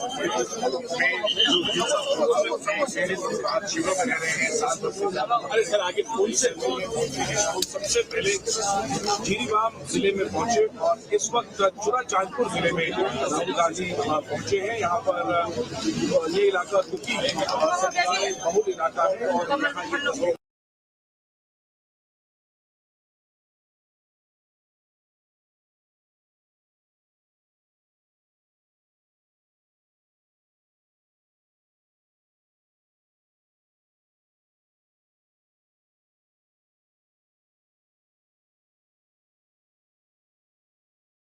ये बैठ जाओ यार, क्या कर रहे हो यार भाई, आगे को आ रहे हो। अरे पे जाओ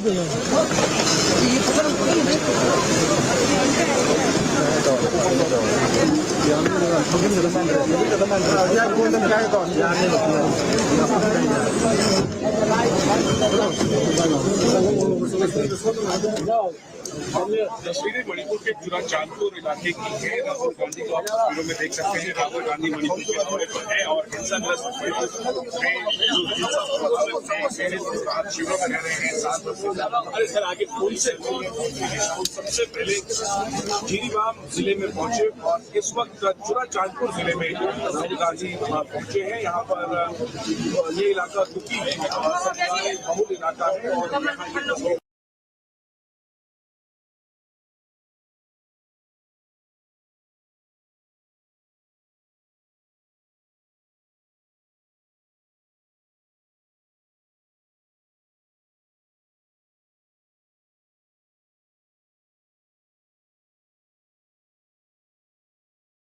ये बैठ जाओ यार, क्या कर रहे हो यार?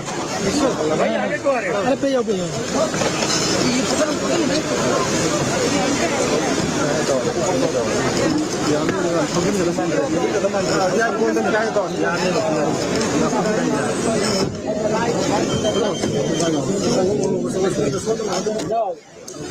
तस्वीरें मणिपुर के चुरा चांदपुर इलाके की है। राहुल गांधी को आप तस्वीरों में देख सकते हैं। राहुल गांधी मणिपुर के दौरे पर है और हिंसाग्रस्त क्षेत्र में जो हिंसा प्रभावित शिविरों में रह रहे हैं 7 वर्ष से ज्यादा। अरे सर आगे पुलिस सबसे पहले जीरीबाम जिले में पहुंचे और इस वक्त चुरा चांदपुर जिले में राहुल गांधी पहुंचे हैं। यहाँ पर ये इलाका दुखी है, बहुल इलाका है और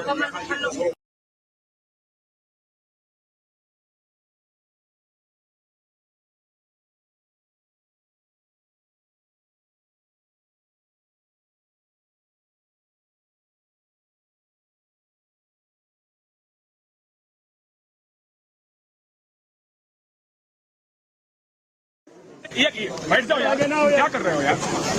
भाई आगे को आ रहे हो? अरे पे जाओ पे जाओ।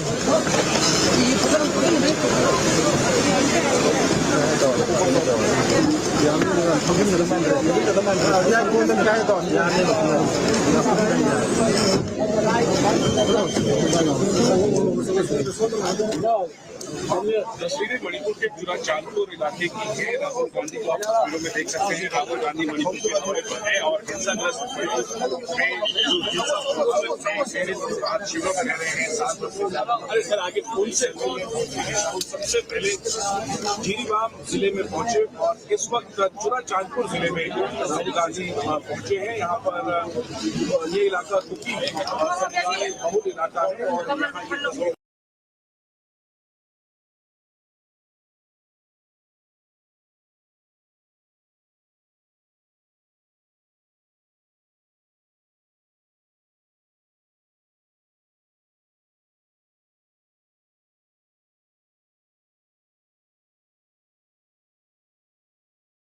ये बैठ जाओ यार, क्या कर रहे हो यार?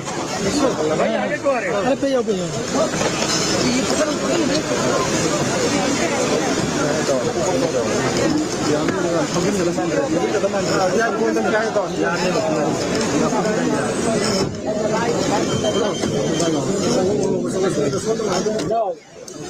तस्वीरें मणिपुर के चुरा चांदपुर इलाके की है। राहुल गांधी को आप तस्वीरों में देख सकते हैं। राहुल गांधी मणिपुर के दौरे पर है और हिंसाग्रस्त क्षेत्र में जो हिंसा प्रभावित शिविरों में रह रहे हैं 7 वर्ष से ज्यादा। अरे सर आगे पुलिस सबसे पहले जीरीबाम जिले में पहुंचे और इस वक्त चुरा चांदपुर जिले में राहुल गांधी पहुंचे हैं। यहाँ पर ये इलाका दुखी है, बहुल इलाका है और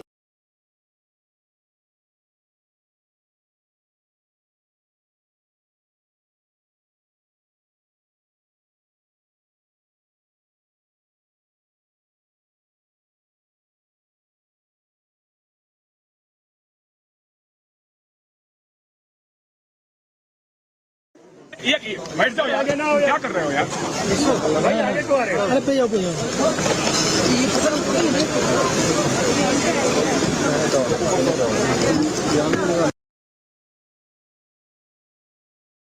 The success of India's elections, this is a kind of model for the world. Imran Khan let the cat out of the bag before the last election, where he said, you know, if Modi comes back, it will be better for Pakistan. The IMF and Pakistan is the longest lasting love affair ever known to mankind. It predates Sony Mahiwal, Romeo Juliet, everything.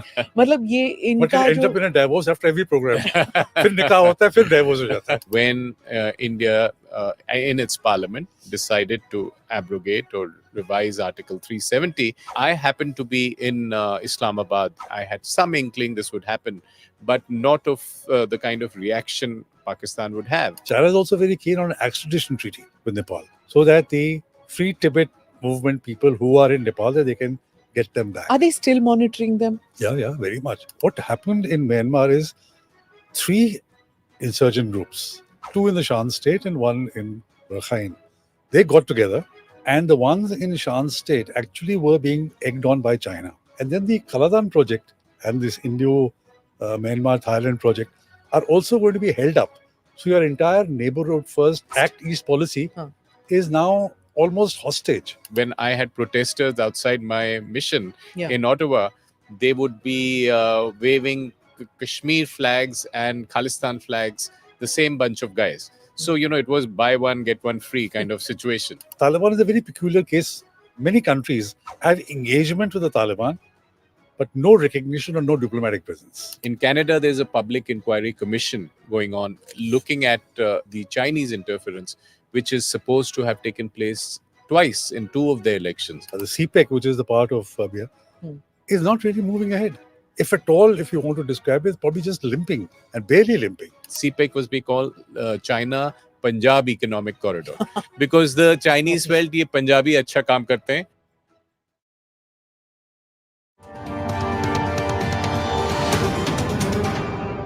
Namaste Jai Hind, you're watching or listening to another edition of the ANR podcast with Smita Prakash. The topic of discussion today is India's neighborhood. How are the countries in our neighborhood watching the Indian elections? My guests today are Ajay Bisaria and Tilak Deveshar. Ajay Bisaria is a former Indian ambassador to Canada, Pakistan, Poland, and Lithuania, who's recently written a book, Anger Management, on India-Pakistan diplomatic ties. He's appeared on the podcast before. Also in the studio is another repeat guest, Tilak Deveshar, author of several books on Pakistan and Afghanistan. Tilak Deveshar is also a member of the National Security Advisory Board. We broadly will be discussing how countries in our neighborhood are impacted by elections in India. Are they watching it with anxiety, interest, or envy? Thank you so much, gentlemen, for being part of the podcast. I'm really looking forward to chatting with you. But first, I need your permission. May I address you by your first names? Please. Absolutely. I don't want your fan base to get after me. Ambassador bolna chahiye, and you have somebody in the national security apparatus, and tum itne casually. Not at all. Okay, thank you so much. So, since you're both practitioners of diplomacy and statecraft, I want to make this conversation about how our neighborhood is watching this election. Are they watching it with anxiety, or are they watching it with interest? How are they watching it? Let me start with Ajay. Since Canada, Pakistan, these are your postings, which I'm very keen on. Of course, I'm not interested in Poland right now. So let me talk about Pakistan. I'll get to you too. You've just written this book also on Pakistan. We just ran that in the introduction. How is the reaction been to elections in India? Are they looking at it something as something of the ordinary that just happens, or is there interest to see how the election is moving? I think the big picture is that people are not expecting any dramatic change. So the expectation is that there would be a certain degree of continuity in India's government and also in India's policy. But having said that, for most countries, when there's a new government, there's a time for some kind of tactical adjustments. So I think this is what most countries are expecting, and particularly in the neighborhood, because they watch India more closely and understand India much better. So I think the overall expectation is of continuity with some changes, which could be more of a tactical nature. What like tactical nature, in the sense that their tactics have to change if it's a Modi 3.0, or their tactics will change if it's an India alliance? So I think there you'll have to deconstruct it and see how each of the different neighbors would see it. Because if we see our neighborhood today, what do we see? We see 2 hostile adversarial countries. We see China and Pakistan to our west, and we see two dysfunctional countries, which is Afghanistan and Myanmar, and possibly one more hostile country, which is Maldives. But for the others, there is a different set of circumstances for each. And I think for each one of these, for Bangladesh, for Sri Lanka, I think they expect a certain continuity in policy. There's a pause, certainly, while this election process takes place. But then we would expect to move on with a certain degree of continuity, but with a re-examination of the relationship and some maybe new innovations that might come if the expectation is that there is a Modi 3.0, which will be a even stronger government than before. So will there be a legacy term issue of leaving a legacy of even stronger relationships? Right. Tilak, let me come to you. Do you agree with that they expect continuity in India? And you even monitor Pakistani media. So how are they looking at it? With anxiety, or with it that, a Modi 3.0 would mean a more of the same, which means no engagement with Pakistan? I think there's a resignation and acceptance that Mr. Modi is going to come back. in India. Resignation. Okay. That we better get used to it and plan accordingly. Which means no visas, no conversations. There is a, I would not say optimism, but a little bit of a feeling that a new government in Pakistan, Shehbaz Sharif, and Prime Minister Modi sent him a congratulatory message. There'll be a new government in India. Shehbaz Sharif will send a congratulatory message. Elections will happen and statehood will get restored to Kashmir in September or October. So that there is a feeling that this could mark a point of departure for a new beginning, because it gives Pakistan a face saving. One of the things that they've been talking about, 370, 370 is going nowhere. It is not going to come back. But at least a restoration of statehood in J&K, having elections and having an assembly, having a popular government, gives them something to go back to the people. Things are different. So that, I think they feel that could be a point of departure for some sort of a few hesitant steps. And then they feel that, they have to walk back. They are the ones who called off the high commissioners, and Ajay was who directly I'm going to get to that. They stopped trade. So they have to walk back. They have to express their determination, not in a press statement in response to a question, but in a formal proposal that have to be made at the MEA to MEA level. So there is this kind of a little bit of suppressed optimism, but acceptance that the same government and the same muscular policy is going to come back, that if we don't behave, if something goes awry, then India is going to react even more strongly than what it has in Uri and in Balakot. So that is very much there in Pakistan. So when you say in Pakistan, do you mean the Faujis, or do you mean the elected government? Because in India or even in Pakistan, the view is the Sharifs are kind of soft on India. But will that happen? How do they see it? Yes. In the past, Nawaz Sharif has always tried to make an opening towards India, but he has not had any support from the army. Because there was the Lahore Bus Yatra with Vajpayee, and he came for Modi's swearing-in ceremony in 2014. So these are two watershed marks as far as India-Pakistan ties are concerned. And with the PM Modi also went to Lahore. Yeah. But at all occasions, the army was not on board. Yeah. Since 21, there is a feeling that the Pakistan army is seeing the writing on the wall, seeing which way Pakistan's economy is headed and where Pakistan is headed. There seems to be some sort of straws in the wind that the Pakistan army could be on board to have a normalized relation with India. The back channel talks which led to the ceasefire in 21, the Islamabad security dialogue, where Bajwa made this famous statement of converting geopolitics into geoeconomics and move towards peace, that kind of a thing. Imran Khan that time was not on board for a change. So whichever army chief makes that comment, he's shifted out then about normalcy, no? No, Bajpa got an extension. Ah, Bajpa got an extension. okay. So they will make these harsh sound. The other day, the Foreign Office spokesman made a similar kind of a thing, that we should not become a party to the Indian public discourse. And, POK is very much a part of Pakistan. So these kind of harsh statements will be made. But I think below the surface, they will be hoping for some sort of a breakthrough. Everybody agrees that by not trading with India, Pakistan is suffering. Bravado is one thing. They also realize that India doesn't need Pakistan's trade. It is Pakistan that needs trade, needs lower prices, curb their inflation. Transportation costs are not so much. They're getting the same goods via Dubai or Singapore and paying that much more. So they realize it is to their advantage, not to India's advantage. I'm going to come back to the trade issue, because there's a lot which on Pakistani TV you hear ki tijarati, and you can expect ki tijarat will be on focus because of the Sharifs, and then you have Abdul Basit saying that trade should not be on focus, we should not lose focus on Kashmir. So I'm going to come back to that, just remind me. Okay. But first I'm going to talk about the normalcy, Ajay, which Tilak talked about. What really is normal or return to normalcy when we talk about Pakistan? You've written this book on anger management. So tell us about your posting in Pakistan. Both of you have done postings in Pakistan. So tell me about your posting, and then when you were sent back, what happened, and your book also on this. So what is the normalcy? Sure. So let me start with what Tilak said. I agree with much of what Tilak is saying. And really speaking, the ball is now in Pakistan's court. They are watching the Indian elections.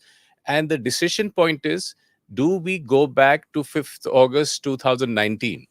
What did we do then? We sent back the Indian High Commissioner, we downgraded the missions, and we banned trade. So if the noises about trade are that we should restart trade with the new Indian government and so on, do we start that?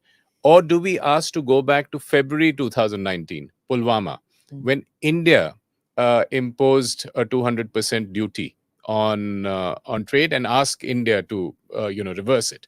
Or do we go back even further to the December of 2015, when Prime Minister Modi made this unannounced trip to Lahore on 25th December and greeted Nawaz Sharif on his birthday, at the end of which there was so much optimism in the air that we are now moving into a comprehensive dialogue, and the relationship is going to take off. So we try to erase the bad memory of all the terrorism that happened? Do we go back to that point? Because you suddenly have the coincidence of the same situation. You have Nawaz Sharif more or less in power, and a BJP prime minister, and Prime Minister Modi likely to be back.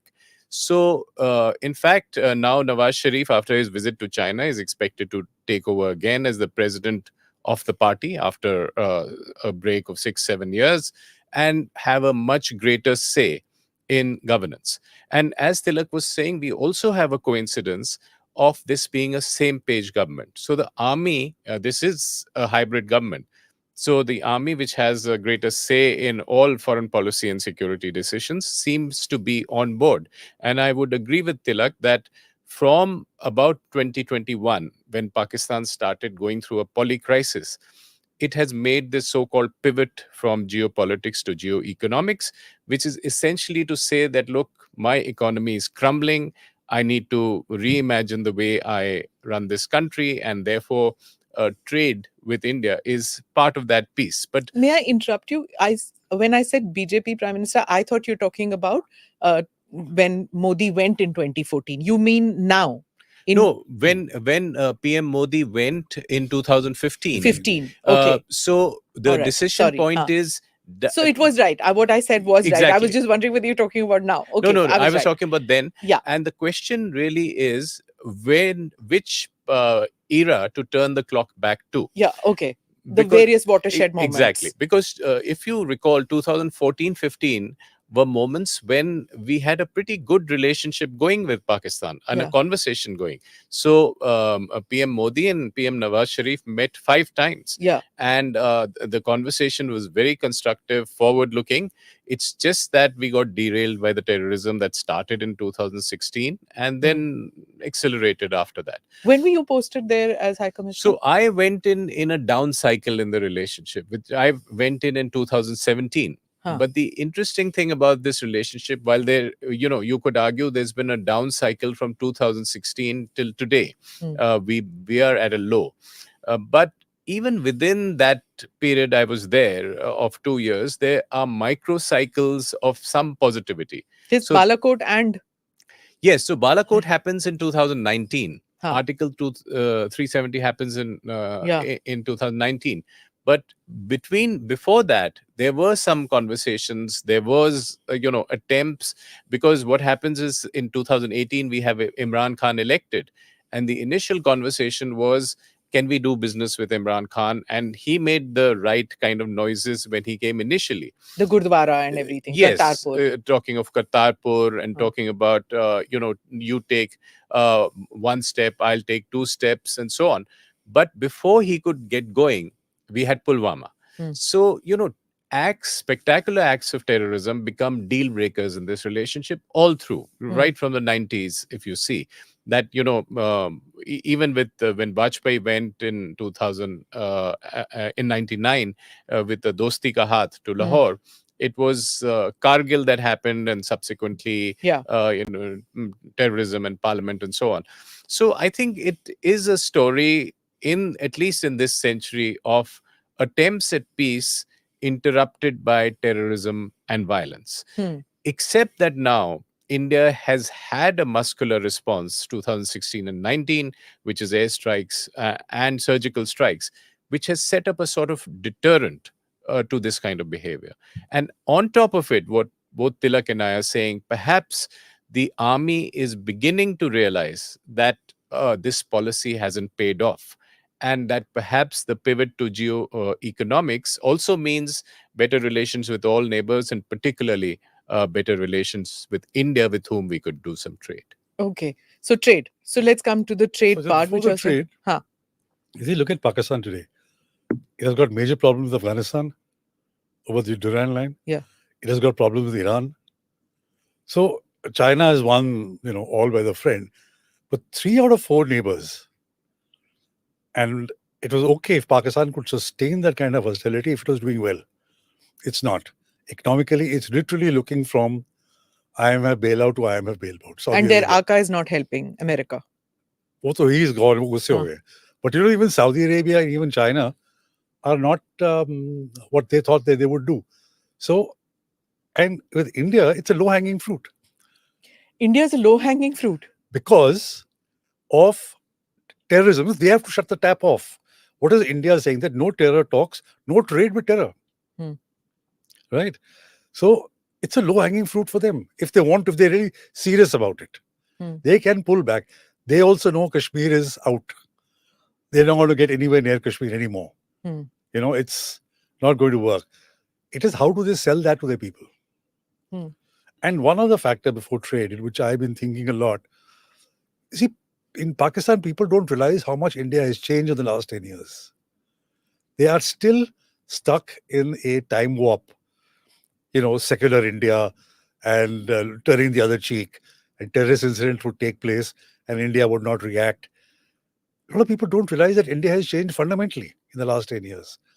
Not only is a muscular government and a muscular policy, but the common Indian too says enough. We don't want terrorism. We don't want this kind of a thing, and we don't want you. So is Pakistan more comfortable dealing with a weak Indian government, for example, if a coalition government? When I say weak, I don't mean weak as in maybe a coalition government doesn't have a kind of a muscular policy or will not shut doors so easily, take these kind of decisions because they're trying to save their coalition, more focused on domestic issues.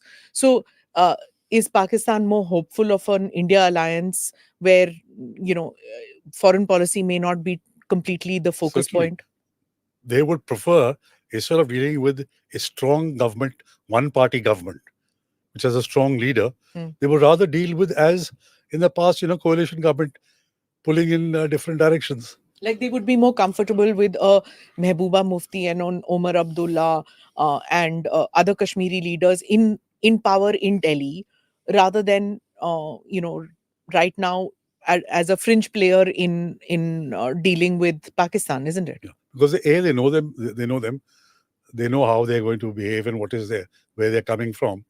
In the case of the BJP and case of Mr. Modi and the other ministers, they don't realize how much they have changed India. Hmm. I think because the representation or the media has not had a presence over here. So when they look at India as suddenly this aggressive power, fifth largest economy, doing, going to become the third largest economy, and not really concerned, we have shut up Pakistan, as it were. Pakistan doesn't make a difference to our policy. Yeah. Economic policy, political policy, foreign policy, anything. That is something they're not used to, and they can't accept. Pakistan is being ignored. I mean, is a double-page interview with Prime Minister Pakistan doesn't figure anywhere. Yeah. That's what is happening with all the interviews that the Prime Minister is giving. Pakistan doesn't figure. Yeah. And I don't remember in recent memory when that happened. Even when dealing with foreign policy issues, it doesn't, though we have started this conversation on Pakistan, but still in foreign policy matters, it just doesn't figure as importantly as it used to. Yeah. Right. And in fact, Smita, there's some nuance to what Tilak said. There is also a strand of opinion in Pakistan that doing business with the BJP makes it more sustainable. So the same argument, in fact, Imran Khan let the cat out of the bag before the last election, where he said, if Modi comes back, it will be better for Pakistan, because then they feel there'll be a certain coherence in policy. Any deal that you do will be then, more likely to be agreed to. So there would be that narrative that having a strong government in India and having the army or an army-supported, army-led government in Pakistan is the best time to have a long-term contract, which is sustainable. Because, we've done deals with weaker governments and where the army was not on board, and then they kind of imploded and didn't work. So just like it took Nixon to go to China in 1971, it required a strong Republican government to do a deal with a communist country. The feeling also in the army and in some circles is that we'll have a more sustained deal if we do it with the BJP. If we do something with a weaker government and the BJP, even in opposition, opposes it, then it is not a sustainable solution. Let's move a little bit from Pakistan. We'll get back to Pakistan. Bangladesh. Sheikh Hasina's Awami League has had historically close ties with the Congress. So initially, I think there was a little bit of suspicion as to how will a BJP government under Modi function. With Vajpayee, she knew about it, but Modi was a different ballgame. But then there were others in the Modi government who were, who took the relationship forward. Awami League, how has that been? Because the BNP has been quelled. So right now, India is dealing with the Awami League only, not with the BNP. So how is Bangladesh looking at elections in India? You see, the interesting thing about Sheikh Hasina on the other side and Prime Minister Modi here, they've been together for 10 years. Sheikh Hasina has been the Prime Minister in Bangladesh the last 10 years is Mr. Modi. And if he comes back, it's another term. And she's also just been re-elected in January. And I had gone to Dhaka to interview her, and with Sheikh Hasina, she has very warm ties with the Gandhi family, not just with the Congress party, with the Gandhi family, and historically because of Indira Gandhi and all. But she seems to be very warm, having very warm ties even with Narendra Modi. Yeah. Because it's a government to government thing, and she knows where the national interest of Bangladesh and Awami League has got close relationship with the government. And also, I think Mr. Modi has a very friendly style whenever all leaders, he gets along well with all leaders. So there is that personal chemistry also, and a 10-year long association, and could well be into the 15 years. So that is one part of it. There are many things which have brought or bringing Bangladesh and India closer together. There's the connectivity, the train links, the energy corridor with sending a pipeline, health. Almost 50, large number of people from Bangladesh come and get treatment in India. The two blips in the relationship, which I think in the next term are going to be important. One is the Tista. Some sort of a Oh resolution. God, how many years? Yeah. Because now what is given urgency to it is that China is building a barrage on the Tista about 100 kilometers from the border, which is also very close to the Chicken's Neck in the Siliguri corridor. So that gives an immediacy to that, you need to solve it. And one of the reasons why it is not being solved is because it impacts the federal relationship between the West Bengal government and India. So I think And that is even though Mamta and Sheikh Hasina are very good friends. Yes. On a personal level, Yes. mango diplomacy and fish diplomacy, all that happens. But when it comes to Tista... Yeah. So even when Mr. Manmohan Singh was the Prime Minister, when he went to Dhaka, she stymied that Tista agreement then. So something will have to be done, I think, in the next term. Including the conclaves, exchange of conclaves, but that happened. Yeah, that happened. Yeah. But, the Tista, the water is something which is lifeline very or whatever. Emotive, very yes. emotive and a very popular thing, which will rile up people. Huh. The second is the BNP started this. But so that means that cannot be resolved even then, even if Modi comes, because Mamta's still there. No, there are engineering solutions. Okay. There are engineering solutions, and this thing has been studied in the past, and people have come out with reports. In your book also, you have this big section on water wars and how water is important. So there are engineering solutions possible, but there has to be the political will on the part of the West Bengal government that, look, this needs to be done in the larger interest of... The second issue is the India Out campaign, which BNP has started. After the elections, after Sheikh Hasina was re-elected. So like in Maldives, there is this India Out campaign. So boycott Indian goods. So for example, this... but I liked what Sheikh Hasina said, that if you're going to be boycotting Indian goods, are you going to stop wearing saris? She immediately turned around and said that. If it's India Out, are you going to stop wearing saris? And it's something that you notice when you're in Bangladesh, that you don't see salwar kameez all that much. Women, whether Islamic or non-Islamic, are wearing saris. That's a cultural thing, it's according to me. It's not... Bindi and sari.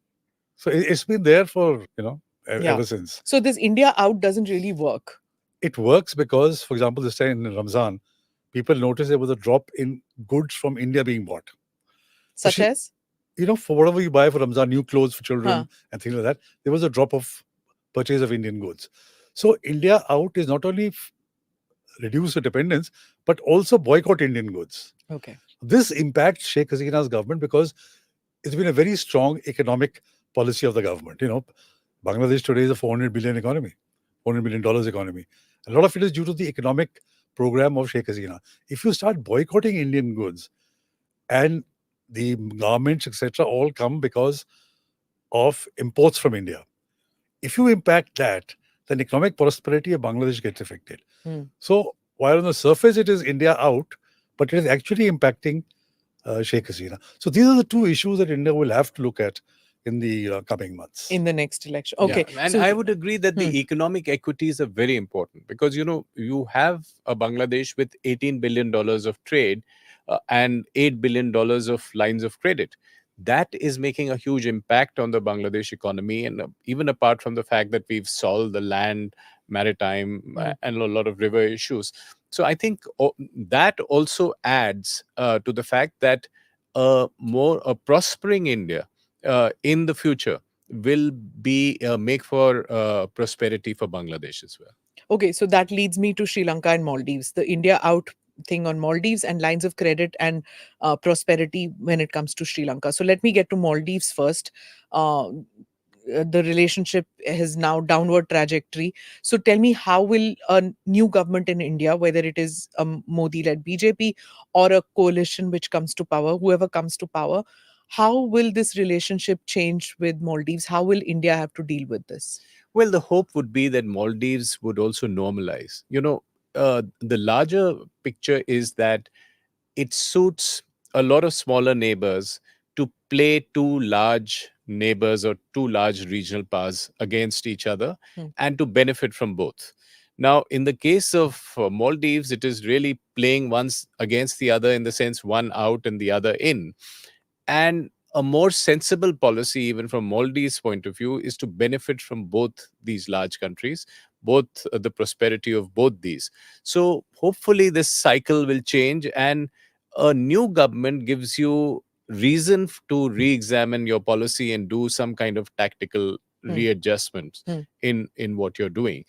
So I would say that the ball again is in Maldives' court to on how it deals with the new Indian government, and how it decides to make this adjustment or this correction to what I think is a strategic error made by the Maldives. But after this recent vote on account or whatever that he's got, he's going to get more aggressive. And then what we haven't discussed till now, and we will talk about it in the show, about the dragon in the room, his relationship with China. So he's going to get closer to China, President Muzu.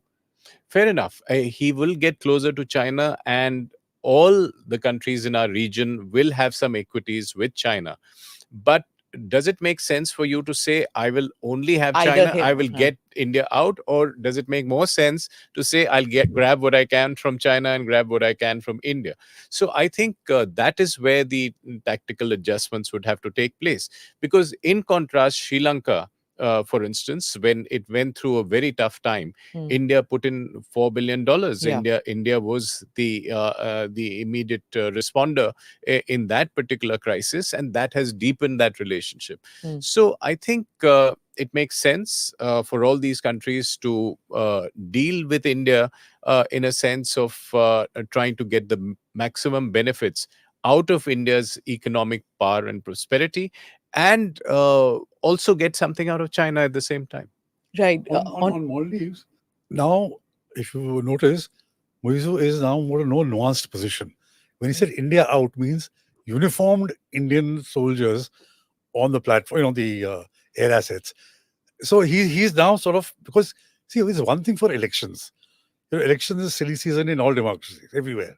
People say all kinds of things. But now that he's won the presidential elections, he's won the parliamentary elections, more than a 2/3 majority, he's now comfortably ensconced for the next 5 years. So as you said, even when he met Prime Minister Modi, I think it was in New York or some other place, where he said, we're not stopping any Indian projects. So India continues to build a bridge from Malaya, I think about 6-kilometer long bridge connecting some other islands. Maldives took part in a naval exercise with India. So, and the humanitarian projects continue. They continue, and also now they're asking for more.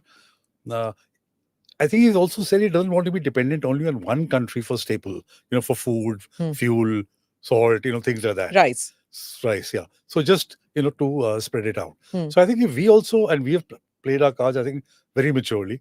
We haven't gone off in a huff. We've talked about this, uniformed men, and they've come to a compromise. So I think we've also handled it well. And I think this will going to continue after the elections. I'm going to ask you about what Ajay had said about Sri Lanka also. So what is your take on this? Because the line of credit and things which we gave Sri Lanka and the aid that we gave. I had the Sri Lankan High Commissioner on the show, and he was talking in terms of, so much that Sri Lankans can benefit with an Indian economy which is on an upward trajectory. So, it's a smaller economy. So however much they grow, they cannot resolve their economic crisis unless they are, be part of the same success story or same India story. If they tag on with us, their trajectory will go upwards sooner than it would if they were to do it on their own. Do you see? Yeah. So there's a lot of recognition in Sri Lanka that we actually bailed out with, as Ajay mentioned, $4 billion. China didn't. China was more keen on projects, as part of the BRI or part of the Colombo port and all. But India was upfront, which helped them bail out and, gave them a lot of assistance. So that's established you as the friend in need is India. Then there are so many other things, like Sri Lanka has handed over Hambantota Airport to a joint company of India and Russia. They are going to be managing Hambantota Port, which was constructed by China. Airport, sorry, not port, airport. China, right? Yeah, constructed by China. But the management has been handed over to India and Russia. Electricity. Just like Nepal is now going to use the Indian transmission lines to sell electricity to Bangladesh, Sri Lanka can benefit a lot from this. So there are lots of areas on which this cooperation can go forward, and Sri Lankans, also realize it. The elections are due in September in Sri Lanka. the presidential elections. Hmm.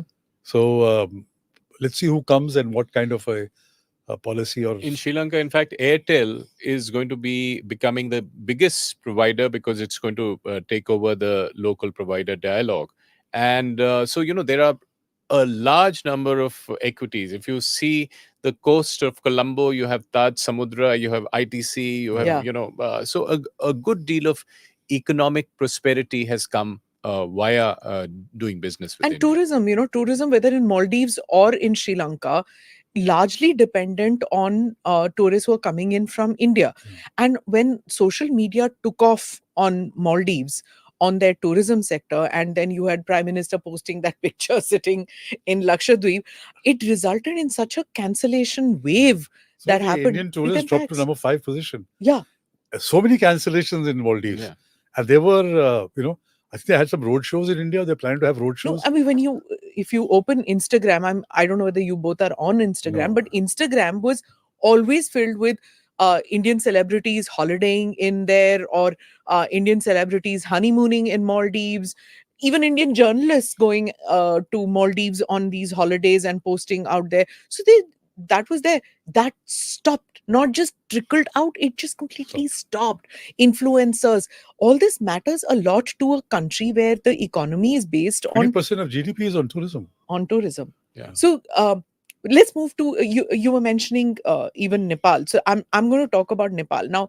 Ajay, the political situation ever since it decided to become a democracy, instability, governments changing all the time, toppling over, coups happening, and a coup in the sense of political coups happening. uh, it's in such a confused state that it is. Mr. Modi had made these very emotional appeals to Nepal, and there was a lot of connect with the Nepalese population. Nepali, they don't like being called Nepalese. With the Nepali population, uh, there were these romantic periods, with Hinduism, Hindu Pashupatinath, all those things happened. But then again, you have the China angle out there. So tell me, how do they see this? Are they comfortable with Modi 3.0, or are they more comfortable with left parties being in a coalition in an India alliance setup? How will they view it?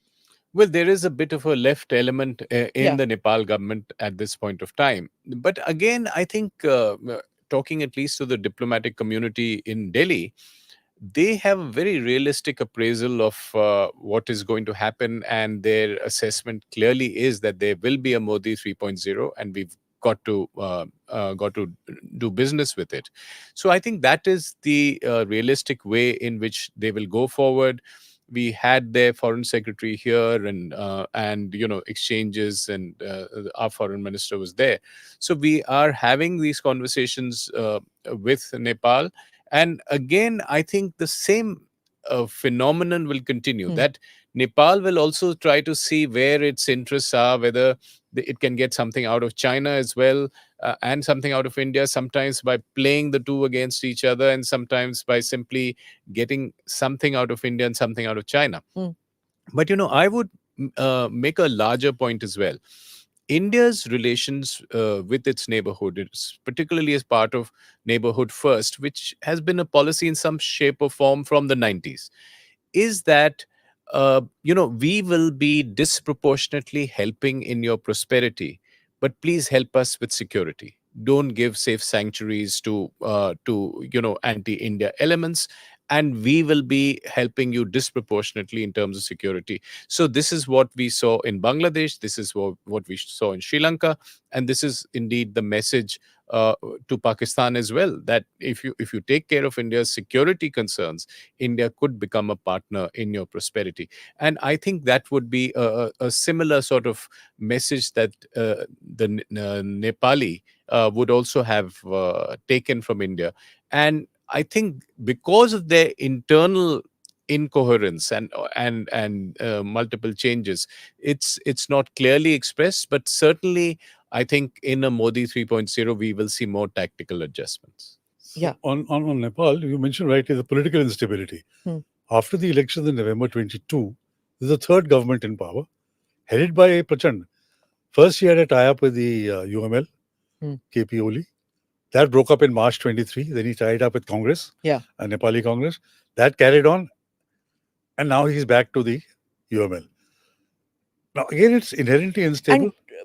And somehow finds it convenient, even though he's leftist, he will take anybody's support so long as he's in government. Yeah. So it's a Nepalese leftist. I really like communist ideology, which is in this part of Asia. And he has the lowest number of seats. Huh. He has 30 odd seats. Everybody else is about 70 or 60.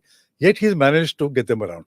But I was saying both Oli and he are very strong people and both want to be prime ministers.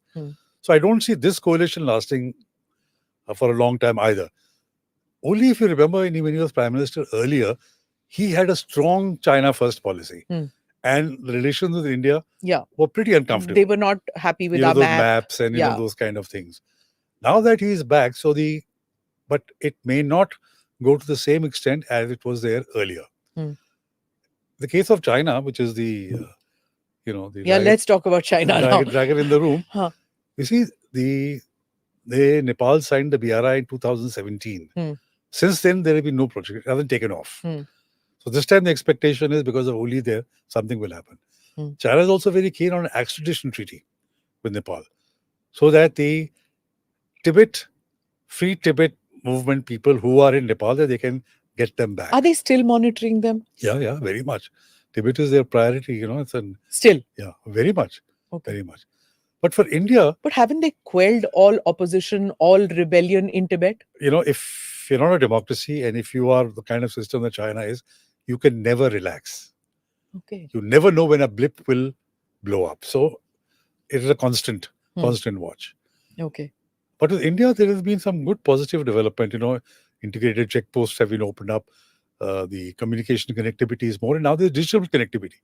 When Indians go on for travel and tourism to Nepal, they can pay using UPI, Yeah. The digital connectivity is there. But anyway, the Indian rupee was acceptable. Only up to 100 rupee notes. So uske zyada tha kya us time? Anyway. No, but wherever people go, you have to pay. Demonetization. Demonetization. You have to carry thaddas of 100 rupee notes. Okay. Which is so But I believe uncomfortable. demonetization, when that 500 rupee thing, you could still exchange it in Nepal. That's what people used to say. You could exchange it even in India. In India, okay. So now that we've touched China, so before we go to Afghanistan, Bhutan and Myanmar, which we haven't talked, let's talk about China. How can we not, right? Now, the Indian government invited 25 global parties to observe these elections. No invitations extended to China and Pakistan. China doesn't have a democracy. Pakistan has this absurd experiment of a democracy. So what kind of message was India sending to China at that stage? Why not invite China? What was the problem? Well, I think inviting China is always a good idea. Let them learn what democracies are, and it might help. And it's actually only half facetious, this remark, because Indian democracy has been quite a beacon for the entire region. And, I think Nepal and Bhutan's gradual movement to genuine democracy was because of the inspiration of this functioning democracy. In fact, I've dealt with Central Asia, and several countries there would want help in setting up their election commissions, in all the mechanics of running a democracy and a functioning democracy. Right, we've gone all the way into Africa and to set up absolutely to set up the structures for democracy. So I think if the Chinese had come and learned how a democracy is run, it wouldn't have been a bad idea. But on the relationship, I would think no one really knows how the Chinese mind works. They certainly don't want a Modi back. Yeah, but they also recognize that is a reality and that is going to happen. So I would think that the Modi 3.0 government will give some reason for them to correct the strategic error, in my view, which they made, which was to do this salami slicing and unnecessarily jeopardize their relationship with India. And from their point of view, also send India deep into the embrace of the West, of the Quad, of the US relationship. For what? For just doing some salami slicing and getting a little bit of territory in the high Himalayas. So I think it was an error which they made. And there is a possibility that they would try to correct this in a Modi 3.0, in the sense that they may realize that having 60,000 troops eyeball to eyeball may not have given them any particular benefits, particularly because in a geostrategic terms, they have alienated India, sent it into a more Western embrace, and possibly also alarmed many other countries in the region about the kind of belligerent Chinese behavior. You know, when we talk about the BRI, you spoke about BRI and Nepal, uh, and that no projects happened.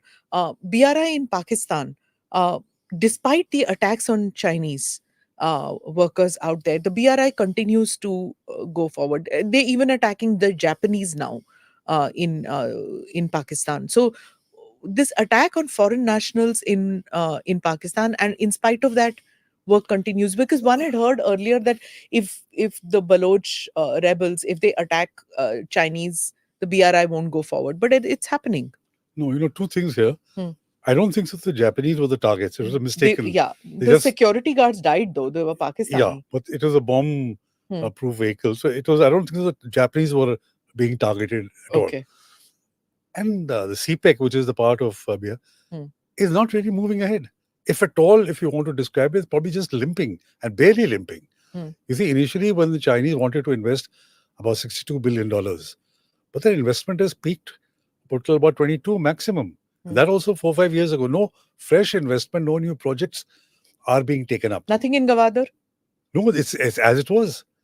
As it was. Even the desalination plants, which was to provide water to the, is not being done. And in fact, so much so that the power plants which China had put up in the fast track in the first phase, which are online, but the electricity being produced is so expensive because the rate of return promised, with sovereign guarantee, something like 22%. So the electricity generated is so expensive that people can't afford to buy it. So some plants have shut down. In fact, the other day I was reading a hilarious thing. The world over is going on solar energy. Here, that NEPRA or whatever is the organization, they are protesting that people should not go in for solar energy because then who will buy this electricity? What Pakistan has done because of CPEC is they built the power plants. They didn't focus on transmission lines. The transmission lines are very poor. They can't handle the load and they're frequent breakdowns. So you have surplus energy, but no transmission, and electricity is too expensive. So the real right mess. And so if people start doing solar energy, then you can imagine the Joby investment which has been done and which they have to pay. And the Chinese power producers are saying, you pay us the money because they have been lent money by Chinese banks who are saying now pay us because our balance sheets, whatever, we need the money back. And Pakistan says, yeah. So they keep going to running to China to roll over payments. Ajay, you've been posted in Islamabad more recently than Tilak's posting in Islamabad. So when you were there, that transition was happening where Pakistan was moving closer to China as compared to America. Tell me a little bit about that flux that was happening at that stage. Yes, and then the Pakistanis always wanted to balance the equities in the West and the US and China as well. All that changed a bit in 2021 because once the Americans withdrew from Afghanistan on 15th August 21, then it lost sort of strategic interest in Pakistan because it didn't require it immediately for access to Afghanistan. So Pakistan tended to move more into the Chinese camp. But what we've seen recently is they don't want to give up those equities in the West because that unlocks, the legacy of the F-16s and other equipment that they got in the past. And more importantly, the IMF program. So the purse strings are controlled by Washington. And therefore, they don't want to alienate the West beyond a point. But their strategic dependence on Pakistan has deepened. And, as Tilak was saying, it was clear even while I was there that CPEC was dying, that it was a plan that would really freeze at $22 billion and what they had. Even apart from the fact that Imran Khan was questioning it, he used to call CPEC was being called China Punjab economic corridor because the Chinese felt ye Punjabi acha kaam karte hain. Shehbaz Sharif was taking care of their projects, but in Balochistan and other places, they were being blown up or threatened and so on.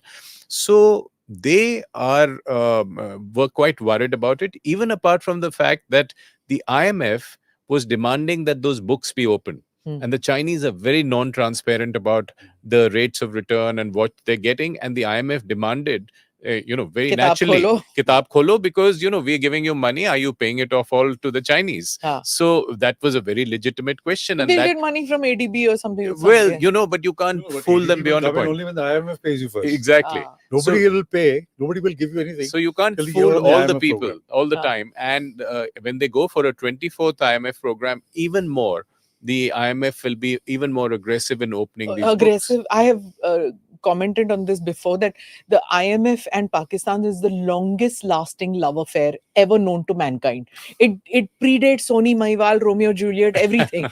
मतलब ये But इनका it ends जो up in a divorce after every program. फिर निकाह होता है, फिर divorce हो जाता है. Okay, I like how you take this forward. Yeah. But you said just now that CPEC dying. Do you think Nawaz Sharif going to China is that revival of that trying to get a dead body to breathe again? They might do some adjustments with China, but certainly not on CPEC, because the Chinese will not be betting more on Pakistan in terms of economic investments. They might continue with a strategic bet. They will continue with a strategic bet, but they will have to see it as grant. It's not something that will give them returns.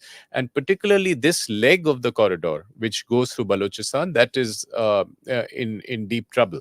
So they might want to do a couple of projects in Punjab with Maryam Nawaz Sharif's daughter, who's chief minister there, and otherwise. But, the whole CPEC bit in Gwadar and Balochistan is under threat.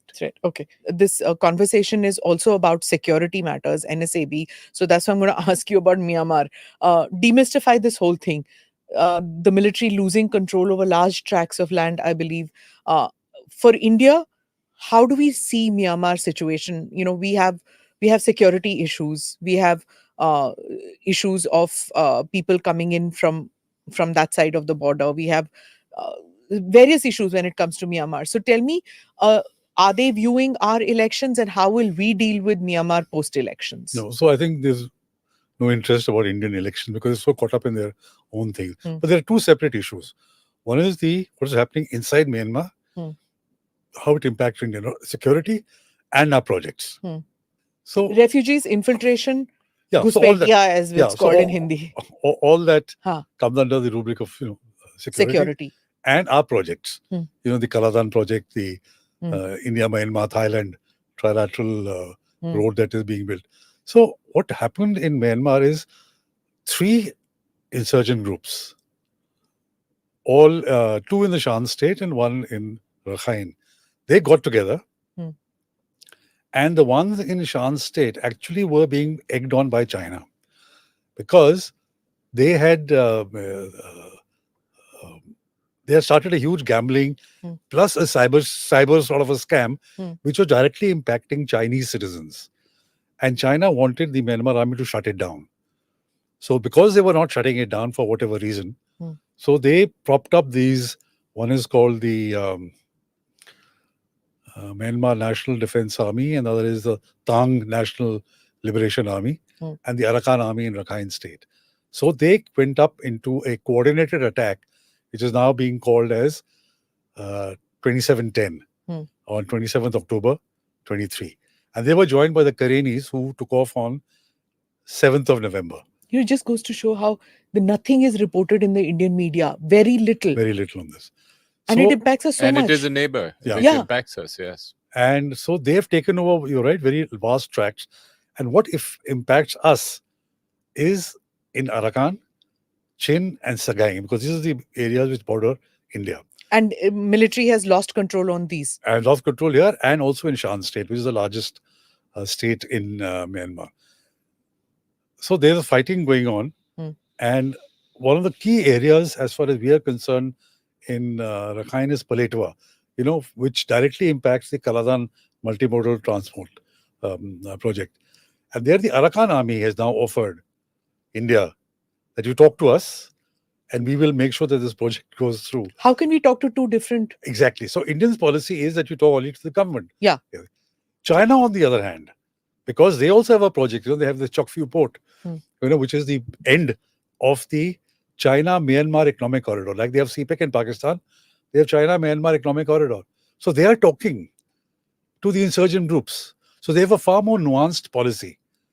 Doesn't it undermine? No, because they feel, a lot of people feel, and I've written about it, that what if there is a split in Myanmar? This is something that we need to watch very carefully. That if the Janta... Not just a rebellion, but a complete split. Yes. That if they lose control and they set up their own governments, and then what happens? So you are going to be dependent on these insurgent groups. So you need, at some stage, this is something which the new government will have to take a call on. Yeah. Here, that, what is it, what are we going to do about this? And then the one other element which I think... Stuff that we have to deal with, it's like, we didn't want to talk to the Taliban, but you willy-nilly have to talk to the Taliban. Similarly, the Arakans. Yeah. The other thing is, this is the Arakan army, which is Buddhist. But there is also the Arakan Salvation Liberation Army, or Arakan Rohingya Salvation Army, which is the Rohingya army. Which they did a drone attack recently in Naypyidaw. Not only that, in 2017, they had massacred a village of Hindus. About 100 Hindus they had massacred, and they were then, mass graves have been found. So they are vehemently anti-India, anti-Hindu. This is the Rohingyas. And they are waiting to set up some sort of a Rohingya land, if possible, between Myanmar and Bangladesh, where they will be based, and then a whole lot of insurgent groups, Al-Qaeda, ISIS, you name it, will find sanctuary over there. So these are, I'm speculating. How does Bangladesh look at it?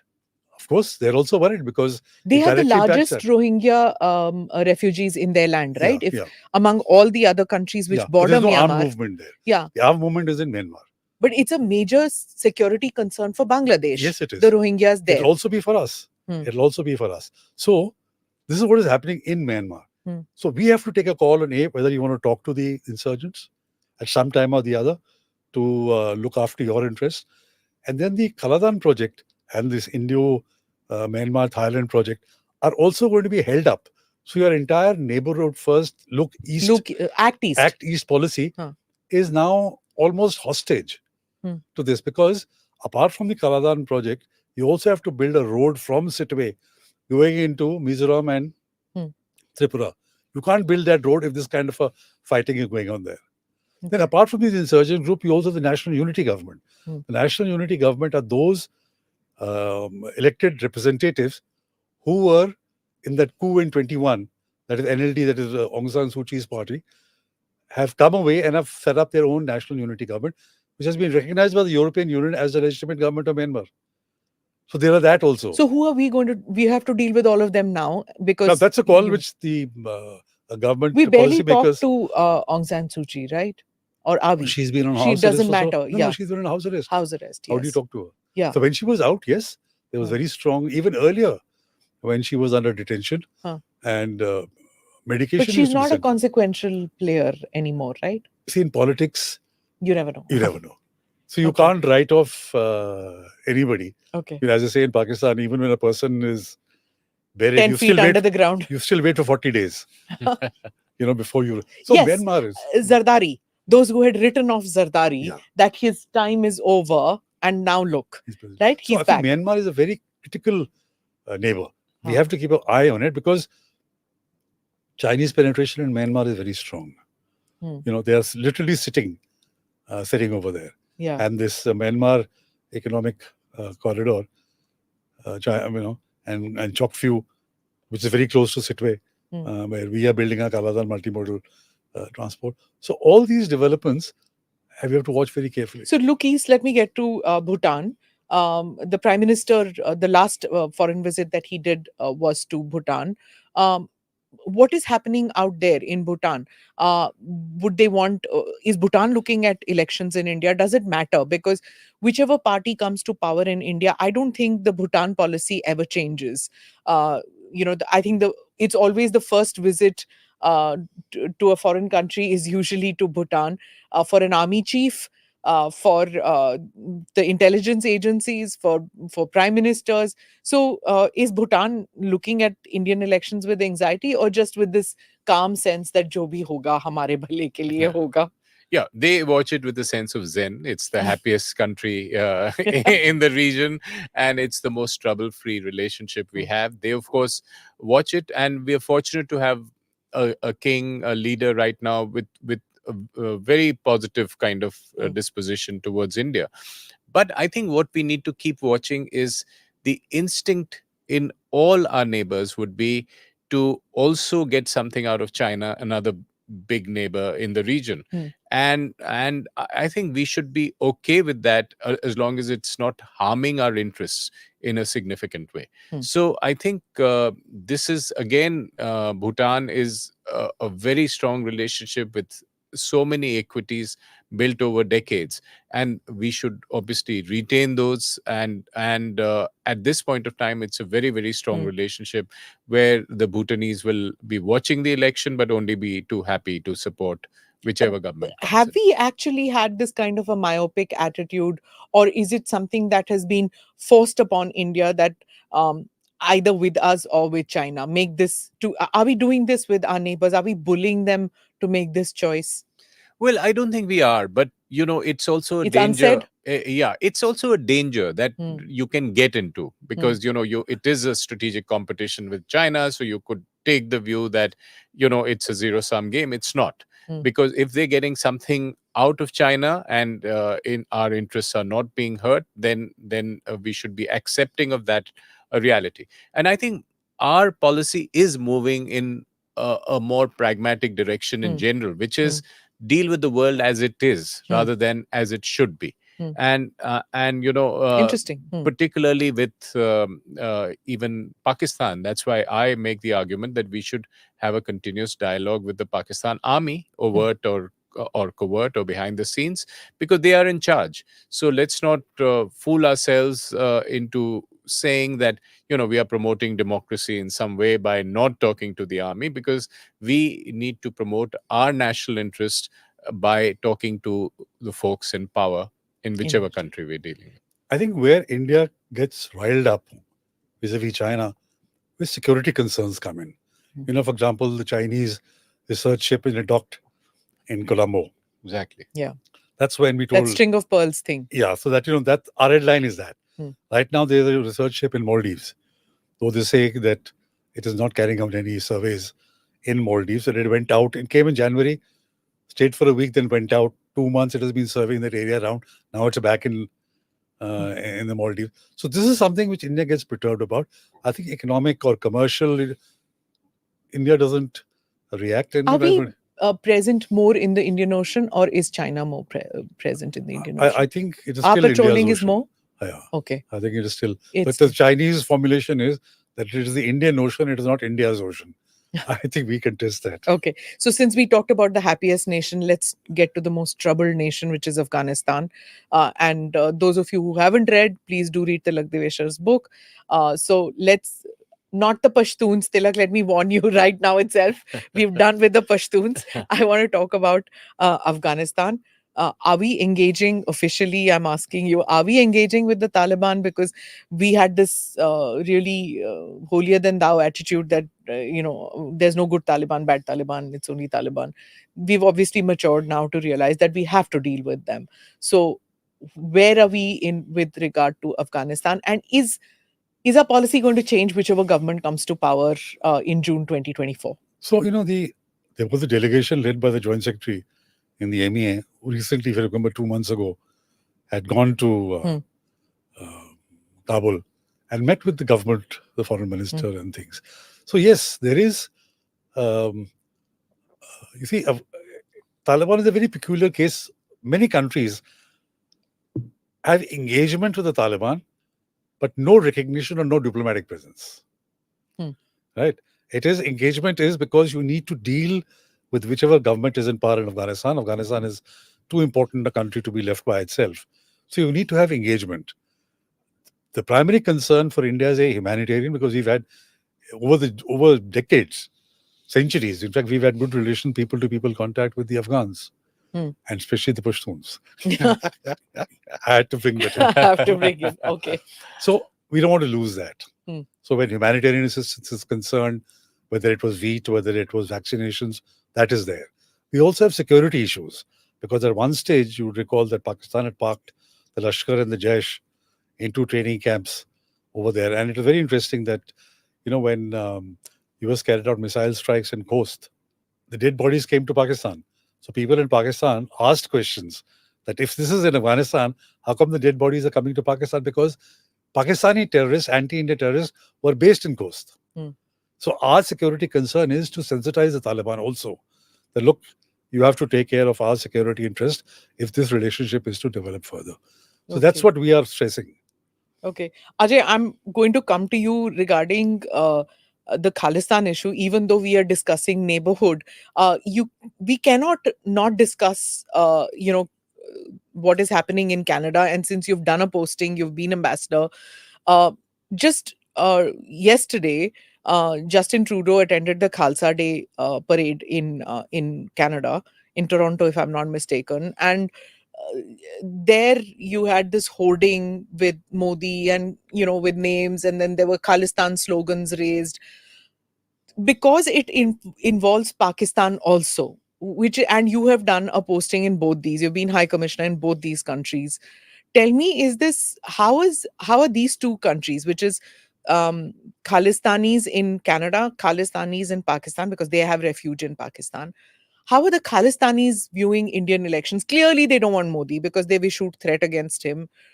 They want him off. What I want to know is that when is this issue going to get resolved? Why this obduracy on the part of the Trudeau government not to figure out that this is detrimental even to them? What is it? So there are two dynamics here. One you referred to is Pakistan. For Pakistan, just like it was in the 80s and 90s, a low-cost warfare against India to try and exploit a fault line is also to finance and help and fan Khalistani movements overseas. So when I had protesters outside my mission in Ottawa, they would be waving Kashmir flags and Khalistan flags, the same bunch of guys. So it was buy one get one free kind of situation. That they were possibly funded by the same kind of people. So there is a certain sponsorship. But in Canada, it's unique because this Khalistani issue is a fringe issue in several geographies. It's there in the US, in the UK, in Australia and Germany. They're not in government. In Canada, they exactly. are. But what is different in Canada is that it enters into local politics. And in this particular case, you have a party called the NDP, headed by Jagmeet Singh, which is a sort of junior coalition partner of the current dispensation, and therefore they have a disproportionate say in the way the Prime Minister behaves by making statements in Parliament and by attending clearly radical events. So I think that becomes the problem, and it is a continuing problem in Canada because diaspora politics becomes very important because a large number of citizens come from overseas and therefore they bring their politics to Canada.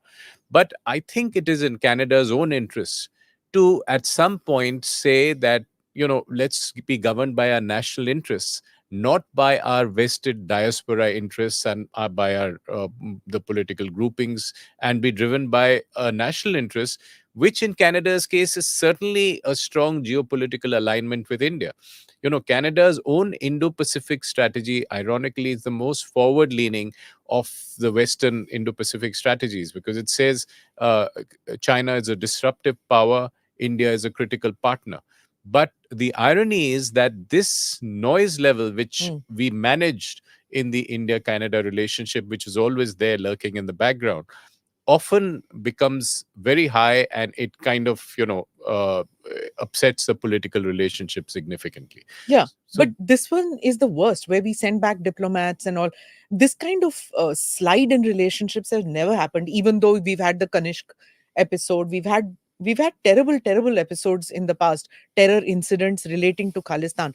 But diplomatically, it didn't get affected as much as it has today? Yeah, At least that's, I you don't know, know, you would know better. in a sense, it was contained in the diplomatic sphere because we Yeah. continue to have more than $90 billion of Canadian investment in India, and that continues to mount. And so, what happened was that in diplomatic terms, the messaging had to be given back and forth, and this was a strong message that came out of India. But I think again, Canada has to learn from the US on how this situation was managed, because we had a similar set of issues with the United States where we said that, these are serious security issues. Our security experts on both sides should deal with them and, answer them satisfactorily. But if you elevate them to the front pages and to the political level, then the noise becomes harder to manage. The whole situation becomes much harder to manage. So I think it is a case of anger management that we require. Please, for our viewers and listeners, do buy Ajay's book, Anger Management. Let me come, before I come to you on this Khalistan issue, I have to ask you about your book and about what your tenure like was there. Tell me a little bit about when you had to come back. Yeah, so ironically, the most fascinating week in my entire tenure was the one where I had to leave, because This that is a had hotspot, no? You've been in Canada as well as in Pakistan during the worst possible times, right? Well, Canada was not in so much trouble then. Yeah, then. So Then, some okay. people accuse me Yeah. of creating trouble. But Not me, sorry. Okay, yes, go ahead with the Pakistan. Yeah. Pakistan has multiple paradoxes. You visited Pakistan, and the paradox is that while you're dealing with hostility during the morning, you're talking to diplomats very politely during the afternoon, Yeah.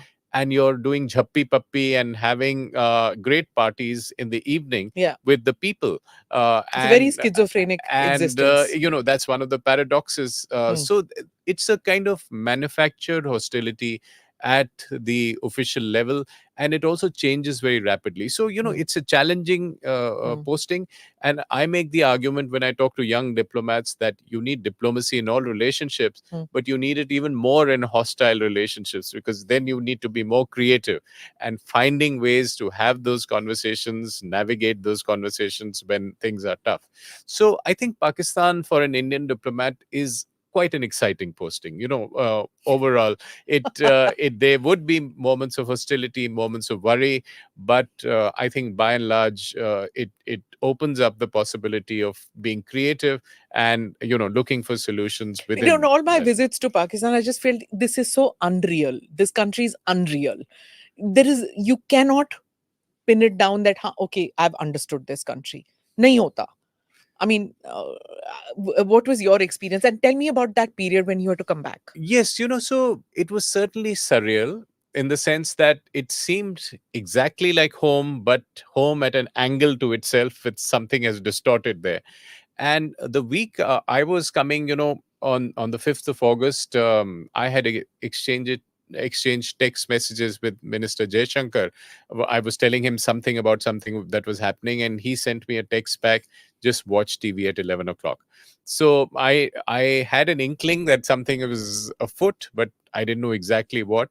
So once the events unfolded, Pakistan went into high panic. You need to tell us, because there might be some people in our viewers and listeners who live abroad who may not know. So can you give me a little context to that? Yes. So this was the 5th of August 2019. When India, in its parliament, decided to abrogate or revise Article 370, extinguishing the special status of Jammu and Kashmir. And I happened to be in Islamabad on that particular day, and I had some inkling this would happen, but not of the kind of reaction Pakistan would have. And what we got in Pakistan was a huge overreaction, because Pakistan's own position, stated by its army multiple times, is that Article 370 is a bit of a ruse. It's a fake. It's not real autonomy for Kashmir. But they reacted very strongly and said that India has done the siege of Kashmir, and India has surreptitiously taken over Kashmir, and so on. So the way the events unfolded is that they said that we should shut down the Indian mission. We should ask the Indian High Commissioner to leave because of all this trouble that has been created. When was the last time it happened? when an Indian High Commissioner was asked to Well, leave?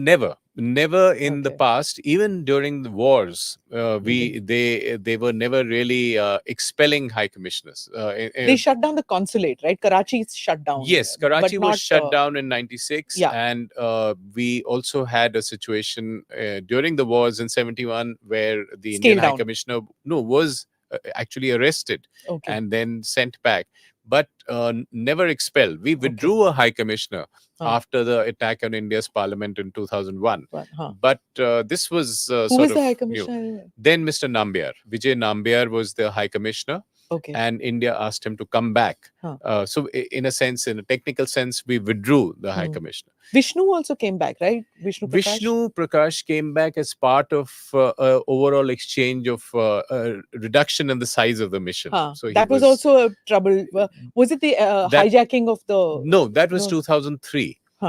So that was in I think 2002-3. That's the time where Jalil Abbas Jalani was asked to leave because he was caught giving money to the Hurriyat. So then reciprocity. And then in reciprocity, a large number of people were returned and so on.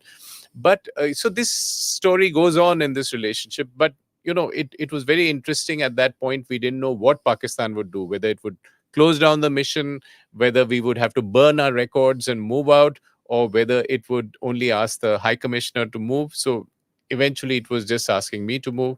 I was given 72 hours. So I had to decide what to do with my two staff in my house and so on. Your family had come back. And my family was here in Delhi at that point. But we worked it out, and then I moved out, and then my house was packed up only later.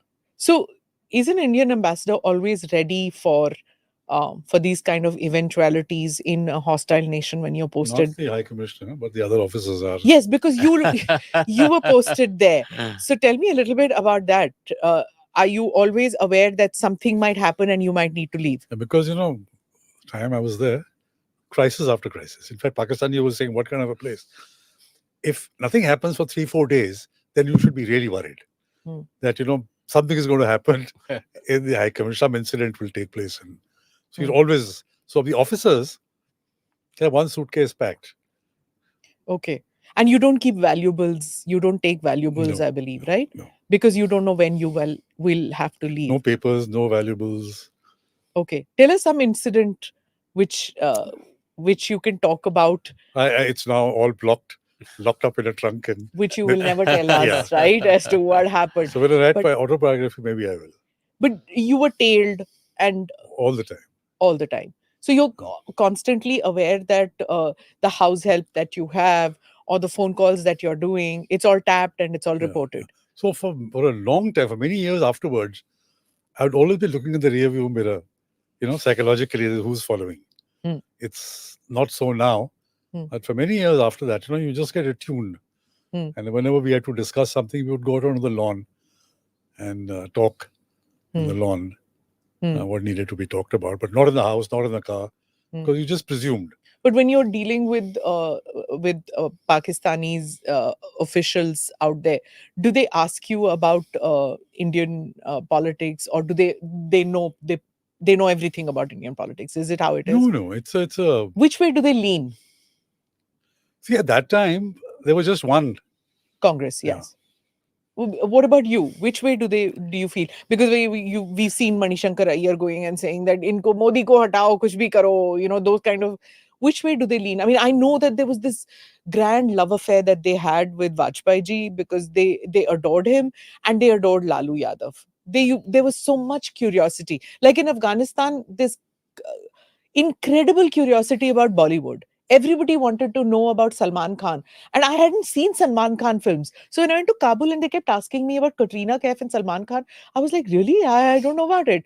And I was like, my God, I should read up on Bollywood before going there and, know about it. Crazy about Bollywood. Bollywood, but they know.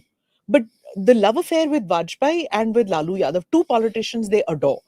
What was your experience? Absolutely. And, they remember that. But it's at two levels. One is the official kind of Islamabad. They watch India very closely. They understand India very well. And they try to spread an official narrative which is even different from their understanding.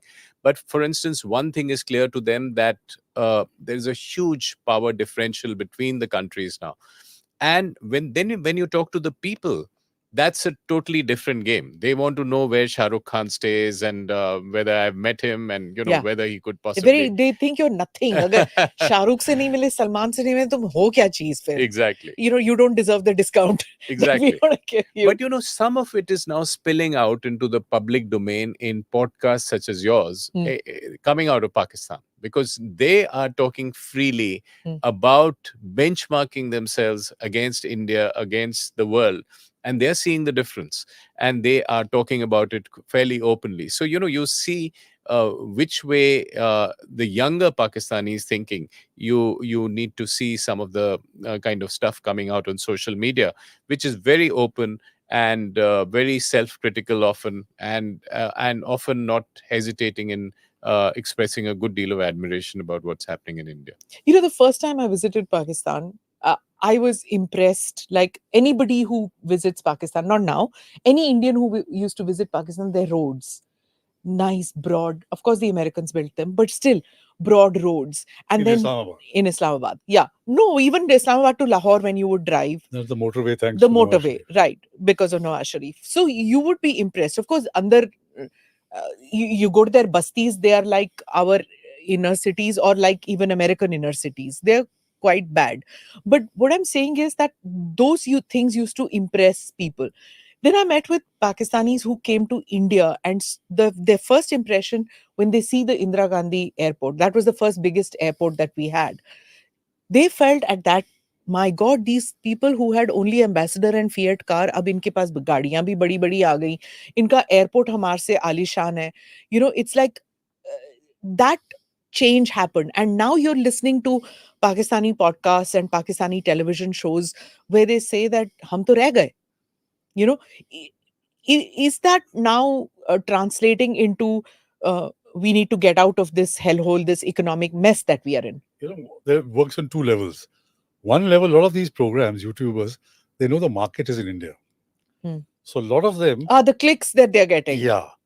The number of people, when they praise India, or they say good things about India, or they have a discussion on India... Oh, bloody. It's only for clicks. So a lot of... I'm not saying all. Some of them are genuine. Then you have the most serious people who are talking in terms of facts and figures. Not just a drawing room kind of talk and things, who talk in terms of facts and figures. India going to the moon, for example, landing in a place where nobody else has done. That is the kind of admiration that is genuine. They appreciate it. The fifth largest economy moving to becoming the third largest economy, and the kind of bridges, what's happening in J&K, the kind of situation. But then a lot of the other people are these people to get views because YouTube pays. But come se come, there is a conversation, and it's not those 10 people who had a monopoly over the Pakistani narrative who used to come to India and meet with the 10 Indians. They were these 10 udhar se, 10 idhar se, they were the only ones. There's a democratization in this space. More people are expressing views, and that's the nature of social media. And the good thing is that Pakistan hasn't completely clamped down on it, but the difference between the official narrative and what people themselves are seeing and sensing has become huge. So it's harder to sustain the official narrative about an India that is persecuting its minorities and, terrible things are happening, while the others are seeing the images, seeing the facts and figures, and putting a different narrative. So that becomes a challenge for the Pakistani establishment. Ajay, we talked about this during the Raisina dialogue also, that the street affecting the state. What is happening when street, I don't just mean rallies and protests. When I say street, I mean people who did not have official sanction to say certain things. Now, there is so much of conversation happening that the state cannot ignore what the street says. It's happening across the world. Is it happening in our neighborhood too? Whether it is in Nepal, whether Bhutan, well, Bhutan not so much, but Nepal, Sri Lanka, Pakistan, Afghanistan, is that impacting on official reaction, on official policies? I would certainly say yes. The street definitely, and because people in government or in power are seeing the expression of popular will. So in Pakistan, certainly I would say the pivot to geo-economics is also partly because popular disaffection. People are angry with the army, angry with the politicians, angry about price rises. I would argue even in Afghanistan, the kind of goodwill we got out of $3 billion that of aid that we gave, and the help that India gave, the kind of expression of goodwill that expressed itself both in the Ghani government and through the Taliban government. We are seeing a lot of goodwill towards India, a lot of desire for people to get visas and come to India and so on. So I would definitely argue that the street influences those in power. They cannot be oblivious to those sounds. In Sri Lanka, for example, the Rajpaksas were removed from power thanks to the street. Yeah. The one who protested so much and over a prolonged period of time Yeah. when Sri Lanka was going through the financial crisis. Similarly, in Bangladesh, there have been a lot of protests which has made governments more aware. In Nepal recently, I don't know how it will pan out, but the protests in favor of the monarchy in Nepal. Again, so... All over again. Yes. After how many? 40 years? 35 15, 50. 20 years ago. Huh. So again, how the street, and you see, in the case of Pakistan, when you have a cult figure like Imran Khan, and the kind of protests and the movements and etc. which he had, the public rallies that he had, that certainly shook up the establishment, especially because of his personal attacks against the army. No one in Pakistan, to my memory, has ever taken on the army in the manner in which Imran Khan did. Okay. And he charged the people. But when he went on a long march twice, that was not so successful. See, people are willing to go to in the subcontinent, people are willing to go to a jalsa, tamashe ke liye. Biryani milegi, ye and all that.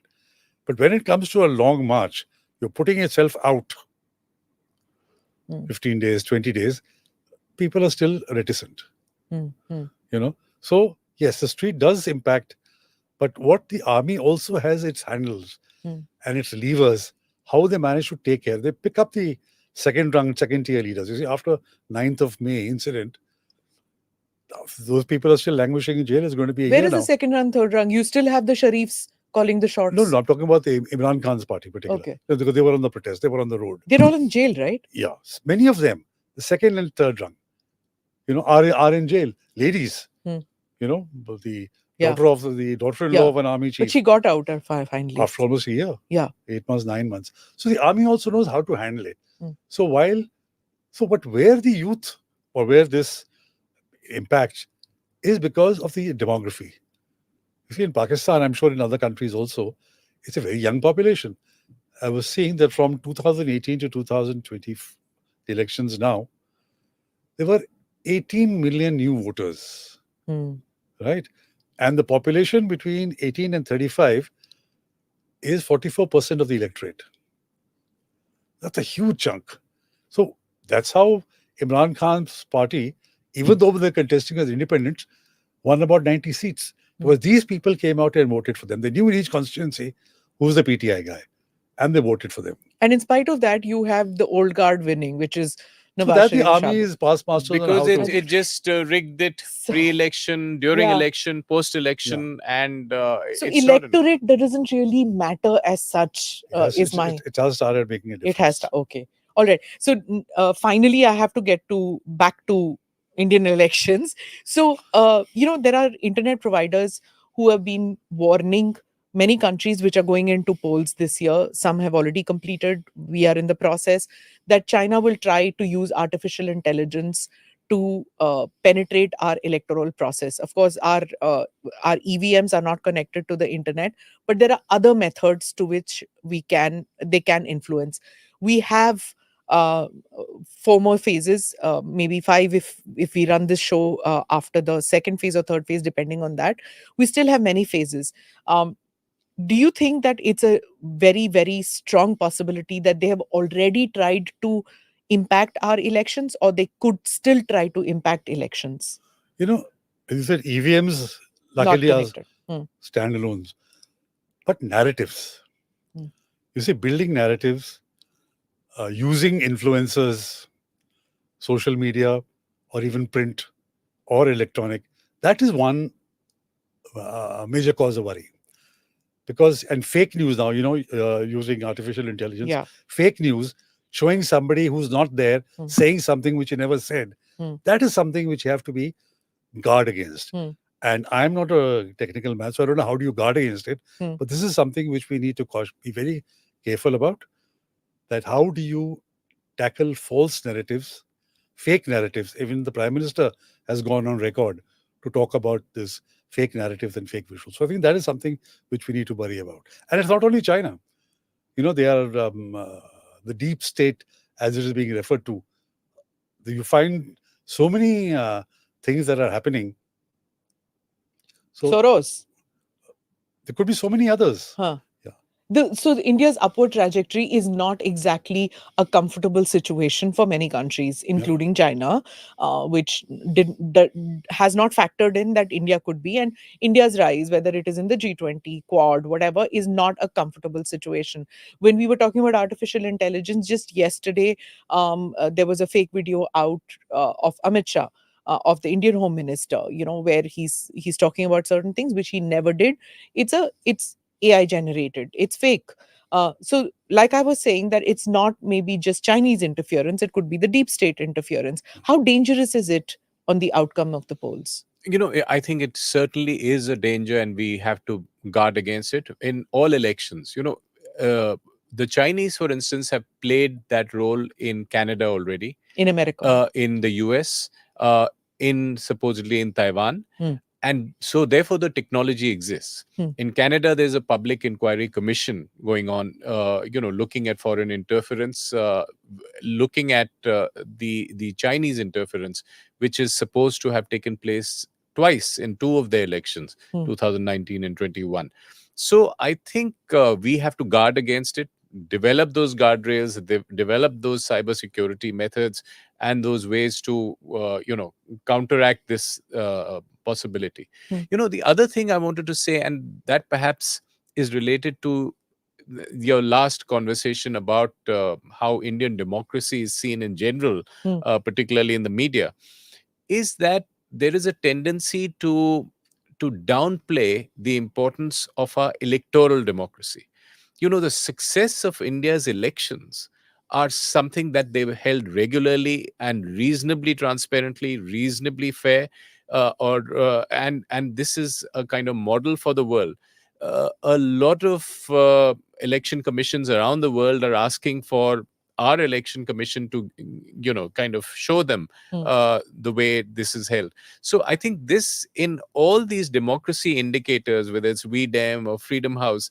Now, I used to be the Indian representative in a community of democracies, a global organization. And I would make the argument that you guys are overweighting certain factors and underweighting the most critical factor, which is the regularity of elections, the competitive politics, political parties, and whether elections are regularly held. So I think this is something that we need to be communicating better, that the fact of electoral democracy is also a huge achievement. Yeah, this is exactly what Ajay said, is which I did one podcast with Shashi Shekhar about this, that these Western democracies who make it their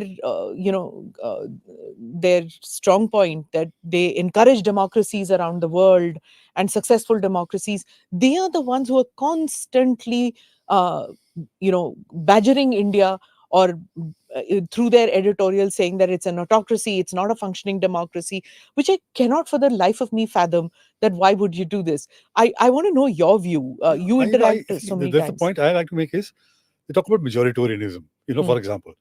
Look, what is the objective of a parliamentary democracy? For political parties to try and get as many seats as possible. Now, if a party is getting, over 300 seats or more than that, what is a party supposed to do? I don't want 50 seats. I'll give 50 seats to the opposition. Right?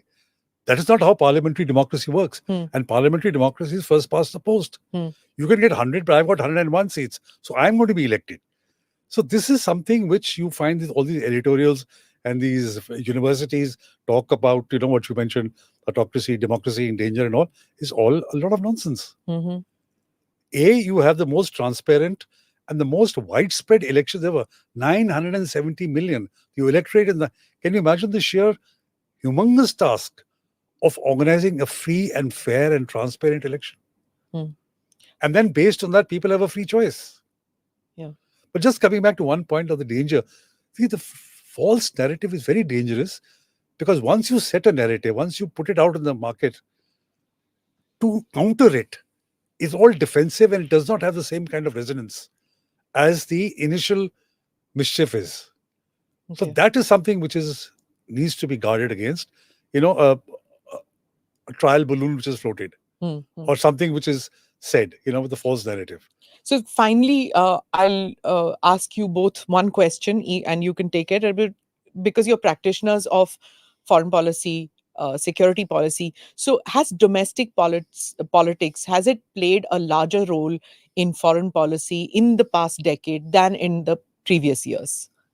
I would argue no, not than in the past, because finally your foreign policy is furthering an expression of national interest. And the national interest, you might argue, is interpreted differently, projected differently, and translated differently in diplomacy. But it is not that we have more of a domestic issues being translated overseas. I think the foreign policy is certainly based on managing India's rise, which is a benign rise, I think, compared to China's, for instance, and maximizing the benefits one gets from the world, from the neighborhood and beyond, for easing that rise, whether it's in terms of a better geopolitical climate, or whether better investment conditions, and so on. So I won't say that has dramatically changed. Tilak, same question. I think the distinction between domestic and foreign, which may have been there earlier in two different compartments, is no longer there. It's not silos anymore. It's not silos anymore. Because... And security also, you would say? Yeah. All interconnected? You see, because, for example, economic development. Our priority is to develop the country economically. And for that, you need to have, where you want trade, you want FTAs. So all that becomes part of foreign policy. Similarly, on security interests. If you have a security problem in Bangladesh, for example, or in Myanmar, it is projected through diplomatic. So I think the distinction between domestic and foreign policy is now blurred, and one feeds into the other. Okay. One feeds into the other, and that's how it's being projected. Right. Thank you, gentlemen, for sparing the time and speaking with me. And when we have a new government in place in June, I would like you to come back to the show and explain to me as to what is the focus that this government, the new government, would want for the next 5 years. Thank you so much. Thank you so much for having me. Thank you so much. This was wonderful. Enjoy talking to you. Thank you. Thank you for watching or listening to this edition of the ANR podcast with Smita Prakash. Do click on the subscribe and like buttons. Namaste. Jai Hind.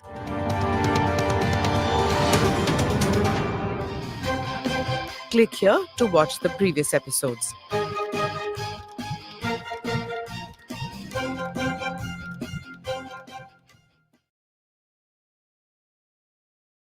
We know there will be a change in the Security Council. The real issue is, when does it come? How long does it take? And what form will it take? Now, again, even if you look at what form will it take, I think some parts of it are quite obvious. There is not a single African member. There is not a single Latin American member. I mean, Africa is a continent of more than 50 nations, but there's no member. So, and I mean, in the case of Asia, yes, there is one member, but if you look today at the dynamism of Asia, the demographics of Asia, the size of nations, I think there's a very, very strong case as well. So these discussions are going on. We felt that, in many ways, the discussions have not progressed because those who are opposed to any change have found ways of delaying it. But we have now reached a stage where actually different countries and groups are presenting there is a process called the Intergovernmental Negotiation, IGN process. The process is currently chaired by Kuwait and Austria. They are today being presented with different models of, of how such change can happen. The developing countries, the Global South, has presented its model. It's a group called L69 there. Mexico has presented its model. On behalf of small countries, Liechtenstein has presented its model.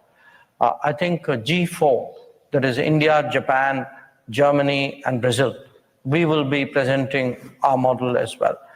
And I'm sure there'll be an African presentation. There may be some other regions. So it is a process which is moving. We believe that process cannot be stopped. It can be delayed. But in the good of the world, the sooner it happens, the better it would be. If the most populous countries of the world are kept out, or if some of the biggest resource providers for the UN are kept out, that's not good for the organization. So we want that realization really to grow. And as someone who's seen this debate over many, many decades, I do feel today that there is a certain momentum which has come about.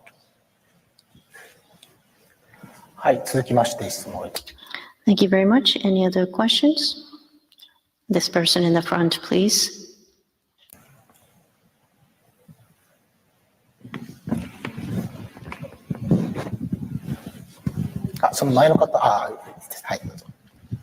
Yeah, thank you, sir. So my question is from the viewpoint of the Quiet framework, and I would like to know that is there any nuclear strategic planning is planned under the Quiet framework to address the... Sorry, is there any?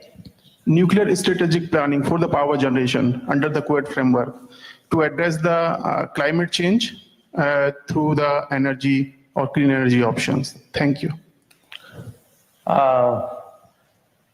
The Quad does discuss climate change. The Quad has discussed energy and technology issues, but we have not had an explicit coordinated discussion on nuclear energy per se. If you look at the Quad countries, three of us, Japan, US, India, we have very substantial nuclear programs.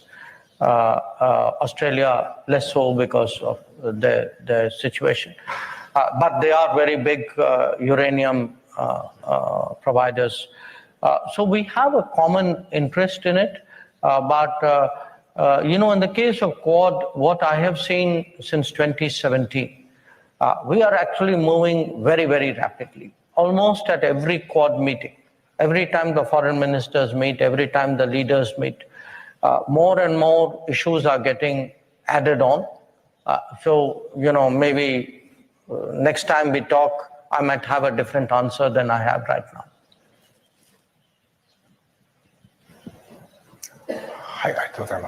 Thank you very much, Doctor. Your excellent speech. My name is Manish Gupta. I work for Mitsubishi Mahindra Agri Machinery in Japan. I've come here with my wife Shalini. We would like to hear from you why Bharat matters. Well, you can hear from me, but it would be better if you actually got the book and read it. And the reason is I have a whole lot of reasons why Bharat matters. But if I fast forward you through the book, I would say why Bharat matters today is in many ways we've had a remarkable change in India in the last 10 years. It's a change that anybody who goes to India can see. The infrastructure is changing, the education levels is changing, the economic progress is more visible. There is a certain buzz about innovation, about startups. So actually today it's a very, very optimistic, energetic society, but one which is very confident about its own abilities. So the sense of both of what we can do has grown. But it's not only the present and the future, it's also about who we are. Because, it's very important for all societies to appreciate their own culture, their own tradition, their own heritage. Perhaps in the past, for a variety of reasons, this may not have been as strongly done as it should have been done. So my argument for why Bharat matters is Bharat matters because there is a sharper awareness of our own identity, of our own past, of our civilizational heritage, which we can bring to the international level. Bharat matters because along with tradition, there is also a big technology contribution today that India can make. So it's both tradition and technology. And Bharat matters because if I were to go to your first question, there is, at a time when many countries are moving away from the world, they are saying, I don't want to get involved, I don't want to, why should I do that? Actually, India is doing more.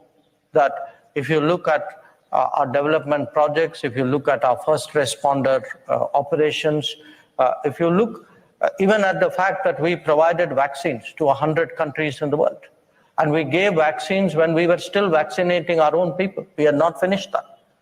So there is today a mindset in India to grow more, to do more, but also do more with the world.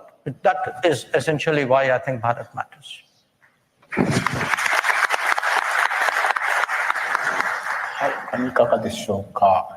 Any other question? So person sitting at the back, maybe? So in the middle, the third row, in the middle.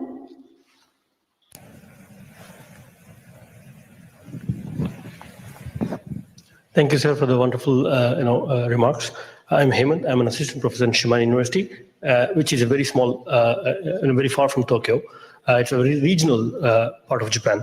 So my question to you is, we know that there's a very strong strategic and friendship and good relation between India and Japan, almost in all spheres.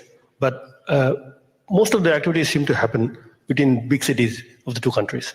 So given the demographic change and population decline and so on, in Japan, where I live, I can see that every day. So what are your thoughts on how India and Indian diaspora can contribute to regional revitalization in Japan? Thank you. Thank you for bringing up that point. I feel that today our political relationship between India and Japan is very strong. I also feel that in a domain like defense and security, it has developed very well. But if there are two domains which hasn't moved at the same level as the political relationship, one is the economic domain. We are not seeing our politics is much better, frankly, than our business. Business is not bad, but business should be growing very much faster than what it has done today. And I think many of the new technologies today offer us the chance to do that. And Japan has a long history in India. There are many areas where there are areas where Japanese companies have been there for more than 150 years in India. The other, which pertains to what you are saying, is I feel the people-to-people linkages is still relatively limited. We have, there are, as an example, because you are from a university, we have somewhere between 1.1 to 1.3 million students, Indian students out of India at any given time. I was told that the number of Indian students in Japan is about 1,500. Now, my math says that is 0.1% of roughly of the Indian students abroad. So to me, these are examples of where we should be doing more. We should be doing much more on language language teaching. Because language teaching is good for people-to-people relations, it's also good for business. And eventually it is good for a larger understanding between India and Japan. It's good for politics as well. So there are areas we need to work hard. I think anybody who can make any contribution, you certainly, if you are out of Tokyo, your contribution is even more important. I would urge you all, each of you in your own way, to find ways of contributing to the relationship.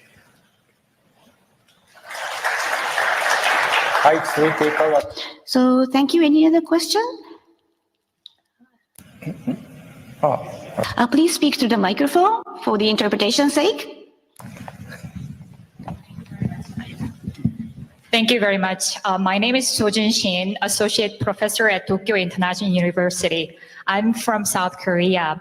I have 3 questions. The first question addresses India's Indo-Pacific strategy, which emphasizes free, open, and rules-based Indo-Pacific strategy. But what is the strategic importance of this India's strategy to Asian neighbors other than Japan? And second question is about Quad. I'm wondering whether Quad dialogue can be extended to other Asian countries like South Korea or ASEAN community. Well, you mentioned about India is outlier, but there are many other Asian countries which feel like outliers themselves, especially in the Quad dialogue, I guess. So I'm wondering about your thought. And the third question is about Global South. Sorry. Well, I think India's role as the leader in Global South, making the Global South community, their solidarity is very important, especially in terms of economic role. When we look at the South Asian neighbors like Sri Lanka announced economic default in 2022. And I'm wondering whether India is thinking the role in the South Asian community or maybe further in Asia as the leading economy, like as the 5th largest economy. Thank you. Okay, many questions, but your first question, does India value its ties, its relationship with other Asian countries? Just so that you know, I'm coming to Tokyo from Seoul. I was in South Korea for 2 days before I came here. We also have a very, very deep relationship with the ASEAN. In fact, for us, we associate that with what we call the reform period in India, when we opened up our economy and did many more things. And we did that by dealing much more with other countries, other economies in Asia, ASEAN, South Korea, Japan. So the short answer is yes. For us, many other partners in Asia are very important, and we certainly want to take those relationships forward as well. In fact, I gave a speech, by the way, in Korea about the importance of India-Korea relations. It's on the YouTube, so please take a look at it. The second, you spoke about outliers, and your question, can Quad include other countries? First of all, if you add another country to a Quad, it won't be called the Quad anymore. But the answer really is, the 4 of us have, in some ways we are very dissimilar, but there are many things which bring us together. We are all 4 of us currently in the Quad very strong maritime powers. If you see in the Indo-Pacific, we are located at 4 corners, almost you can say, of the Indo-Pacific. My own point, why did the Quad work in 2017? Was in each case our bilateral relationship had grown very substantially. So in each case, for example, we have today 2+2 defense and foreign affairs interaction as well. So it's not something, which you take a decision lightly. I mean, there were very good reasons why the four happened to be the four in question. On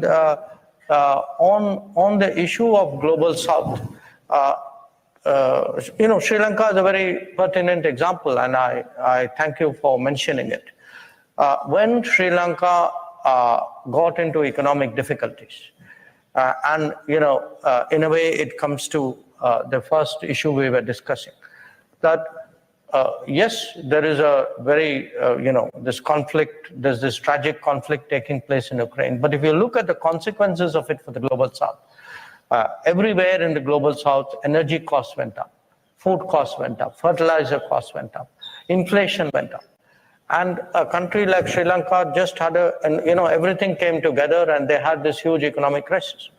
Now, during this period, if you look to see which countries stepped forward to help Sri Lanka, we in India actually put together a package within a matter of a few weeks, in fact, a few months, which was $4.5 billion to Sri Lanka in grants and loans. Now, just so that you understand, the IMF package, which took much longer, was less than $3 billion. So our direct bilateral support we gave to Sri Lanka was actually 50% larger than what the IMF gave. And more important, was given in time. It was given at a time when Sri Lanka was really struggling. So we do recognize today that as a big economy, we have more responsibilities. But I also would like the world to recognize that we may be a big economy, but we are still an economy whose per capita income is below $3,000. So when we give something to the world, it is done with a great deal of sacrifice and really a great effort on the part of people of India. I mean, the sense of international obligation is very strong, as I said during vaccination, that while we had not completed our vaccination, yet we gave vaccines. So we take our Global South responsibility very, very seriously.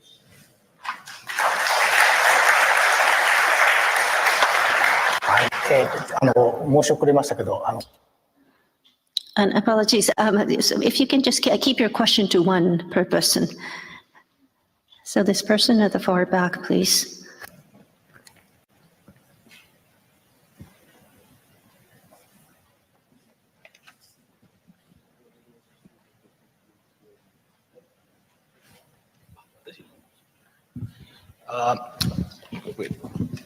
So my name is Gaustav and I am a student in Japan. I'm a master's student in Nagoya. And everyone's been like throwing the word around Global South. And one thing common between all the countries in the Global South is we all want to, shift to the Global North. Like all of our educated individuals, all of the qualified individuals want to move to the Global North.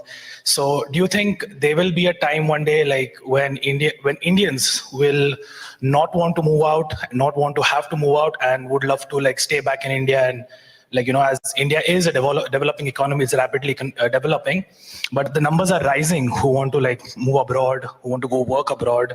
So do you think there will be a time in the future where, these numbers will reduce? I'm just curious, how long have you been studying in Japan? 1.5 years. 1.5 years. Look, my sense is that there's already a big change happening, because at the end of the day, if I had an opportunity at home versus having an opportunity abroad, why would I move out of my own environment if I had that opportunity? So I look at the problem somewhat differently than you do. I mean, to me, it is a question of creating growth and opportunity in India. To the extent that growth rates are faster, but also, it's not just a growth rate. Along with that, if employment opportunities are more, if there is a startup culture, not everybody today wants a salaried job. Not everybody wants to join the government. There are people, much of the attraction of people who go out sometimes is that they do their own thing. Now, if you can create a situation in India where that is possible, I think the youth of India would have a much more optimistic view of their own prospects in India. And that is one of the changes which is happening today. I mean, if you look today at the number of startups, I mean, we have today I think just in numbers terms, the third largest startups in the world. You look at the number of unicorns which have come up in this period, because they are inspirational examples for every other startup, because somebody doing a startup hears of a unicorn, they feel, okay, I can also be like that. I would also say, when you see the expansion of the economy in many more areas, I give you a very, very contemporary example. We had one very small fab in India in Chandigarh. That was the only facility of the kind which existed after 80 years. On the semiconductor side, we were importing everything. And yet everybody will tell you this is the industry of the future. This is where the jobs will grow. We've had companies from abroad actually employ people in India. So they are design engineers working for foreign semiconductor companies located in India. Now, once we have taken the decision that no, we will also enter this field, we will also set up foundries, we will also, create the displays and the ATMPs for operations. You will see that anybody who has an interest in that field will now think, yes, I have an opportunity in India. So a big part of the challenge which you have flagged is about doing well in India, and to do that, frankly, we need today, a leadership which has that kind of vision, which has that ability to do it on the ground. Because sometimes people talk, but to promise something and in 2 or 3 or 5 years to actually see the factory out there. Last year, Prime Minister went to the US. One of the agreements which we sort of concluded was with this company called Micron. Now, already the Micron, I mean, we are now talking 6 months, 7 months. The Micron factory is coming up as we speak. So I think there is that big change in India, which also you need to recognize, and I'm sure it will be very good for people of your generation.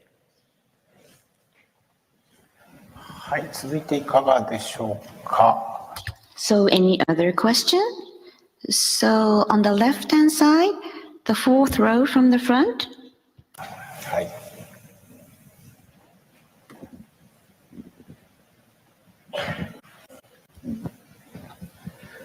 Thank you so much. First of all, I would like to thank the Nikkei Forum for this opportunity. And sir, it's an honor to hear you in person. My name is Devin, and my question is somewhat relates to the answer that you were discussing about the question related to why Bharat matters, and also a couple of points related to the last question.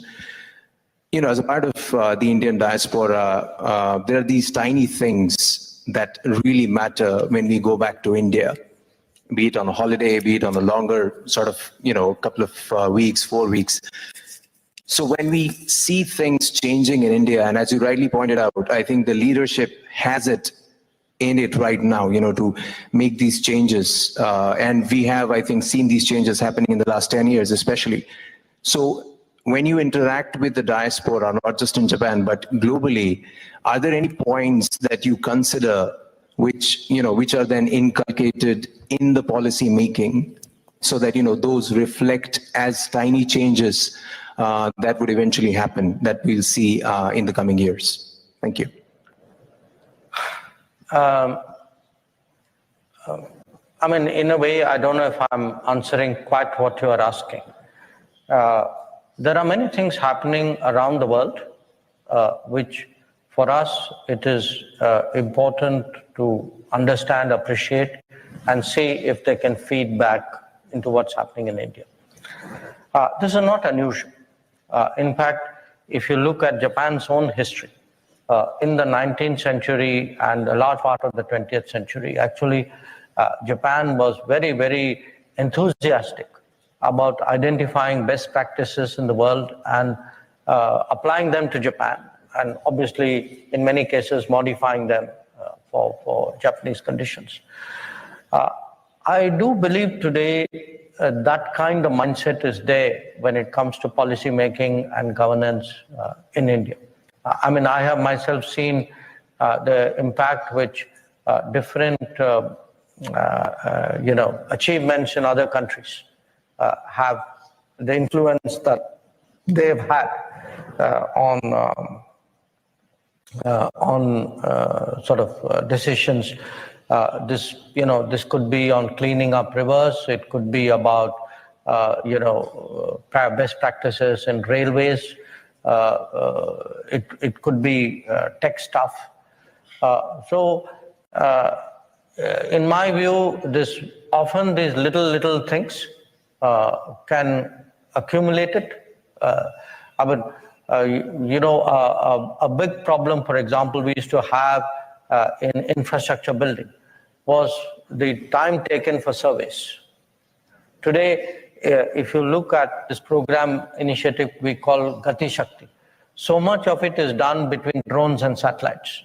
It has dramatically crunched the time. So this willingness to learn from others in the world, I think is a very important part of changing things in India. And I mean, to those Indians who are living and working abroad, a contribution physically, but you can also make it in very ways by sensitizing people or communicating to people back home.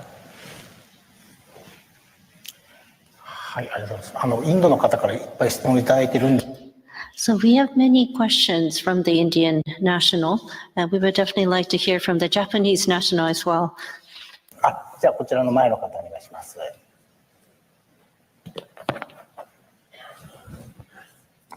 My name is Shikata, a company fellow with Mitsubishi Company Limited. Let me ask you one thing about the Taiwan. Taiwan contingency is the Japan contingency, as late Prime Minister said.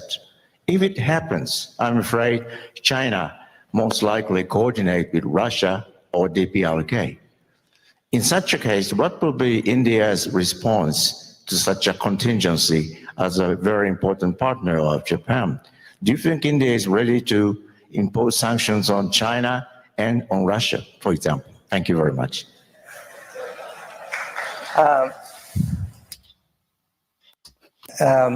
Let me make 2-3 observations here.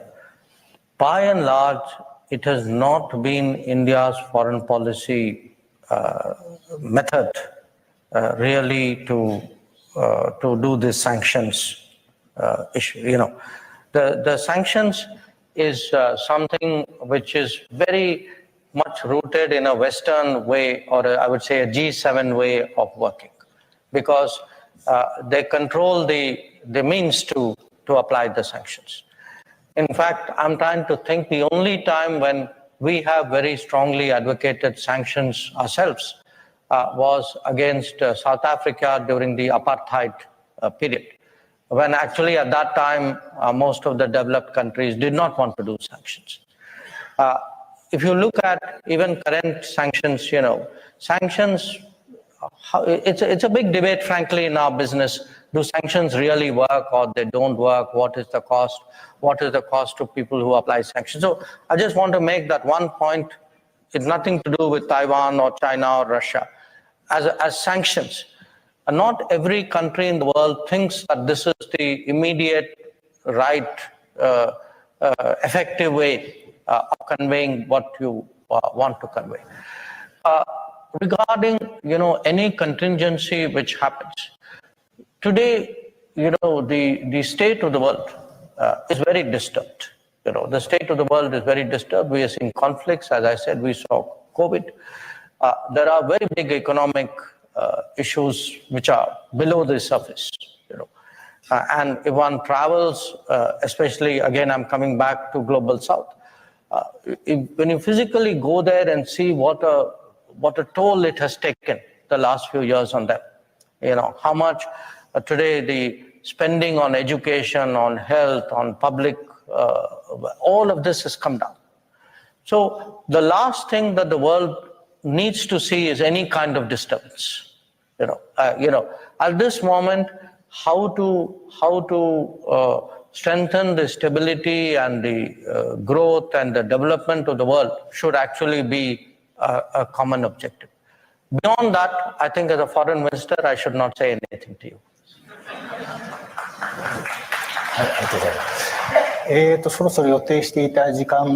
So now it is coming to a time to close, but we'd like to also have one last question from a Japanese person, maybe, sitting on the side. Hello. Professor from Kindai University. My question is about the coming general election.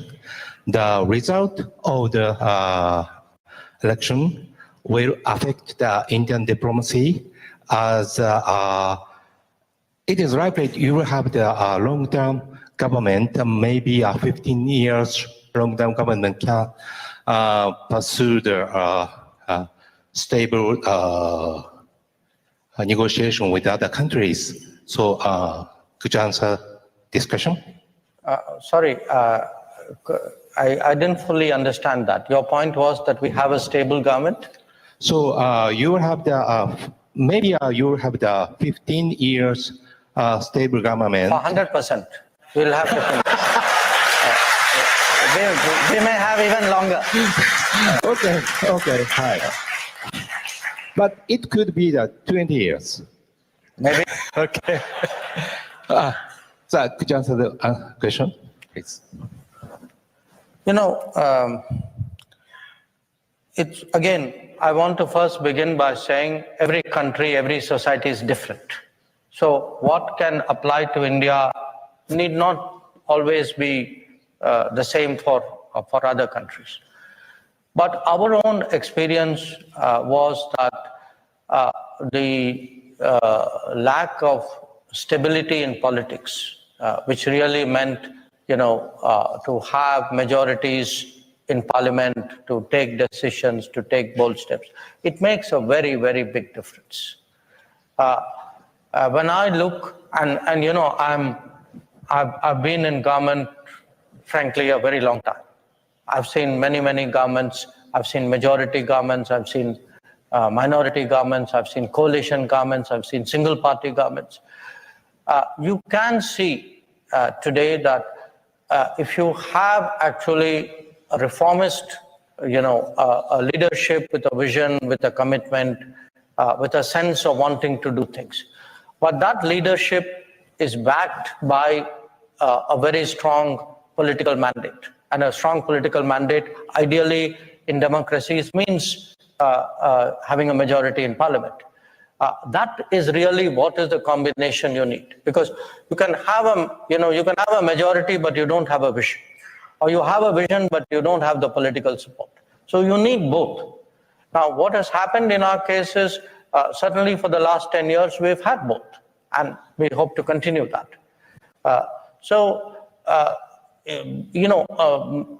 In many cases we have seen decisions which were debated for years, but suddenly you found the ability to do it.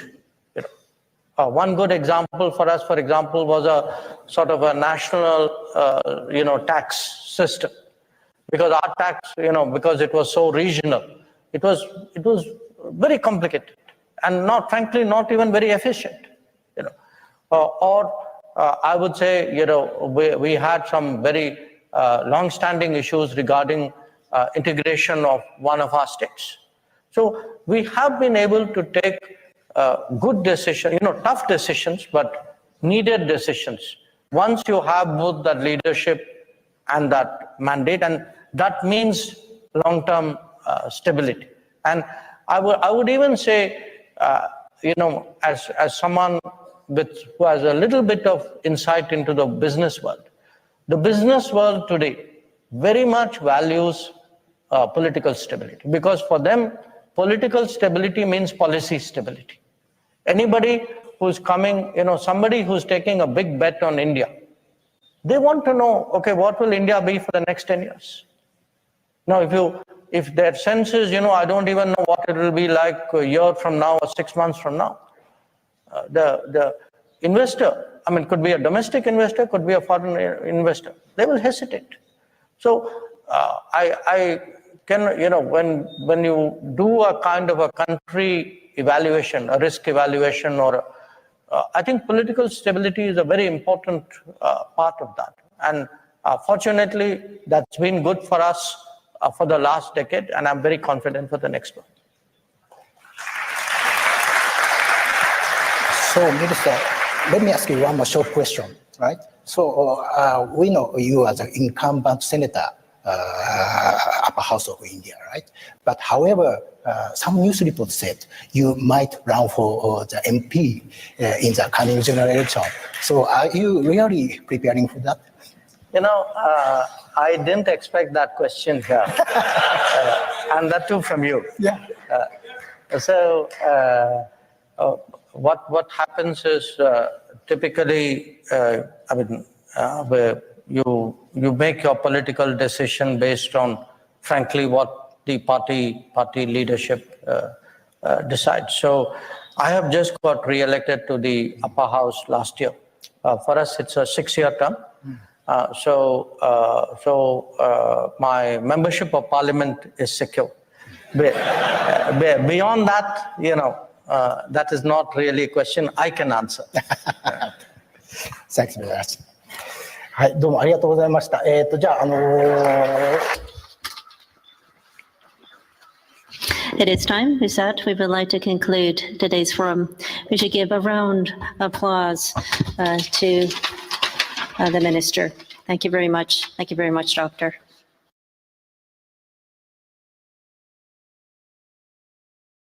And not when it doesn't suit people. But I do think it's an important principle, because, I would say injustice was done to us. I'm not advocating it should be done to everybody else.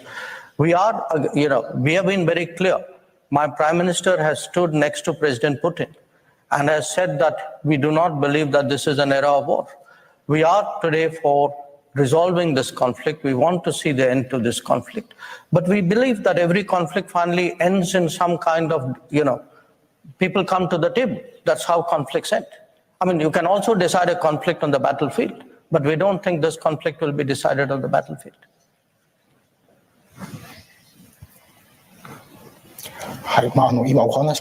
So in what you have said, the global south, 125 countries you mentioned. So in terms of global south, this concept, I would like to hear your opinion, Minister. India last year was a presidency of a G20 meeting. And within that, the globe, you also have organized a Voice of the Global Summit. And in terms of G7 have said global summit, it's a little sounding too high-handed. We try to avoid this word. And in Japan, we use the word global summit quite frequently. But the gap, how do you reckon this gap that we see regarding the notion of global south? Sorry, which word do you try to avoid? Global south. The word global south, we try to avoid them. Because I see a lot of countries who are not part of the global south, not always comfortable with the word global south. So that itself is worth thinking about. Now, what is the global south? To me, global south would be collection of countries, roughly 125, I'm giving you a number, who would have gone through, the colonial experience, have become independent after that, who in their history have seen the damage, the enormous injustice done to them, who are still in a developing mode. So there is a broad, I would say, income category. These would really be relatively low income countries, and who have a certain sense of solidarity which comes both from shared history, shared politics, as well as from shared economic development issues. So on a lot of issues, these countries actually feel for each other. They come for each other. If you are in a situation, you're all in the room. The countries of the global south will know. I mean, if there are 200 countries in the room, we would know, okay, which one of us has been through this, and we have that bonding which comes from it. That feeling has been intensified by COVID because by and large, many countries of the global south, they felt that they were the last in the line to get the vaccine, that many of their concerns about debt, concerns about trade, concerns about inflation, these were not recognized by the major powers in the world. Even they felt even up to the time when India became G20 president, that their concerns were not even on the agenda of the G20. They have a strong feeling about this. So we did last year 2 meetings of the Voice of the Global South because we wanted to listen to these 125 countries and then put before the G20 a set of issues which we said are the collective views of these 125 countries. Therefore, I can tell you, as a foreign minister who travels a lot within Asia, to Africa, to Asia, in those continents, Global South is very popular. In those continents, they know exactly what is happening, who's speaking up for them, how their issues are getting on the table.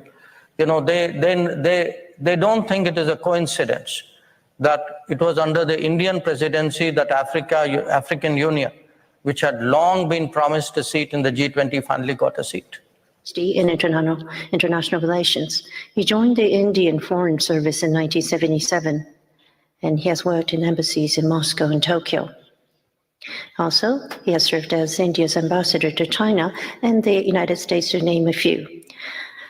Dr. was appointed as Foreign Secretary in 2015 and served till 2018, after which worked for a short while at the Tata Group, India's largest conglomerate. And he was appointed Minister of External Affairs by Prime Minister Modi in 2019. He's the author of 2 books, The India Way, Strategies for an Uncertain World, and Why Bharat Matters, which was released earlier this year. Last year, India overtook China as the most populous nation in the world. Also in 2023, India assumed presidency of the G20. As a voice representing the global south, India's growing presence in the global arena is clear for all to see. It is now time to hear the minister's view on the challenges that we face in an increasing and turbulent world and the interaction with Japan. So Dr. Jaishankar, the floor is yours.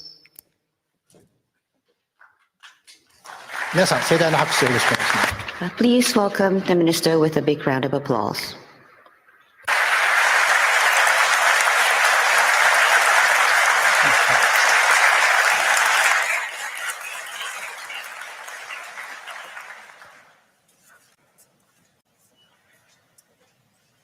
A very good morning to all of you. Let me say that I'm delighted to join you all at the Nikkei Forum to discuss the India-Japan partnership in the context of the evolving global order. As you're all aware, or at least as some of you would be aware, I've written 2 books that certainly discuss the changing order while also flagging the relevance of India-Japan ties. That, of course, underlines my deep conviction on this subject. It also reflects the long association I've had with this relationship and the witness I bear to its transformation in the last 2 decades. In my first book, The India Way, I spoke of the future posture of Japan as a big imponderable because it will bring back into the global security calculus a major economy with enormous technological capabilities. In the 4 years that have passed since that first book was published, I'm even more convinced of this belief. We are transitioning into a world of AI and chips, of electric mobility and batteries, of clean and green tech, of space and drones, and indeed much else that awaits us. There is a mirror image of this assessment that pertains to India with its enormous pool of talent. On my current visit, realizing this complementarity has actually been one of the focal points of my discussion. Another point which I make in my first book is actually the historical basis for our relationship, some of which is perhaps a little unfamiliar to the current generation. What is important is that for us, history is a positive force in our relationship, something perhaps that cannot always be said in Asia. Keeping that in mind, I focused on the maritime aspects of that collaboration.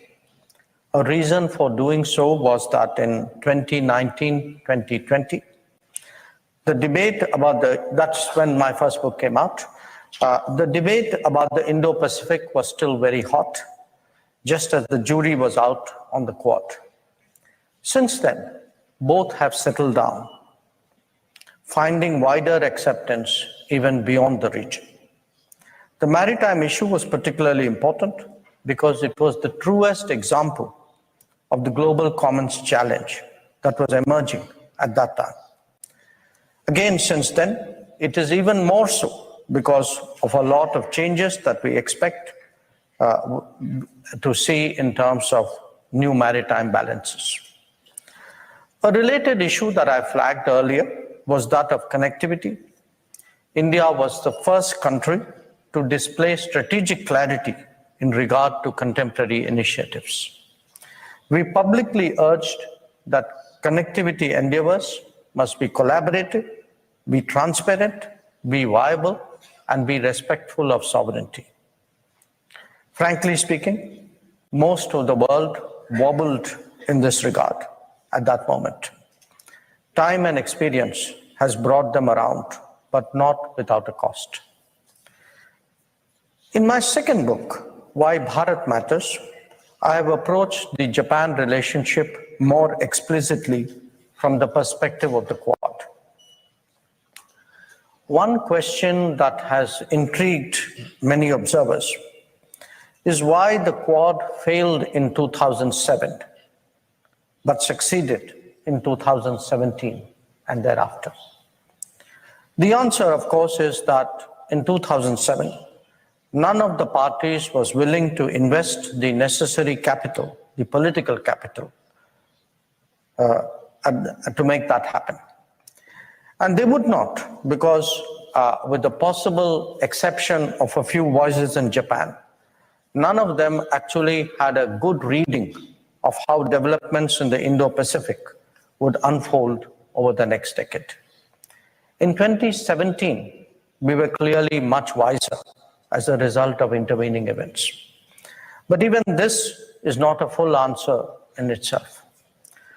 The fact is that of the Quad members, 2 of them have treaty relationships with the third. India, in many ways, is an outlier. But my case is that between 2007 and 2017, India's bilateral relationship with the United States, with Japan, with Australia, has changed so drastically that a Quad arrangement has become both viable and sustainable.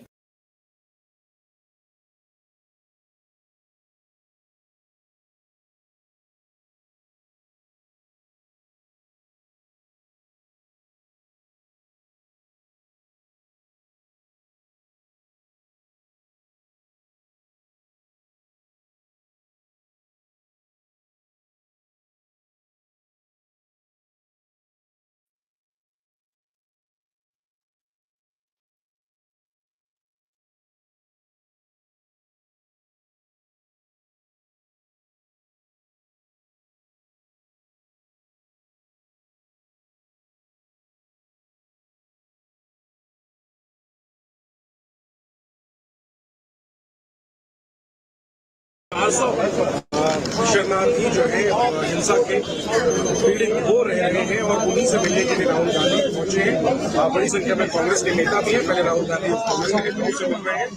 यहाँ के बाद राहुल दूसरे समुदाय यानी मैतेई समुदाय के इलाके विष्णुपुर में एक राहत शिविर में पहुंचेंगे। कुल मिलाकर हम देखेंगे कि एक साल में जब से मणिपुर में हिंसा शुरू हुई है, राहुल गांधी का ये दूसरा दौरा है। वो पिछले साल जब हिंसा हो रही थी, हिंसा चल रही थी, उस समय यहाँ मणिपुर का दौरा उन्होंने किया था। उन्होंने समुदाय के लोगों से मुलाकात की थी। इसके बाद भारत जोड़ो न्याय यात्रा यानी राहुल गांधी की भारत जोड़ो यात्रा का दूसरा चरण उन्होंने मणिपुर से ही शुरू किया था। और इसके बाद राहुल तीसरी भाई आगे ना क्यों लेके आ रहे हो? अरे ये बैठ जाओ आगे ना, क्या कर रहे हो यार भाई आगे क्यों आ रहे हो? अरे पे जाओ